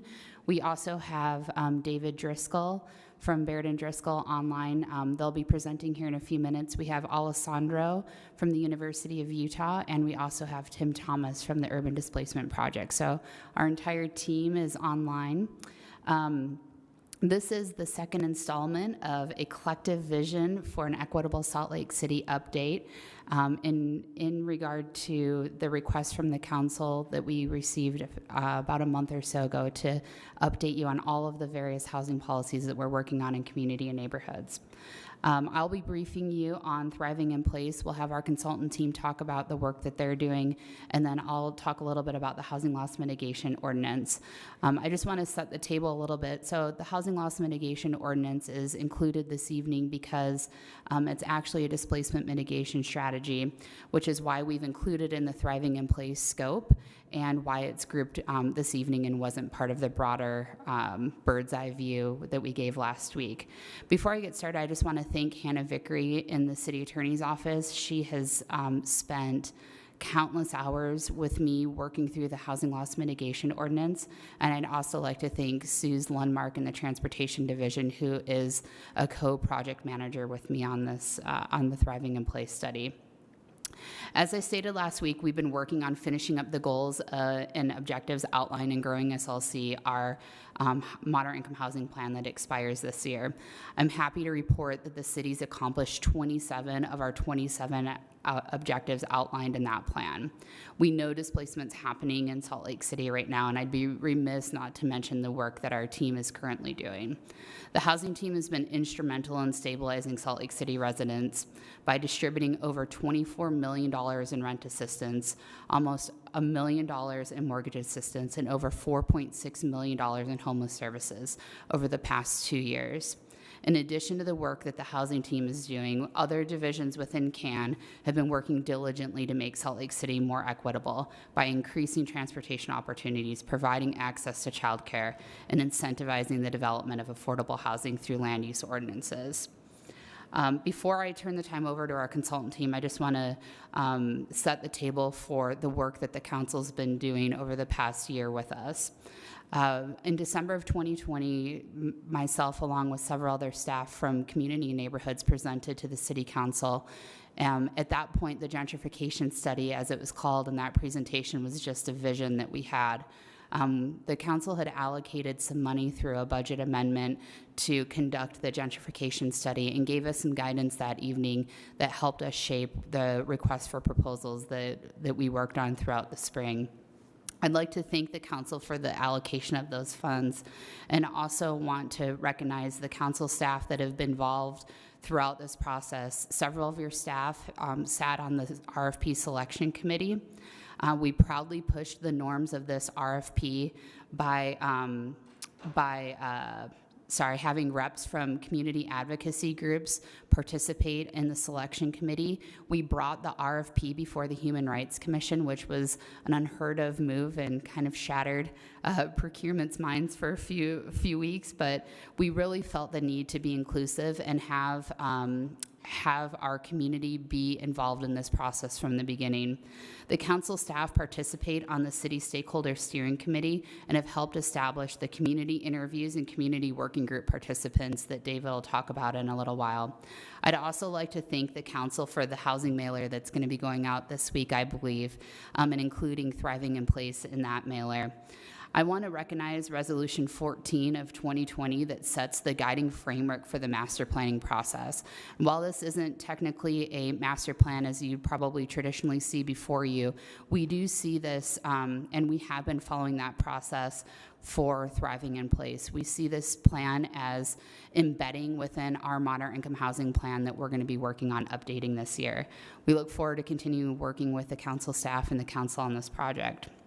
With that, I'll just quickly touch on a few next steps. So we will be doing a similar briefing to the Planning Commission in May.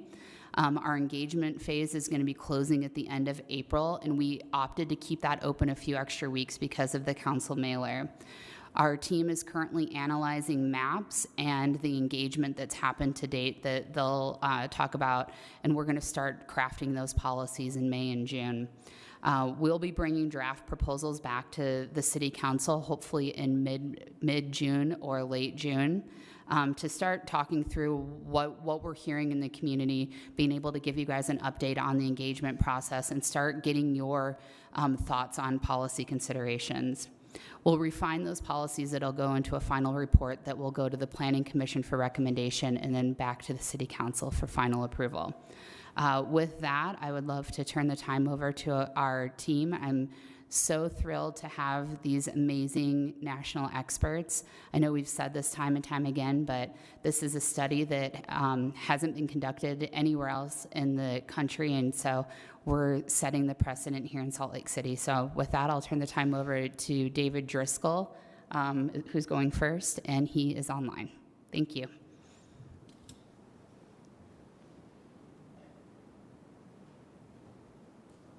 No, we can't hear you.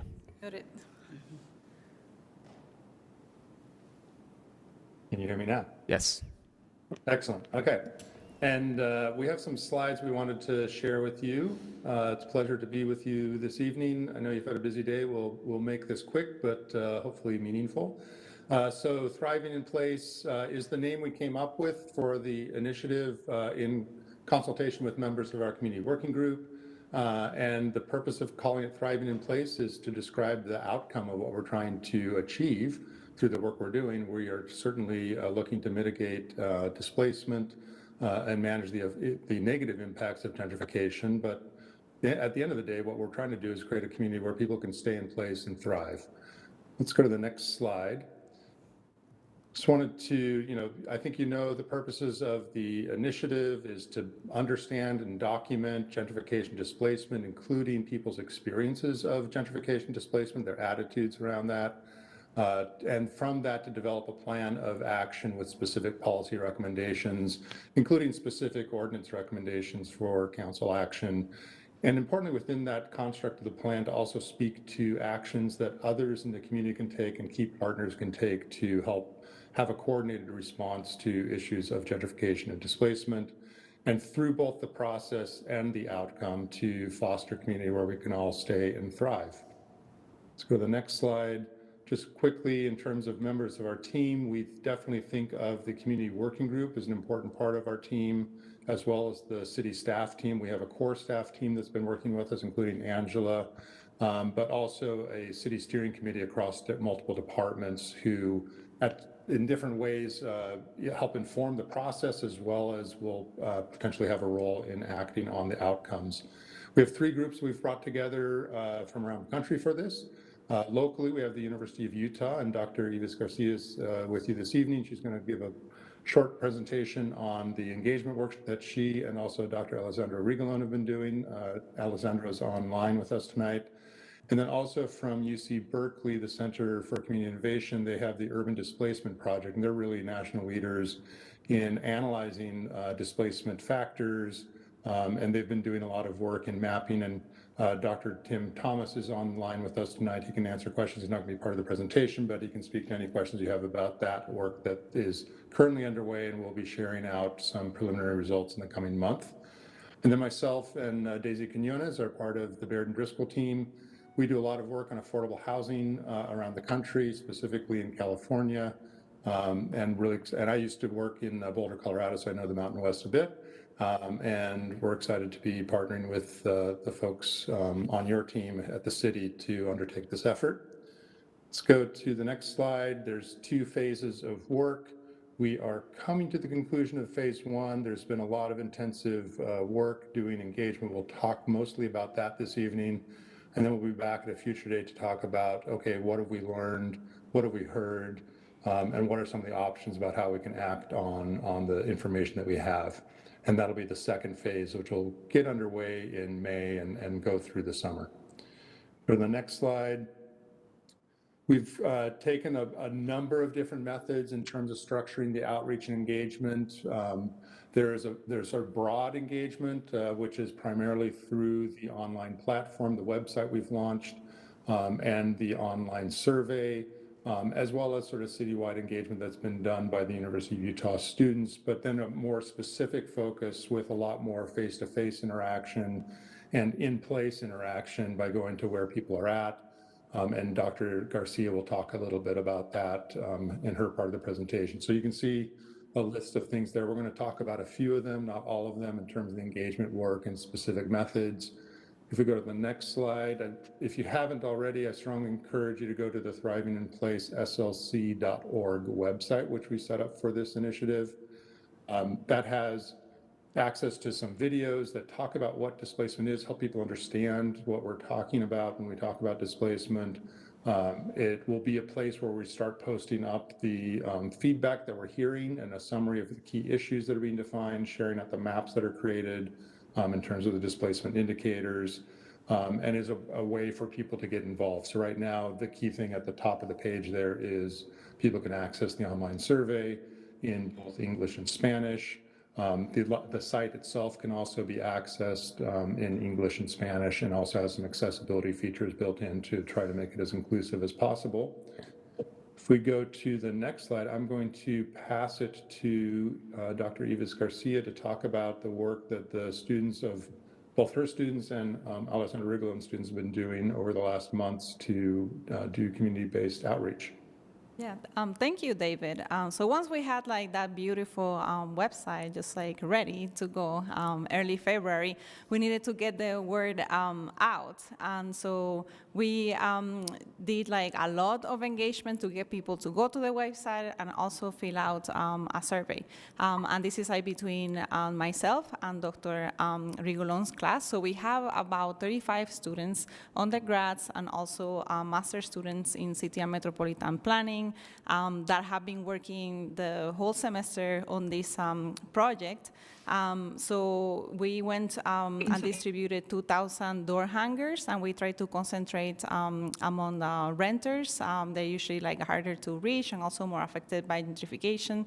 We had like 2,000 postcards and distributed that to people on the street. If they didn't have the time, part of our engagement was like, do you have 30 seconds, I can tell you about it, or if you have 2 hours, let's sit down and talk about it for a while. Then we had like the posters that were like in key places in the community. Of course, we wanted to have fun, so we had like made stencils and put those in public lands, directing people to go to Thriving in Place, slc.org.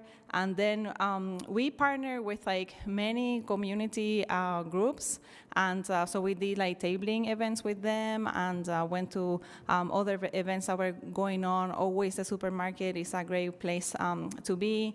And then we had like lots of presentations, including presentations with 13 community councils, and social media posts and email blasts.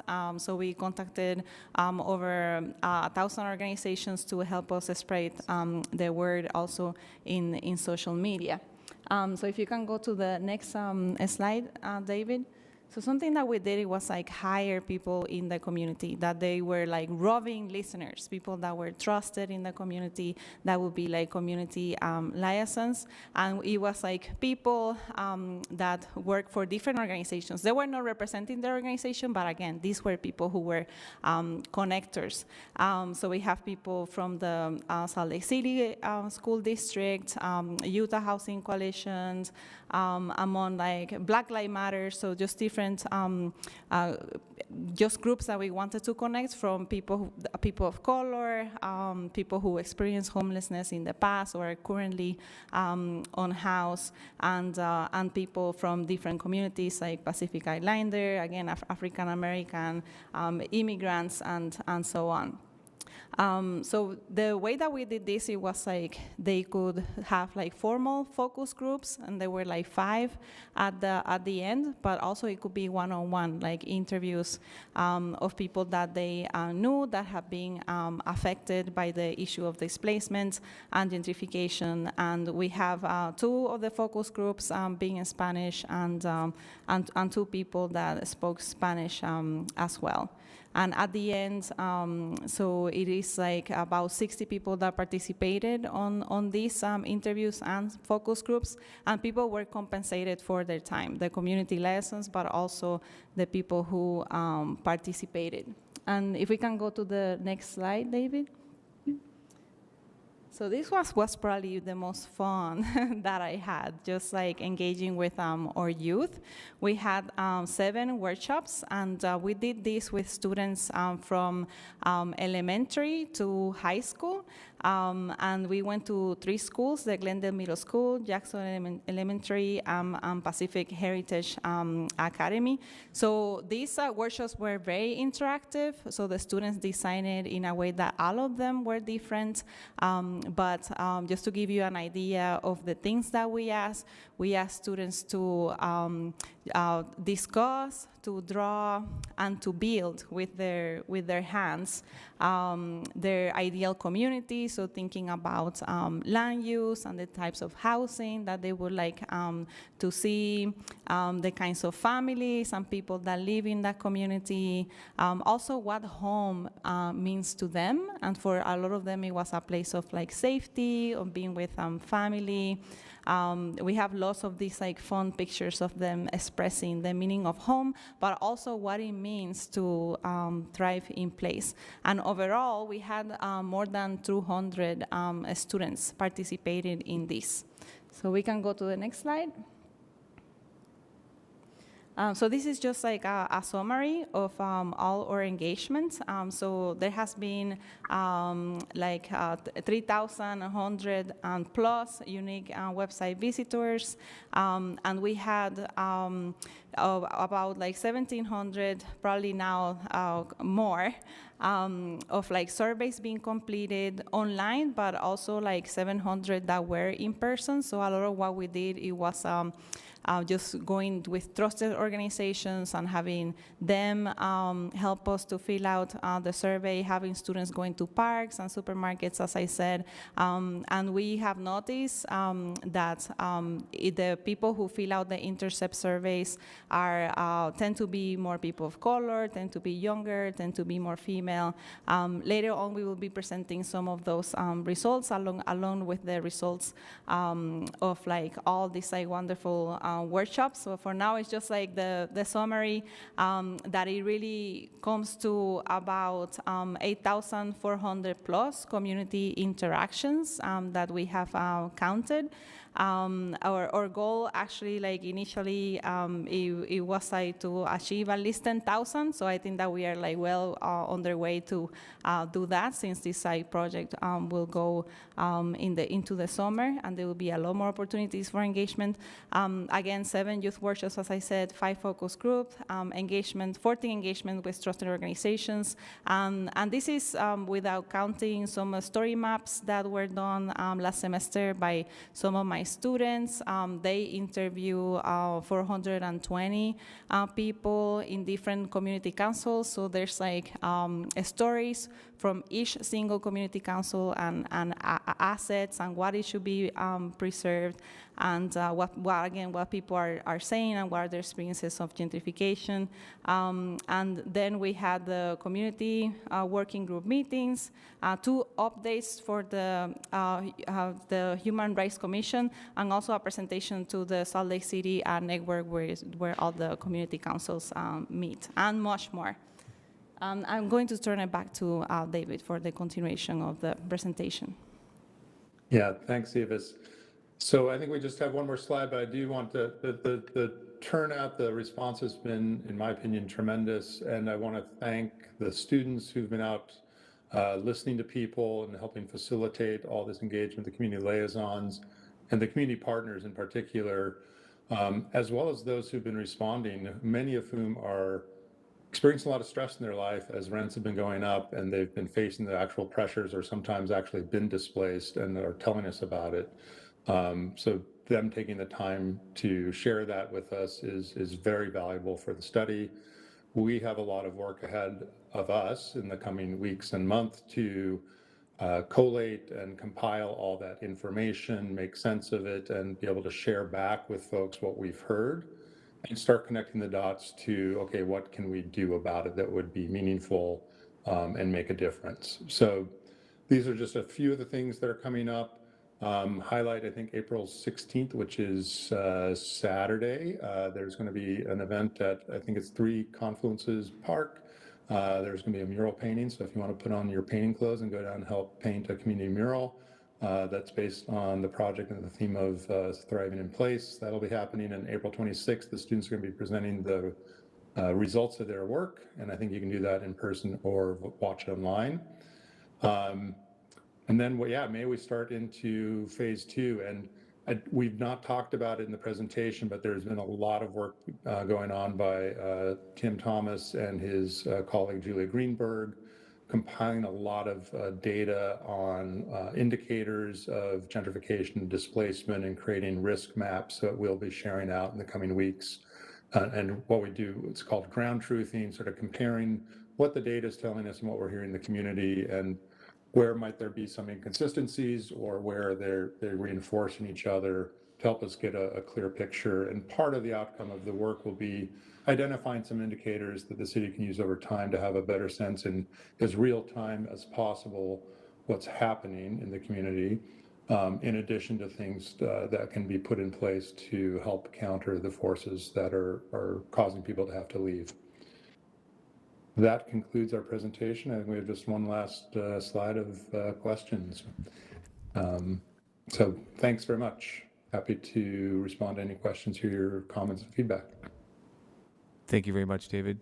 Dr. Garcia, Angela? So we have housing loss mitigation. Would you like to take comments on thriving in place now, or do you want me to go through housing loss mitigation first? I thought we were just doing the thriving in place. Mr. Chair? It's part of the same. Oh, part of the same? Oh. So go through the housing loss mitigation. Okay, I'll try to get through it quickly. Before I jump into that, I just want to thank we've had numerous members in the community, Cindy Cromer, who's here this evening, and others who've participated in our community working groups and in the interviews, and have also helped shape the outreach. So I just want to recognize our community partners and the work that they have been helping kind of course correct us, and then also just thanking the students at the University of Utah for their work. It's been really awesome to see the survey results coming in each week. Our team calibrates based on what we're hearing from the community and the demographics, and they'll then go to different neighborhoods. And so I haven't seen an engagement process like this before, and so it's been really great. I feel really good about us holding true to the intention that we set of this being a community-driven plan. So with that, I'll quickly go through housing loss mitigation. As I stated in my introduction, housing loss mitigation was included in the scope of the Thriving in Place study because it is a displacement mitigation measure. Some of you were here for the 2020 presentation, but essentially we have a whole lot of things to fix with our existing ordinance, and we really wanted to understand what was happening in our community while to drive the amendments to that ordinance. So I'm going to quickly go through the ordinance, the constraints, some of the technical discrepancies, some state preemption that we got this year, and next steps. So the initial ordinance came out of a study in 1994 that was commissioned by the City Council to do an economic evaluation to analyze the impact of loss of affordable housing due to commercial development. It was really focused on loss in Central City, the University, and Capitol Hill neighborhoods. That study is what created the ordinance framework. And in 2012, the current ordinance was amended to Chapter 18.97, Mitigation of Residential Housing Loss. The purpose of the chapter is to mitigate the loss of affordable housing stock due to new development with due consideration for vested or protected property rights. And the ordinance calls for a housing mitigation plan if an application for a demolition permit is filed, a request for a conditional use permit to expand parking is requested, or a land use change from commercial to residential, or residential to commercial, that would result in the loss of housing units. I want to stop there for a second and point out that nowhere in that does it speak to affordable housing. The purpose of the ordinance is to protect affordable housing, but nowhere in the policy does it actually speak to affordable housing. The housing impact statement that's required looks at various factors, including the residential character of the neighborhood, the square foot of land that will be impacted, just really kind of basic things. It doesn't get into the weeds. And again, the housing impact statement does not look at affordable housing. It doesn't say were the units that are being destroyed affordable, nor does it require the replacement of affordable units. And so that right there is what is a huge policy consideration that we're going to have. And I know that that's come before you on every single ordinance amendment, right, is housing loss mitigation. So that's a really important distinction for us to have in the back of our minds as we're thinking through future policy. There are mitigation measures that you can choose. So you can either replace the loss of the housing units, or you can pay a fee to the Housing Trust Fund.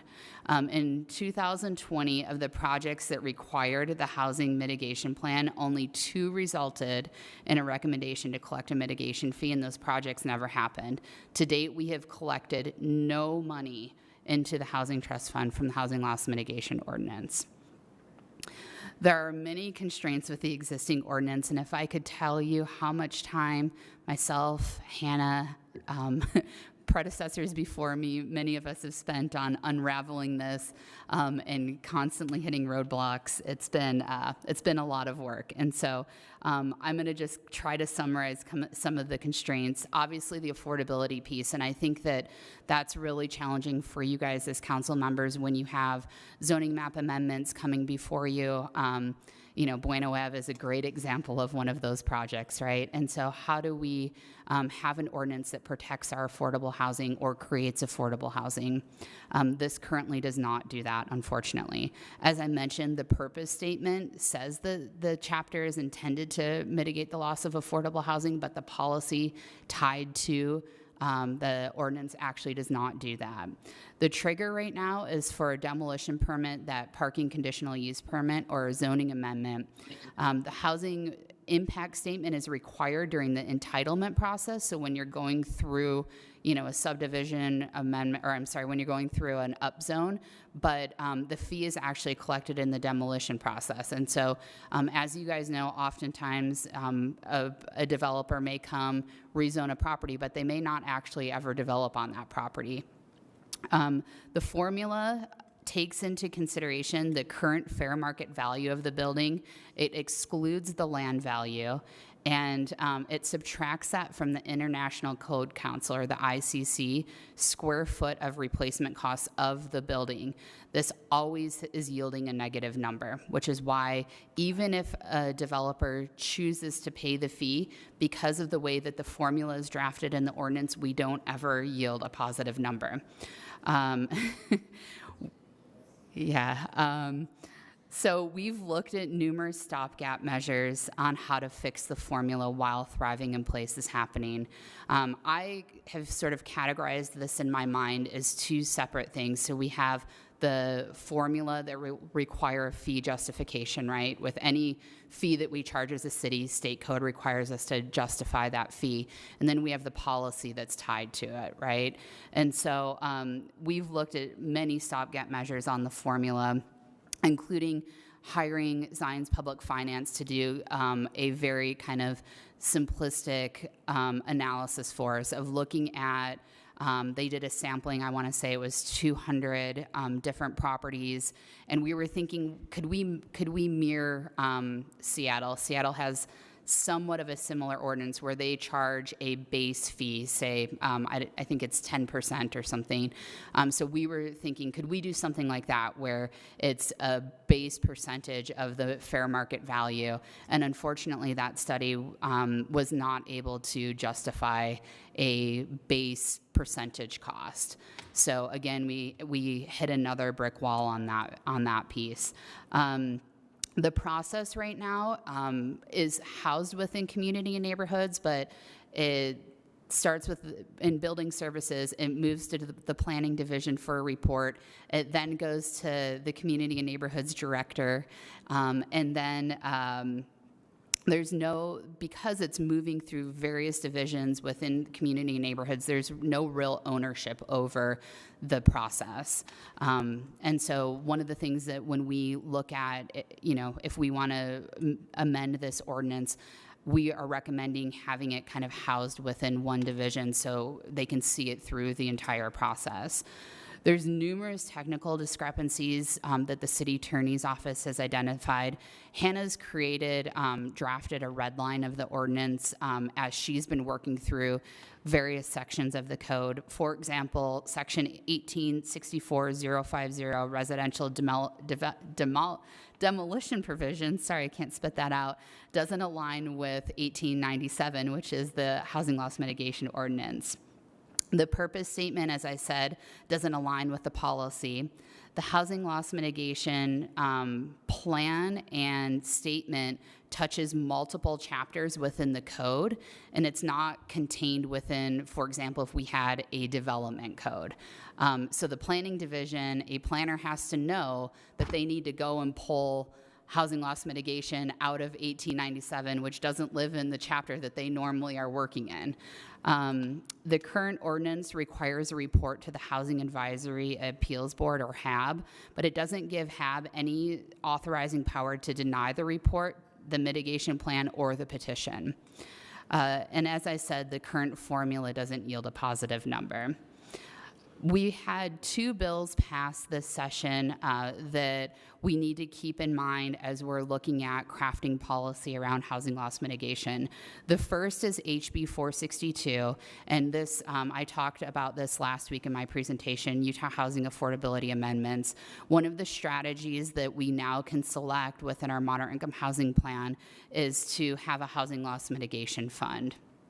HB 303, local land use amendments, while it's not spelled out as inclusionary zoning, this is essentially the inclusionary zoning language that is now at the state level that says that a city may require moderate income housing units as a condition of approval of a land use application only if the developer and the city enter into a written agreement, so a development agreement, or the city provides incentives that are agreed to by the developer.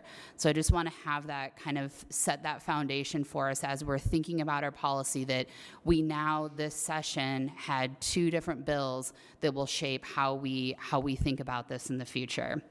Finally, the next step. So the administration welcomes feedback from the City Council on the development of the policy objectives for the new housing loss mitigation ordinance. And maybe as we start analyzing the data and the community engagement efforts, we decide we want to do a different type of mitigation measure. That will, obviously, we'll have those discussions. The city attorney's office has conducted a thorough review of the code and has drafted proposed amendments to clean up the technical issues.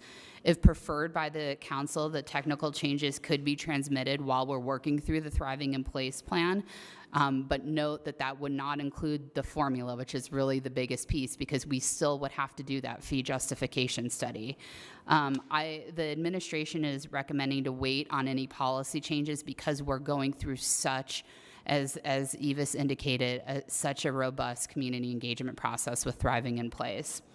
The administration will be going to bid in sometime this year for a consultant to conduct a fee justification study, and that can run concurrently with Thriving in Place. The TIP study that's currently underway is analyzing displacement metrics and will develop mitigation measures and policy changes to the housing loss mitigation ordinance. We specifically call this out in the scope for amendments to this ordinance. Those amendments and policies will come back before the City Council, of course, for you guys to choose to adopt, and they will go through, obviously, an engagement process and a Planning Commission recommendation. Once we have those policy recommendations adopted by the City Council, then the City Attorney's Office will draft the relevant amendment. So I also want to point that out, that the Thriving in Place team will come to us with very concrete policy recommendations to mitigate displacement based on the data that they've analyzed and the engagement efforts that they've conducted, but they will not be coming to us with red lines for ordinances. Our City Attorney's Office has specifically asked it to draft those themselves. With that, we have some policy considerations that were included in the transmittal. Happy to talk those through with you this evening. I know it's been a long day for you guys, so we can do that another time as well. But with that, that concludes our presentation. Happy to answer any questions that you guys have. Thank you, Angela. Any questions from the council? I'll just say thank you for all the work that you're doing on this important issue.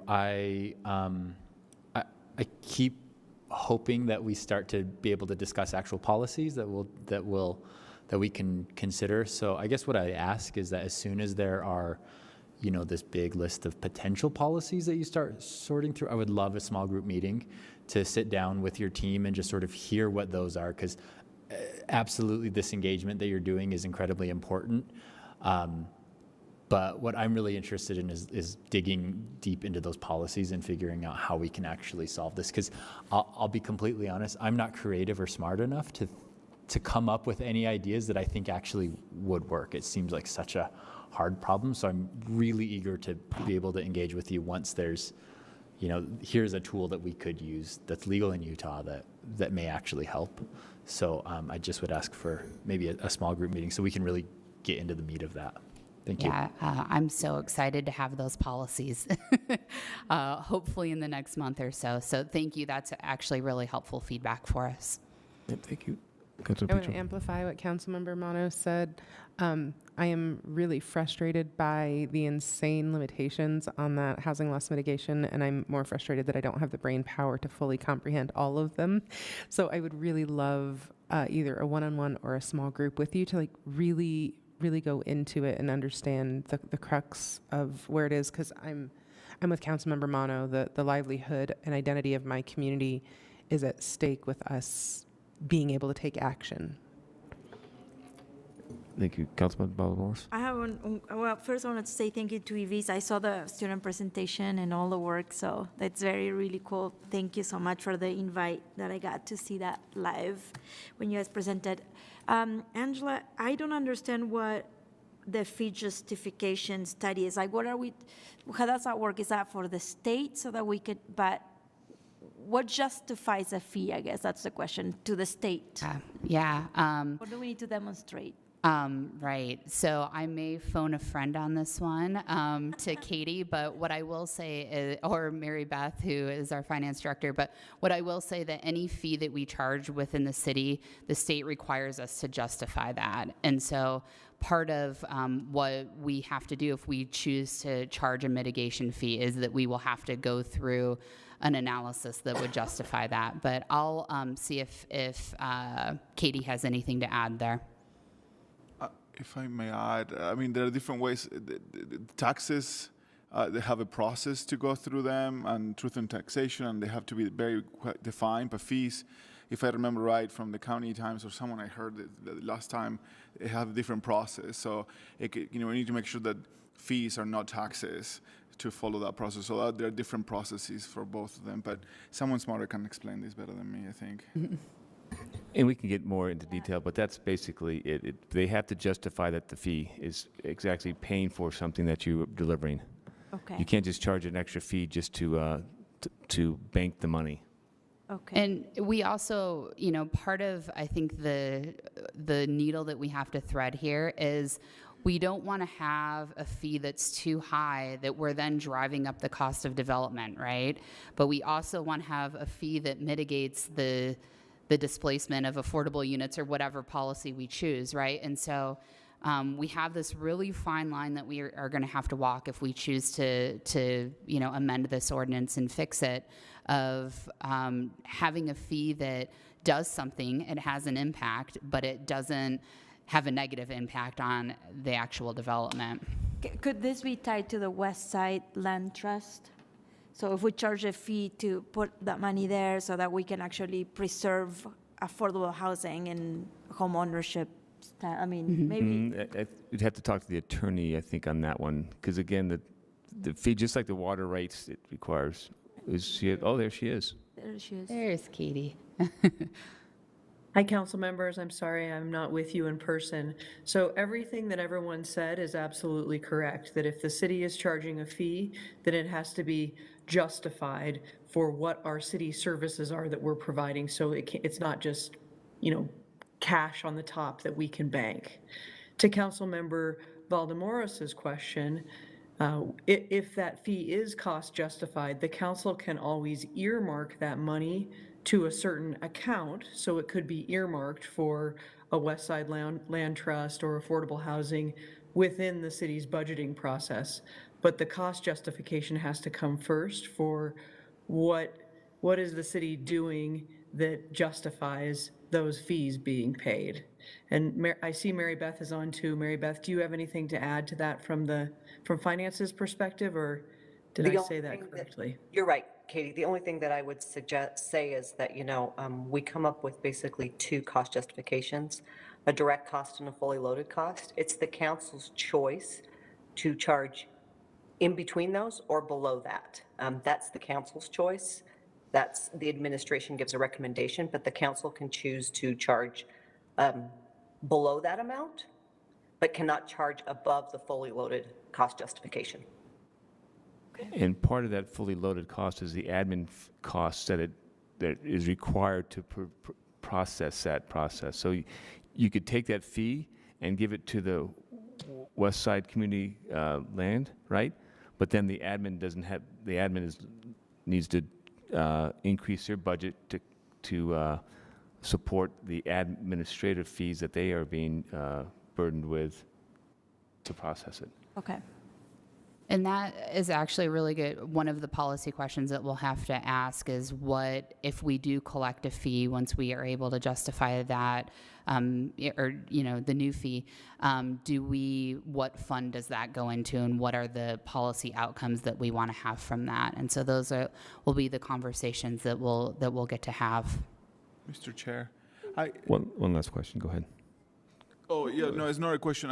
There's two items in the agenda, and there are probably members of the public waiting for that. And I know that this conversation could take, hours and hours. And I would like to continue this conversation because I have to learn. I need to learn a lot about this, and I would love to understand this better. But if we can cut this, okay.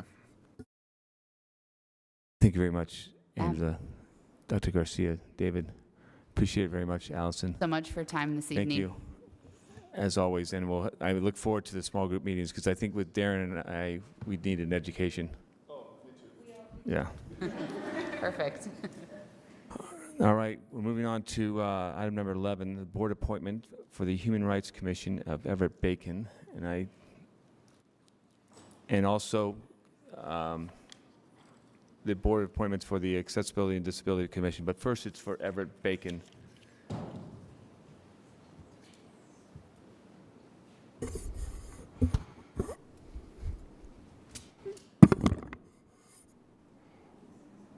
Mr. Bacon? Yes, hi. All right. Well, welcome to the City Council meeting, and I appreciate your patience in sitting listening through this the council meeting. So appreciate your engagement with the Human Rights Commission, and then in a few minutes on the Accessibility and the Disability Commission. So you got 6 council members here. Please tell us about yourself and your work with the Human Rights Commission. Well, this would be new for me, but I would be representing disability issues on the Human Rights Commission. I am obviously blind, and I've been extremely involved in blindness and low vision issues. I'm president of the National Federation of the Blind of Utah. I've been president of that since 2012, and that's the oldest and largest organization of blind people for blind people here in Utah. And then I've also been an employee at the Division of Services for the Blind for 17 years now, working in many different aspects of that agency, and very proud of that agency and the work that we do. So I've been involved in lots of disability issues, mainly related to blindness and low vision, but I've been also representing other disabilities as much as I possibly can, and learning what needs they might have, and I'm hoping to bring that to the Human Rights Commission. Thank you very much for your engagement and all your work. Council members, any questions? Not a question, but I just want to echo the thanks. Thank you for being here. Thank you for coming in person, and thank you for waiting patiently. This is, I'm sure that wasn't what you expected, but we really do appreciate your service to the city and helping us make sure that our city is accessible, and that our city, that everybody that needs to has access to the city government. And I really appreciate your particular expertise on that. So. Well, thank you. Being a state employee, I understand how meetings work, so not a problem. So, yes, thank you very much. And So that you're on two different commissions here. So we're having the advice and consent on the Human Rights Commission, and then in a few seconds on the Accessibility and Disability Commission, and you're also part of that. And part of this consent is you'll be on the consent agenda for the April 19th, which is next Tuesday's formal consent agenda. And I'm also going to at this time introduce, and if there's other members of the Accessibility and Disability Commission on board, I'd like to give them also a few minutes to tell us a little bit about themselves. Jeffrey Kenyon, if you're on board, Margot, Nate, Scott, or Stephen? Stephen? Can you hear me? I'm Scott Browning. Yes, Can Scott. you hear And me? I'll give you a minute or so to tell us about yourself and your work. Sure. So I work for Salt Lake City in the Planning and Zoning Department. I work in zoning, and I used to be part of building services before we got transferred over into the planning department. I have served several years on our City National Abilities Construction Council. I've also served about 7 years on the University of Utah Disabilities Council, and now I've been on this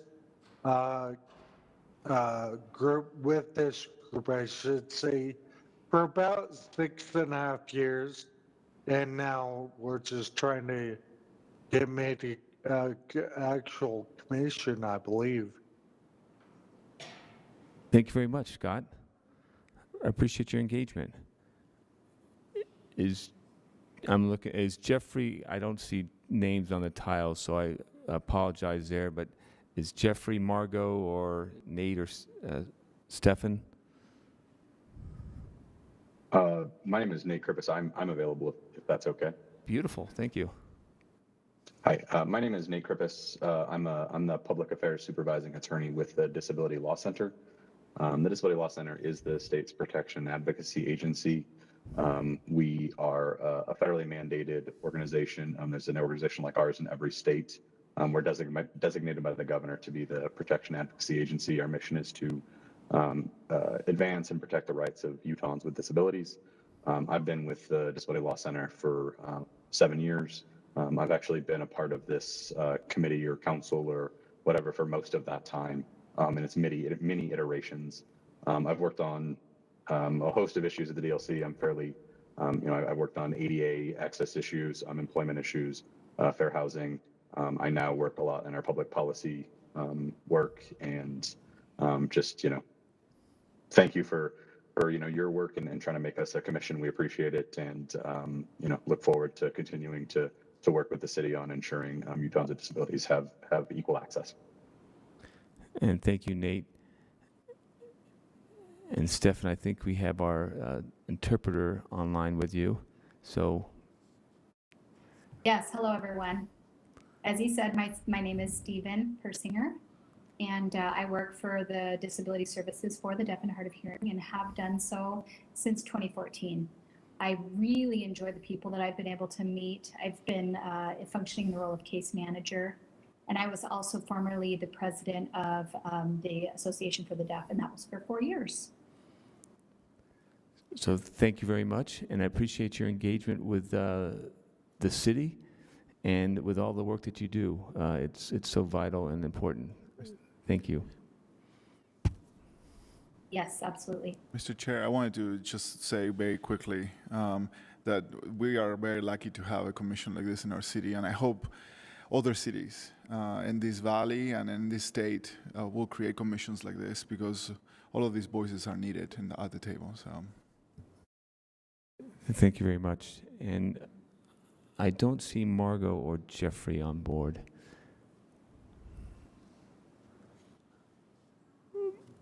But I first have to say thank you very much. It's really nice to meet everybody, and I really appreciate, and I think that I speak for the rest of the council here, really appreciate the engagement that you provide, not only the city, but also the city council.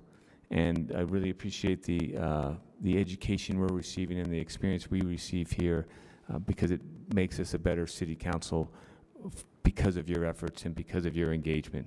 So appreciate that very much. On the 19th, you'll be on the consent agenda. You need not be present to win, and you'll be part of the commission soon after that. So thank you very much for your engagement, and have a wonderful evening. Thank you. Chair. Council Chair, we also have Margot here now. Oh, Margot, go right ahead. Okay, this is Margot Thurman, and was I to be answering some questions? Sorry that it didn't work with the computer. Just, Margot, thank you very much, and just give us a minute or two of your time and just tell us about yourself. Well, I'm technically retired, but I'm a person with epilepsy. I'm also, I live in Salt Lake City. My professions have been special education as a teacher, a coordinator, and then also as an assistant principal with Granite School District. I then also began the Epilepsy Alliance of Utah approximately 9 years ago, and almost 6 years ago was able to merge that with the National Epilepsy Foundation because I felt Utah needed that. And so we now have the Epilepsy Foundation of Utah. We serve the whole state and support groups and numerous other things. But the one thing that I think is important for all of the public to be aware of is how prevalent epilepsy is, because 1 out of every 26 people in the United States will at some point in their life have epilepsy. In Utah, over 30,000 people have it. And it can begin with a child or an individual from birth on to when they're quite a bit older. So it can happen at any time. And it can be very hard to control, and then with other people, yet like myself, the medication works and it doesn't get in the way. But many of the people and that this committee that I'm hoping to be a member of, that we deal with and concerns about, are those that are having a harder time.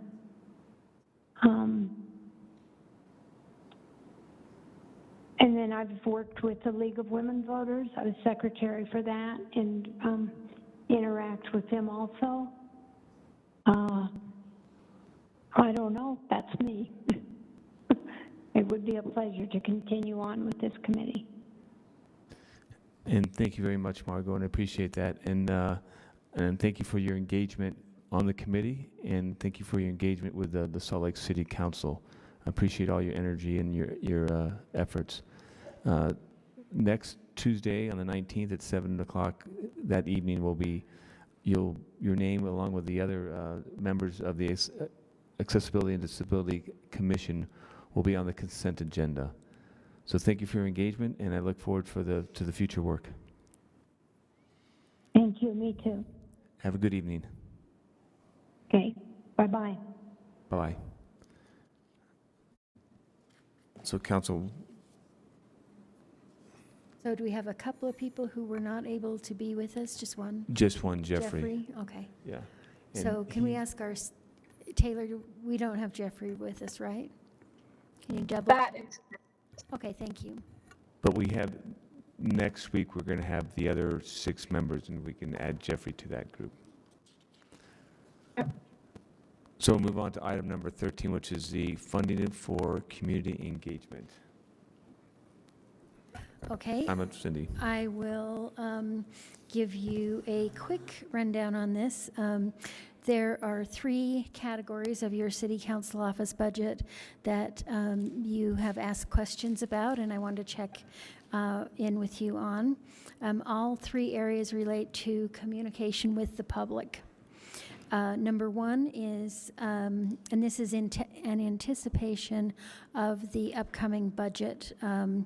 So these are things for you to think about. You can give your feedback tonight or give it some thought for a few days. But the council members each have an outreach budget of $6,200 per year. And that basically equates to one mailing per year in some of the districts. And it's been pointed out that, of course, some areas of the city do not have the level of electronic access, email, and that type of thing to receive a lot of the types of communication that we're doing. And they may need a greater investment or greater opportunity to use mail to get to those community members. So one thing that the council has done in the past is tried to be equal with each council member so that you're not getting a dollar amount based on the need of the district, but each council member is getting the same dollar amount. And then if you don't spend the money, if you don't need the money and don't spend the money, then it would lapse to the city's fund balance, and so it's not spent. So a proposal from one of the council members is to increase that from $6,200 per year per council member to $14,000, and that would basically allow 2 mailings and then a little bit of additional. And so that would increase the council budget by $54,600. And so that's a consideration for you.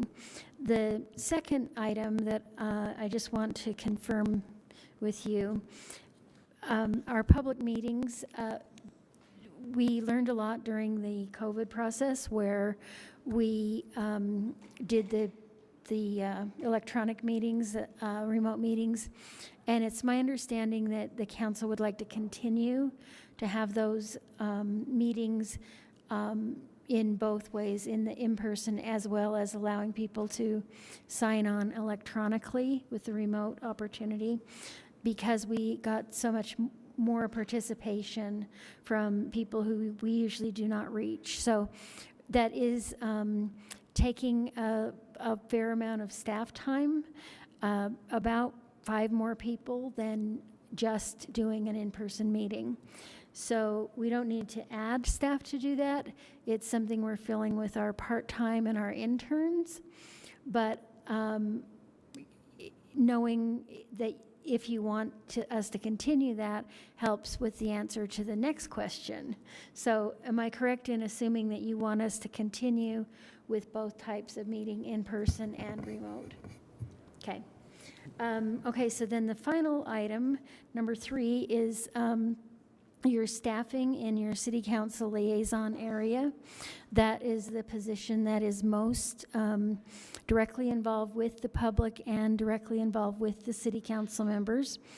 We have had 4 council liaisons for the 7 districts, and at different times we've looked at whether that's adequate or not. In general, everyone concludes that it's not adequate. There are times when we are able to give more than 1 FTE's worth of service to a district because that district needs it, but then we have to shift and even it out or move to a different district. The central staffing model has allowed us for them to back each other up and to help each other out and those sorts of things. So we did an experiment about 18 months ago at the request of the council where we supplemented that 4-person team with interns and some part-time help. And it did help, and as staff, it appeared to us that we were finally getting closer to filling the need. So we did have a council member officially request that the council consider the idea of moving from a 4-person team to a 7-person team. And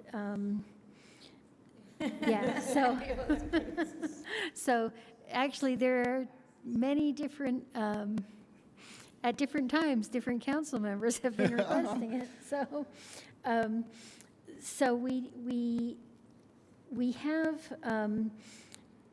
just in evaluating this, we did keep 2 full-time equivalent positions vacant so that we could be nimble, so to speak, to get, if you decided to go in this direction.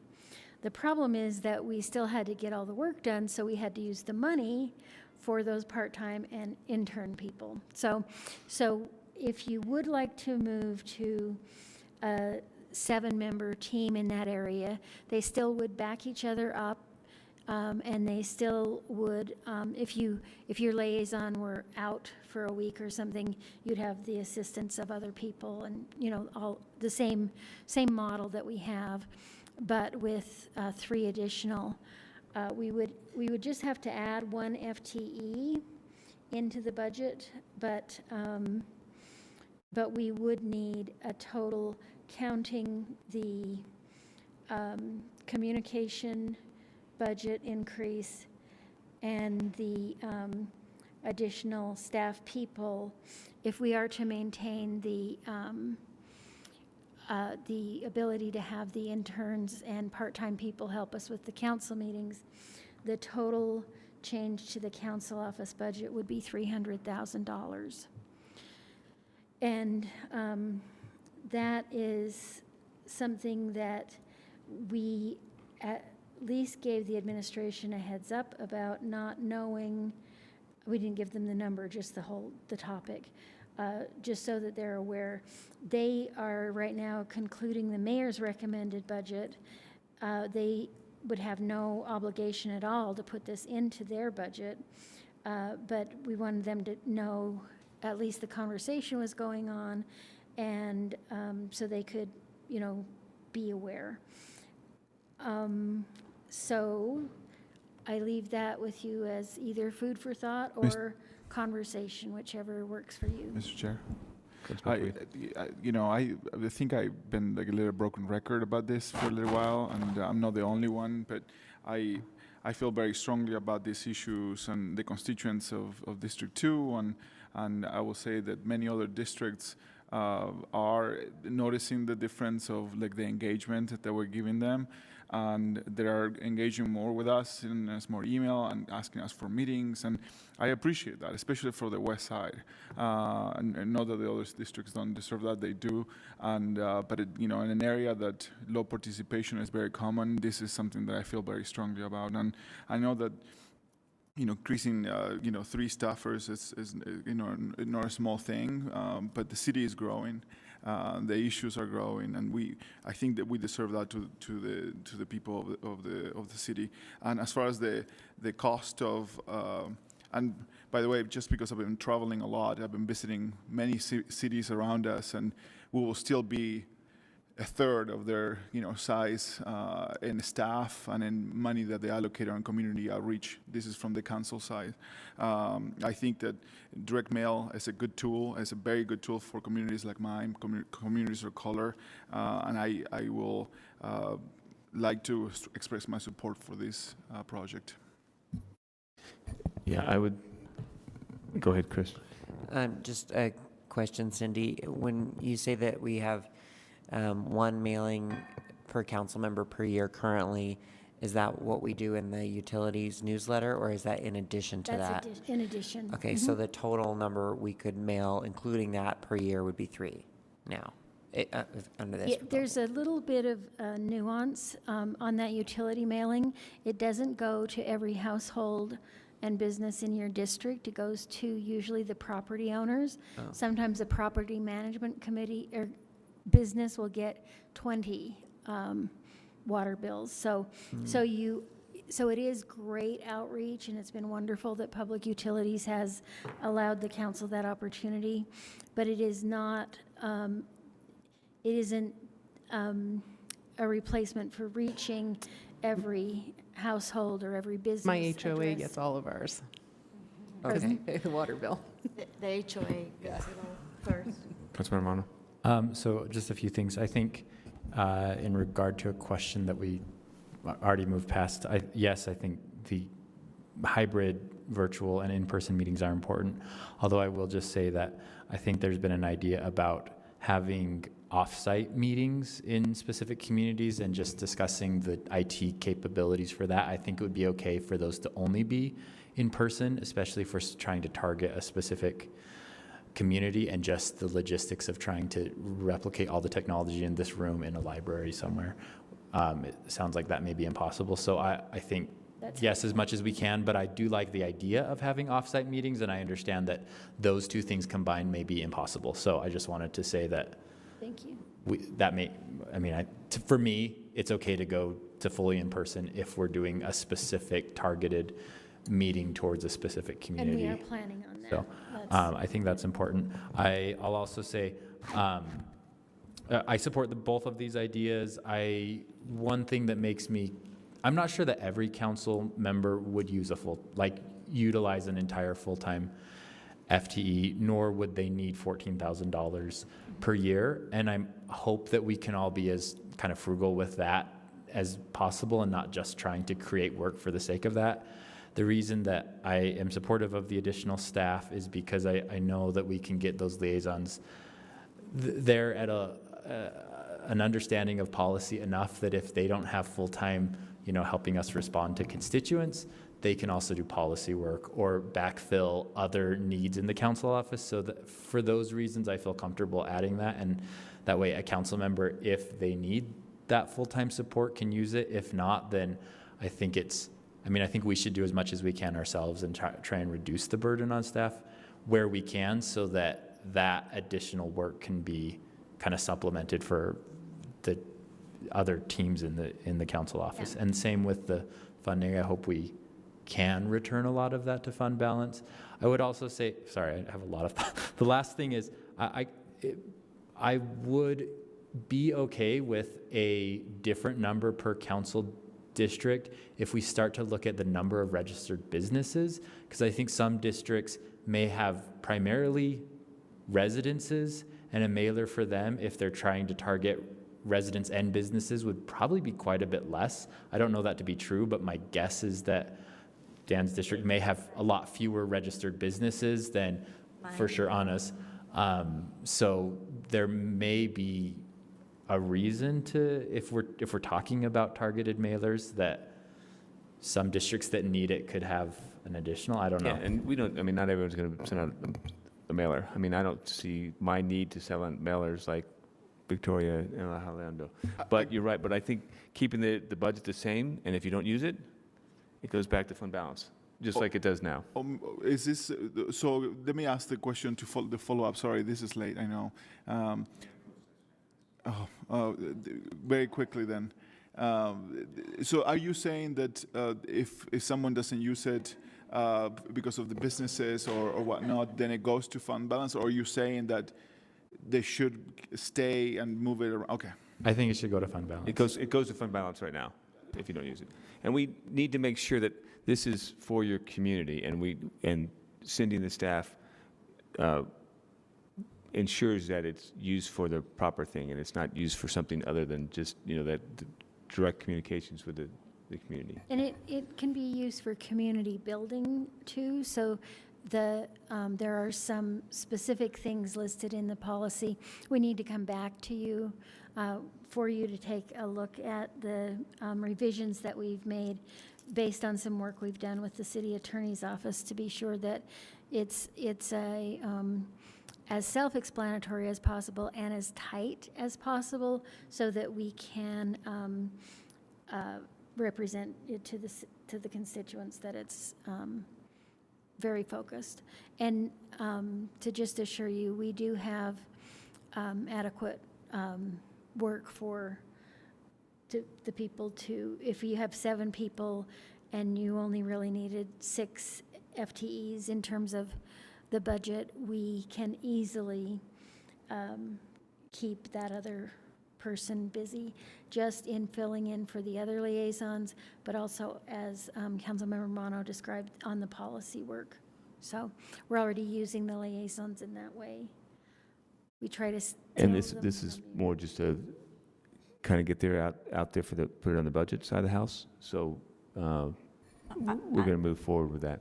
I'm good with everything has been said. District 4 has a lot of communications, and the liaisons is like super extremely busy, so I could take a one full-time liaison.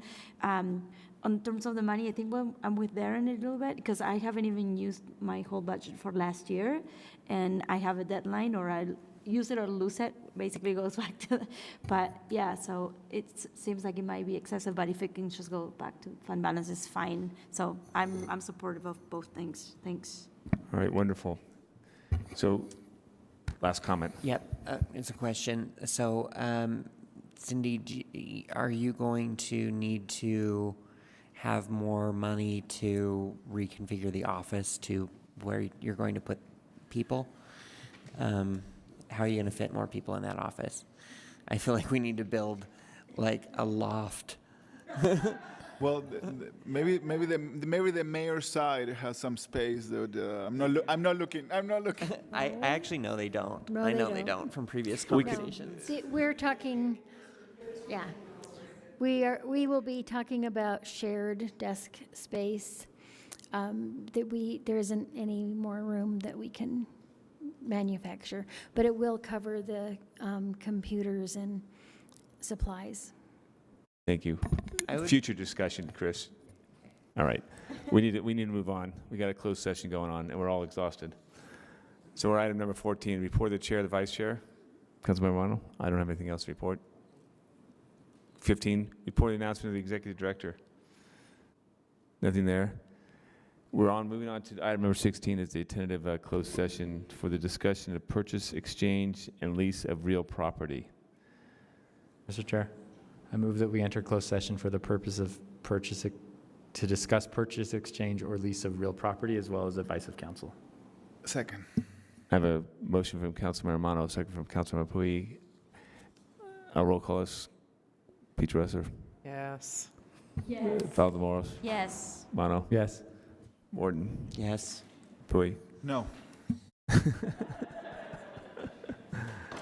And I'm a yes. That passes 5-1 with Councilmember Fowler absent. We're entering a closed session at this time.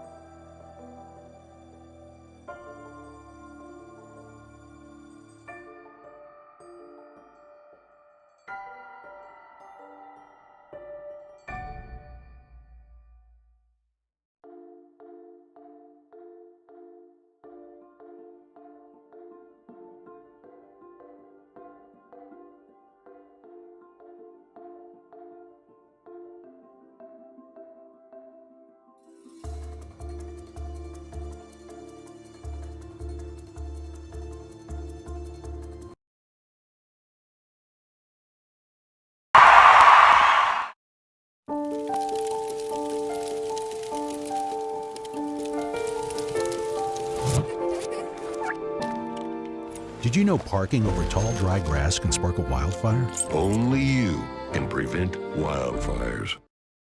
That's low. The average text takes your eyes off the road for nearly 5 seconds.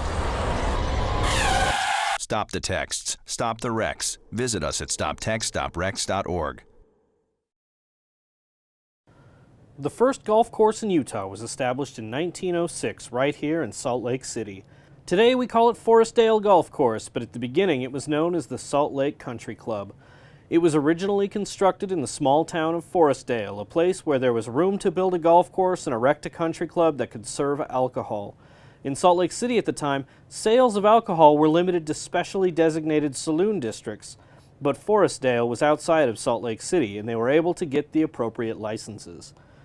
The clubhouse, which still stands, was designed by Frederick Albert Hale, the architect behind buildings like the Alta Club and the original Salt Lake City Library. Once the clubhouse was built, it became the social center for many of Salt Lake City's residents. It was such a popular spot that many politicians, golfers, and celebrities of national importance came to play or